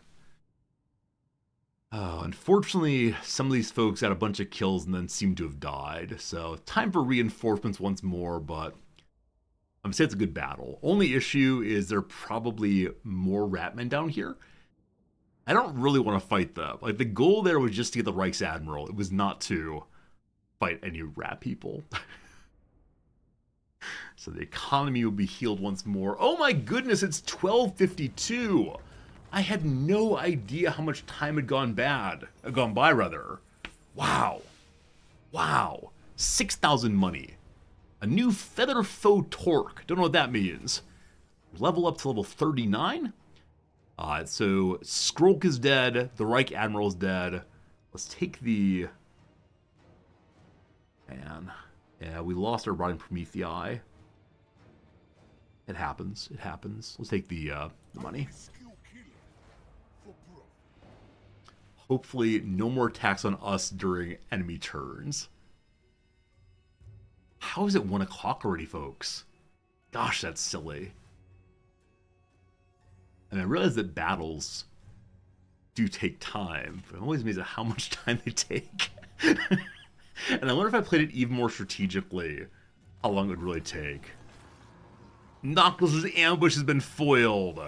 Alright, so the Feather Foe Torque is passive. I love passive so much. Lowers melee defense and armor. What do you want to say we should give this to Arthur? So anybody he's targeting is a big old debuff. Plague Lash. His dreadful staff and the disease it spreads cannot save Skrulk from Reich's Scourge. So Skrulk is a major leader, it seems. Oh, there's only flying units. I misread that then. Thank you. So no more swamp attrition. We lower control. Good job, Knuckles. We got a mission called the Cut of Their Jib. We didn't mean to do this fight, but we did. And so they awakened Deprecius very much. Awesome. That item is less interesting if it doesn't lower the defense of melee units. I'm very happy. We have 11,000 money. In 4 turns, that's enough to get Noctilus's ship at top level. I would like to save that money. However, I also need to level up Noctilus's troops again. Yeah, he lost 5 units there. Okay. The Middle Sea Brigands have not been destroyed because they have another army right here. If I fight them, I can almost guarantee that the plague people will come help. So from here, we can recruit from the ship. We need Rotting Prometheans again. So this turn we're not moving, it seems. We didn't lose mortars or Bess. I would like to have additional Mournguls to help Arthur. We can raise a whole army in 1 turn. That's so silly. And still can't decide how to use the Sirens. We lost a gunner. Let's add 1 more of them. Cap. No moving this turn. However, a lot of levels up. All the heroes. My beloved Noctilus. What should we do with you? Heading down this way still. Okay. This gives a bonus to a whole bunch of different creatures. Anything animal, I guess. And some of the horrors, maybe. Their rope skills are really, really excellent, considering how long the entire crew have been dead. So we tie up our various creatures better, giving them more speed, more leadership, more melee defense.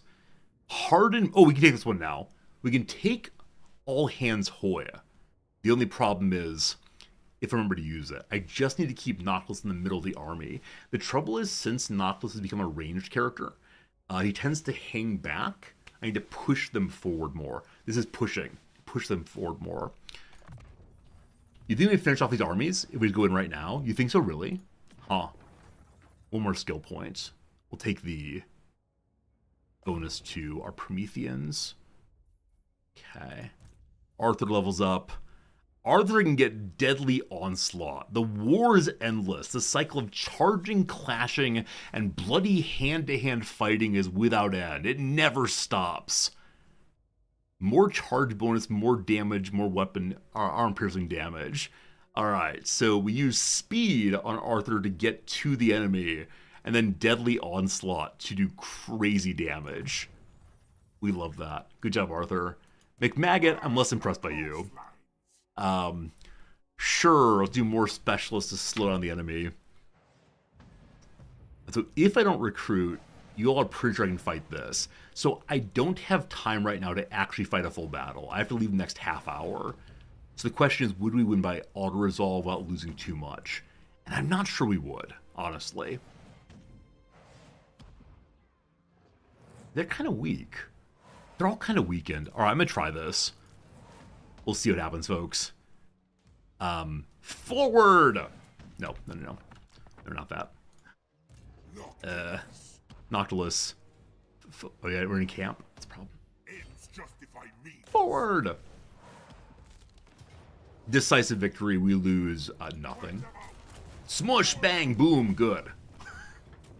Hey, fantastic. Oh, and reinforce the armies. Conray Allenstock is no more. Morphage the Lethal's no more. The Middle Sea Brigands have been defeated. Never again will we see Admiral Reichsadmiral Hohenhoff. We're the 5th best pirate of all times. Nice. And more level up again. Notably on Arthur. That's the best one, surely. Arthur King becomes what? What does Carnophage get? Just melee defense. No, only attack needed. More attack, good. McMaggots. More specials for you. Cool. So we took a ton of damage on the Gallows Giant, but that's fine. We now want to go ahead and camp up. And then begin recruiting again. Good. We're doing Knock Zone ship. So we said previously we need more frontline Prometheans. Not those. Yes, those. And we lost a gunner. I'm saying that also 2 more. What did I say previously? Right, more friends for Arthur. Okay, that's the army. Hanging out. I'd like to leave this place and head over that way. Maybe more missile troops and fire superiority. Yeah, I can never quite decide. Do I want additional like front line to protect the fire units? Like have defense for the mortars I have, or just have more mortars at the expense of having a front line? It's a bit of a trade-off. Also, today is the first time we've ever had a lot of people or multiple people talking on the YouTube side. This is very new, very new.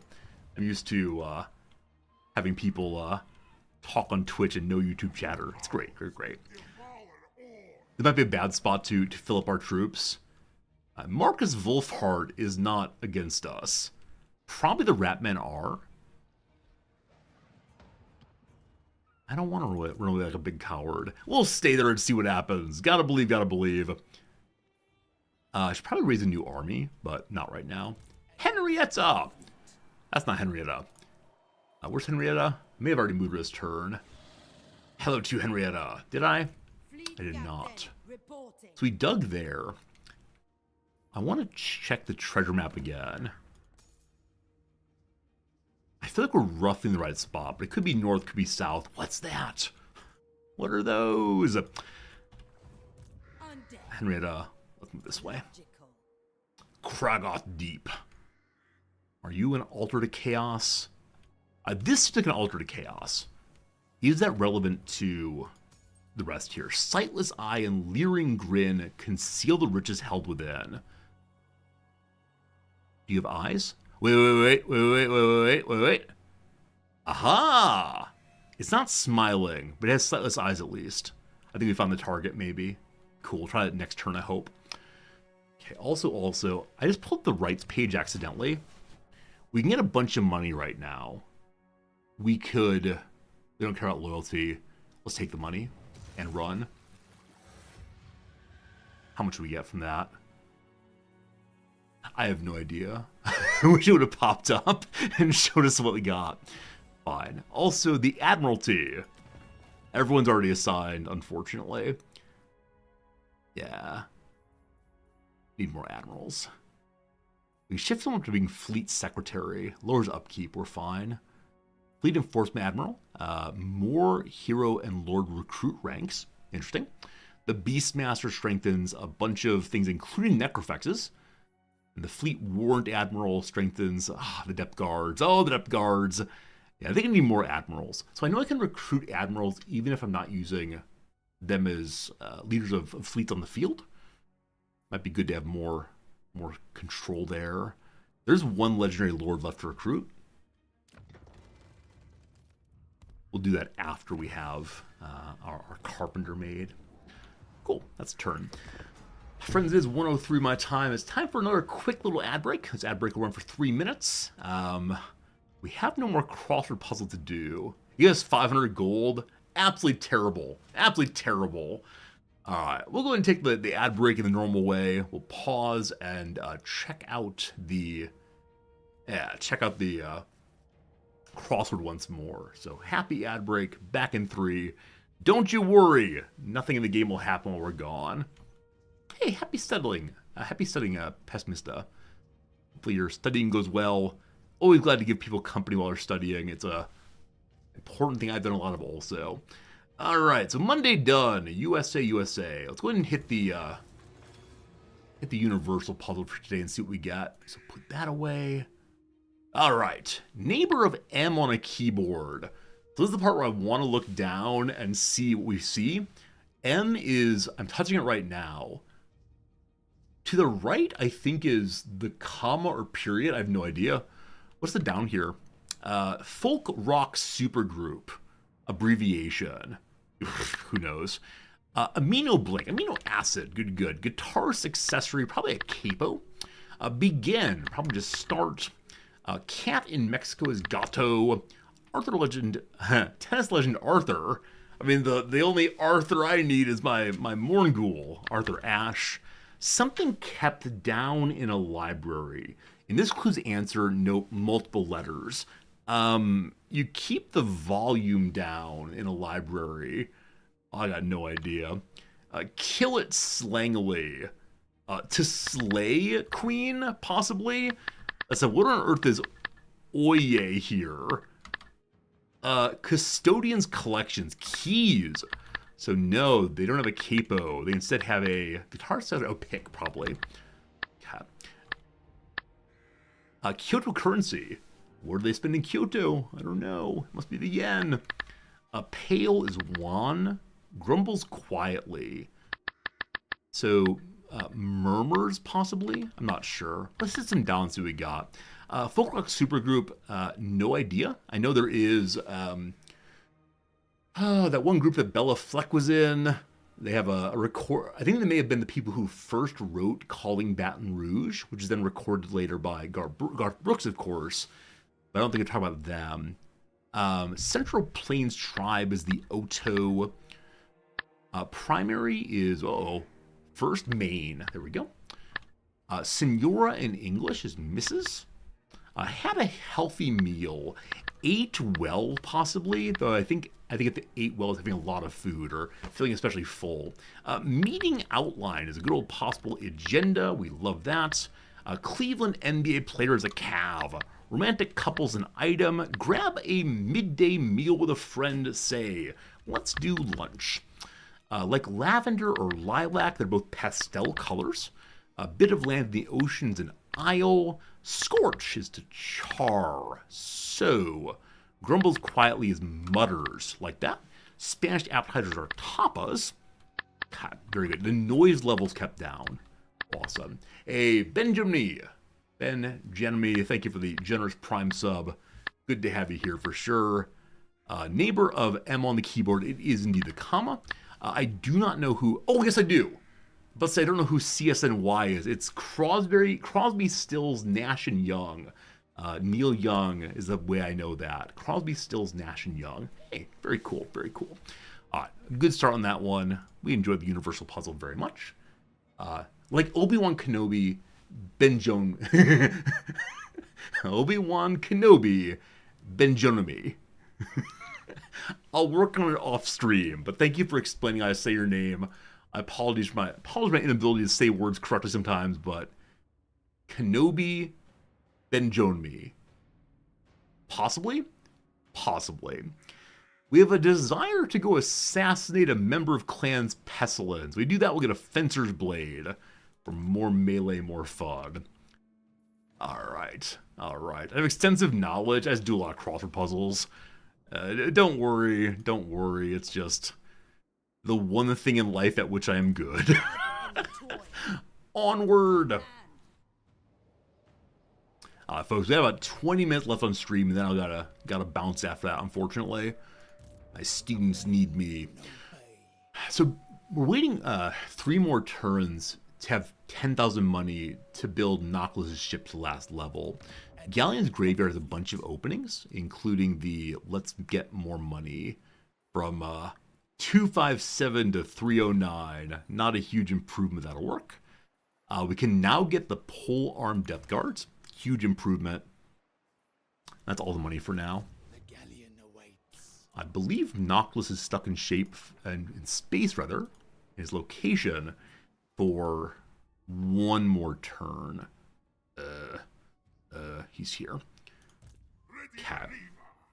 So if we want to finish recruitment, we have one more turn to sit here. There are 2 armies doing the tunneling thing. Do we believe that they're going to attack us here? Wolfheart's in the north. There's a possible target. The Jade Dragon is not looking strong. I want to say 95% chance they attack us. So I believe we abandon our recruitment. 4 more units. Do they have movement range to reach me? I don't know. Oh, interesting. We can see. So I think the answer is no. Maybe move closer to the Awakening. Oh, the Pirate Friends. Not a bad idea. Yeah, that way Pirate Friends will help us. I don't really want to stop recruiting, but I believe it is the correct call. So, in normal movement, can not get there. If we Wicked Fast March, we can only get this far. So, I think we encamp and hope for the best. We can raise 4 dead, just have some troops in case of attack. Against Skaven, Boomer fun. Flyer fun also. Okay. We'll see how it goes. We're encamped, defense up. Want to guess we're gonna get ambushed. Professor in college, what do I teach? I teach philosophy. I teach political philosophy mostly, but yep, teach philosophy. Got a little distance. We'll see.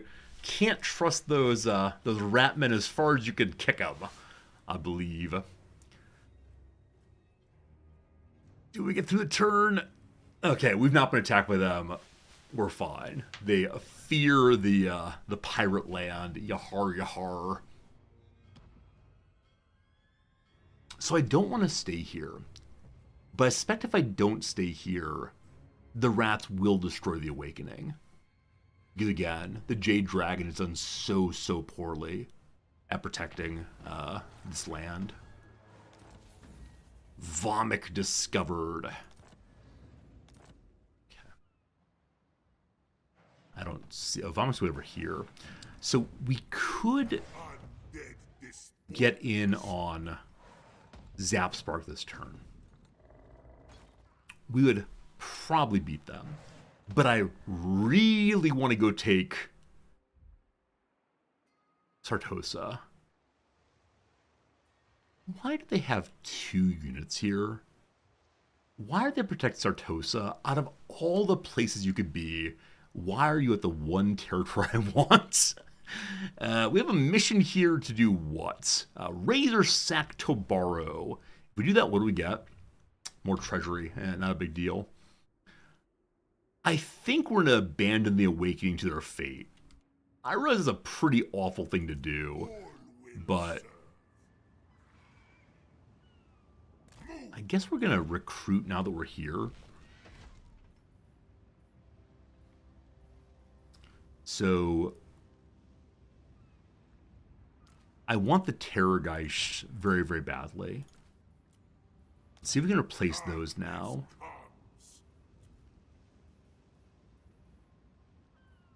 Where are they? Where are they? Or are we not actually built them yet on the ship? Right, the ship requires level 5 to build them. So they're global recruitment instead. That's okay.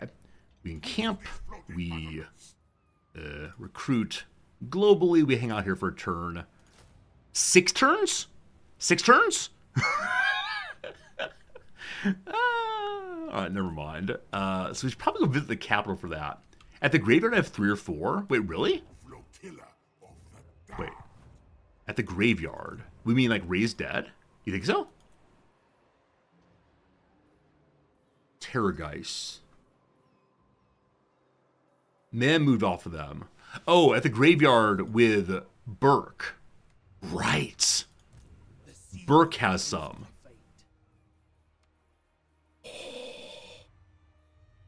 Oh, ho, ho, ho. Do we use Burke as a transportation company to bring those down to the Admiral? I believe we do. Or maybe we'll give Burke the ability to actually have a whole fleet. Friends, we're going to Sartosa. I can almost guarantee we will not be able to fight today. Yeah, Burke's doing great. Burke's bringing us who we need. Here, more flyers for Burke. More gunners for Burke. Fine, good man, good man. Onward. Okay. The north is Henrietta. We want to see. Can we get to the spooky skull this turn? Get going, Scott. Not really. But I'm guessing that right here is the dig. So let's dig and see. A great hoard of treasure may be found. What do we get? 2,500 money in the Ogre's Blade. Bonus weapon strength. Arthur? Arthur? Where are you, Arthur? This is an upgrade for Arthur. The Brass Cleaver. Plus 4 weapon strength and a passive ability of plus 8 melee attack. How does that compare against plus 18 weapon strength? So obviously 18 is more than 4. Melee attack is chance to hit. He has 61 with this equipped. I think that's better, unfortunately. We have 2 Ogre Blades, though, including one's hanging out on Burke. Sorry, Burke. Let's smush these and see what we get. We get the Sword of Bloodshed. Arthur? 12 melee, 6% weapon strength. Yes. Yes, obviously better.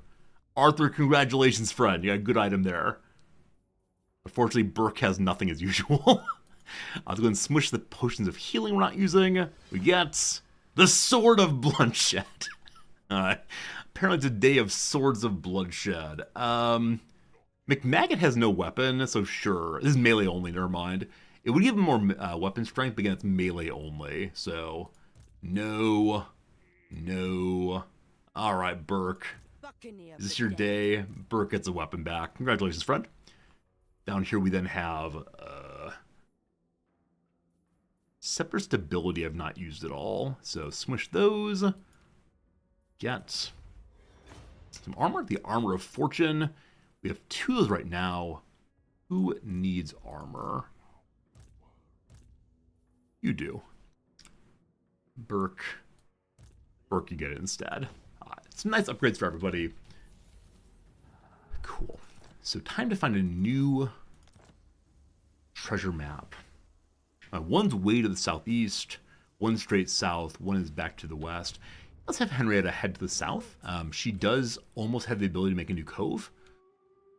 She can't move this turn. This location is plus 143. That's not a port. We gotta find a port. It's important to find a port. Got him. So Myrmidon was smushed earlier by the never-ending Dreadfleet Separatists. I'm continuing marching onto the Dreadfleet just to deal with them once and for all. They attacked us and it was terrible. Okay. They actually are up to 3 territories now. Wow, they're doing better than we are there. We're the Ratmen to stop them. It's probably not worth rebuilding these, but we'll do what we can. Give them defense also. Fine.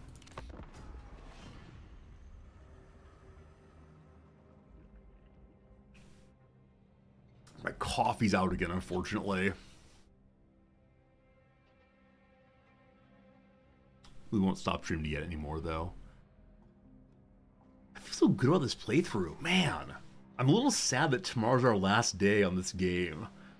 I kind of want to go one more week, but we have to do the Steam Next Fest demos. If we don't do that, I'll be missing out on a lot of fun of a lot of demos for games we might play eventually, but it's got its hooks in me. Got its hooks in me. I think the Durathu playthrough, what did it end to? Could come back to the campaign in a few weeks. I could. This, of course, means that we're not going to be doing other starts, but so hard. Big turn from yesterday. Yeah, yesterday was absolutely despondence as we lost everyone to the Skaven. But today's been really, really good. And I love the quests we've done. It's so much fun. Okay, Nautilus is moving to Meatburk. He's going to be 120 when we need to stop. I got 10 minutes, Elsdal. Thank you for making sure I don't miss my students. But yes, 10 minutes, and then we got to go, unfortunately. But yeah, I guess next time we're back on this game, we could say, okay, we're going to continue this playthrough instead of starting fresh. Where's Henrietta? Hello? That's Burke. I am 99% sure that Henrietta's up here. Oh, there she is. She doesn't show up in the same way. Alright, run through there, let's see what we find. Pretty soon, I'll be painting an army. As I may have shown previously, the good people at Warhammer did send me a giant box of fun. Inside the generous box of fun for skulls, a lot of really cool items, including they did send me, what are they called? The Stormcast Eternal Vindicators. And it comes with paint and a paintbrush. So inside of my home is the path to absolute addiction and ruin. Absolute addiction and ruin. That I'll be spending all of my time painting instead of hanging out with you folks. A very cool gift, but one that I do worry would take over my life, possibly. You notice I really enjoy giant units, especially giant leaders. I mean, I think that's kind of true. I don't know why it is I like giants so much. I think it might be because they're individual. When it comes to thinking about like, group units, there's a whole bunch of little shambling men. I think then it's harder for me to connect with them on an emotional level. That's right, this game is fundamentally about my emotions. I do wonder, though, if we had like heroic units that lived a long time and I named them, how much more I would connect with different kinds of non-giant units. But giant units are pretty cool, for sure. It's the best get a shadow box display of the minis. Yeah, there's not really room in the house for much, given that Japanese houses are kind of small. But we could have a small place for minis. I just don't dare try. All right, an ambusher is ambushing somewhere. Oh. So, I don't know who you all are. 1,000 Maws, Dark Elves, have found their way down here. The Carpenter is done. The Carpenter is finally done. I spent all the money. Over and over and over again, I said, I'll be able to get this thing upgraded for 10,000 money. Just save the money.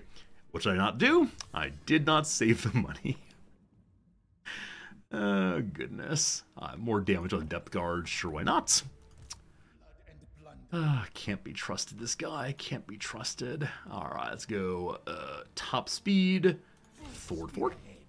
We'll probably end up loading him up with graveyard units in order to strengthen the force as best we can for attacking Sartosa. That will not happen today, unfortunately. Noctilus. Yeah, sets to sea, abandoning all this. Huh. So, and the Clotter, member of the Vampire Coast. I wonder if they're going to be fighting against Wolfheart there fairly soon. Imperial Expedition is still heading through. Rough. Okay. To the sea, please. Can't move this turn. Maybe next turn. Hello, Henrietta. What do you see up there? See more very small paths to get through. Who's this? King Lysimachus. Member of what faction? Lysimachus of the Tomb Kings. Okay, so I think I assumed that all of the Tomb Kings live in the southeast. Seems not to be true. They seem to also hang out here in the far west. Let's go check their ports, if they have any ports. So over here appears to be rivers as opposed to the ocean once more.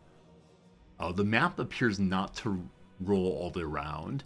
I was thinking if we went far east, do we get far west, do we get far east again? Answer seems to be no, unfortunately. That's okay though. That's okay. The Legion of Chaos. That's a new unit I've not, or new group I've not seen previously. Legion of Chaos. What a cool name. Probably horrifying, but a cool name anyway. Looks like the only ones who could actually fight against the Skaven are the Dark Elves. So which force of evil do we want to win this playthrough? Definitely not the Skaven. We can't tolerate that. I can't wait to get Sartosa back. It'd be really, really cool to get Sartosa back so we're able to have enough income so that we're able to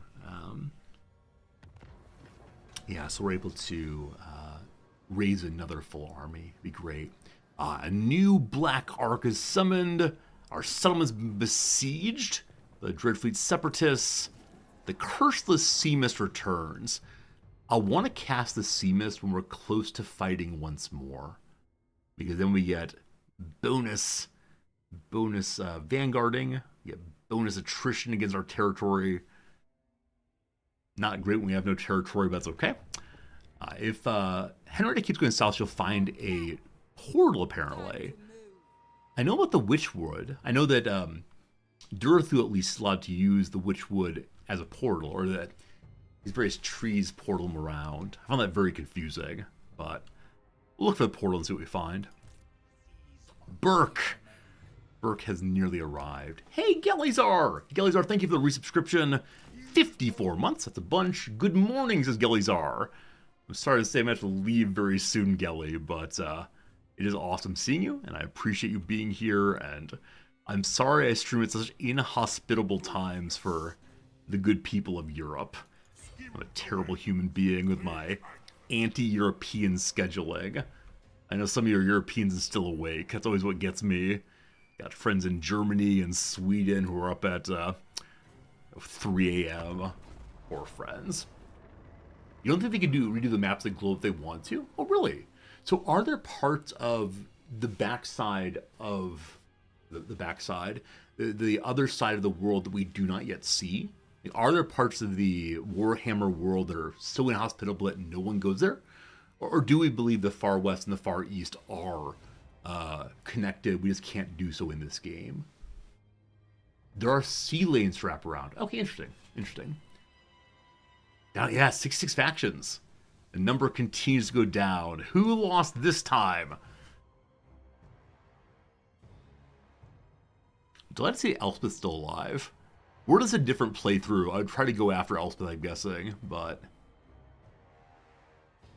I like fighting my former playthrough partners. Burke has gained Seafarer. More movement, more good. Alright. I'm going too far to the south. Northward, Noctilus, northward! Okay, Burke is almost there.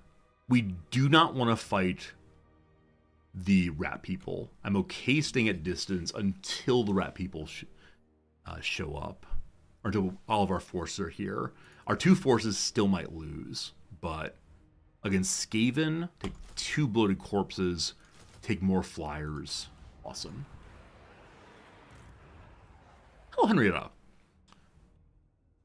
So up here we haven't seen any special locations that are marked as mattering. Over here is a beautiful battle. 2,412 casualties. So many possible undead. Yes, Scoot, sir. scoot. How about you? Is this a trader, I think? I've not seen any traders in my own playthroughs. I'm guessing that traders are only special units for special factions. I don't know. 5,000 money. Enough to upgrade these things again, but as of right now, I want to save money for Noctis' fleet. Hopefully we can raise something at some point. There's a big pile of money.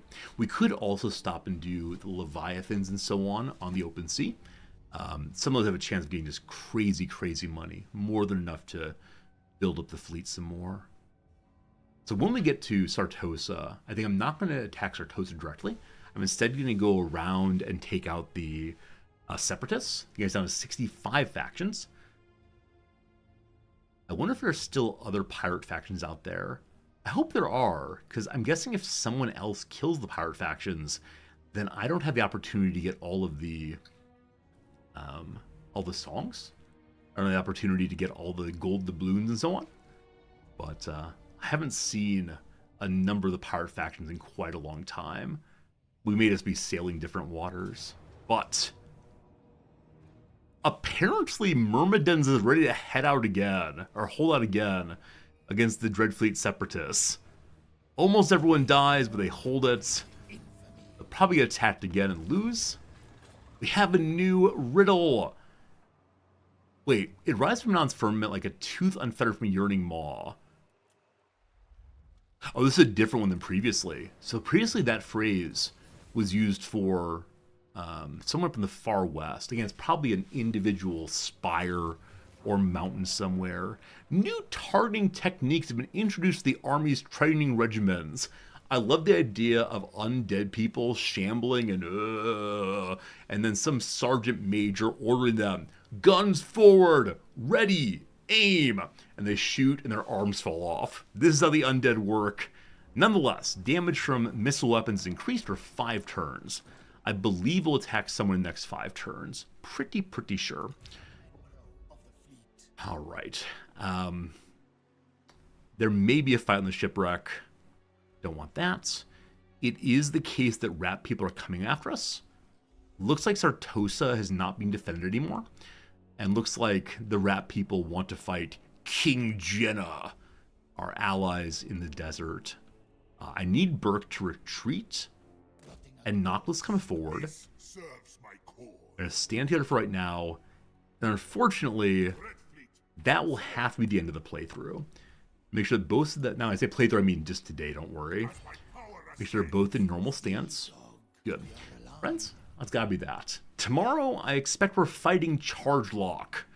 I expect we're fighting Sartosa. I expect that we will retake land. That said, there's still so many rats. Maybe our goal for tomorrow is Sartosa to Skaven Blight, all for us. We're feeling a little greedy. Whichever way, folks, thank you for today's stream. I hope you had a nice time. It's a lovely time hanging out with you all and chit-chatting about this and that, playing a game that I really enjoy. Here comes Big Resorty. It was a good day for me. Hopefully a good day for you too. Thank you for your kind company, your subscriptions, your follows, everything else you did. Tomorrow I'll return. It'll be a Saturday stream. You will not see me in jacket and tie. Tomorrow I'll be in a little Warhammer t-shirt. Should be a fun time. Again, thank you all very much. I'm going to end stream with a quick little ad break.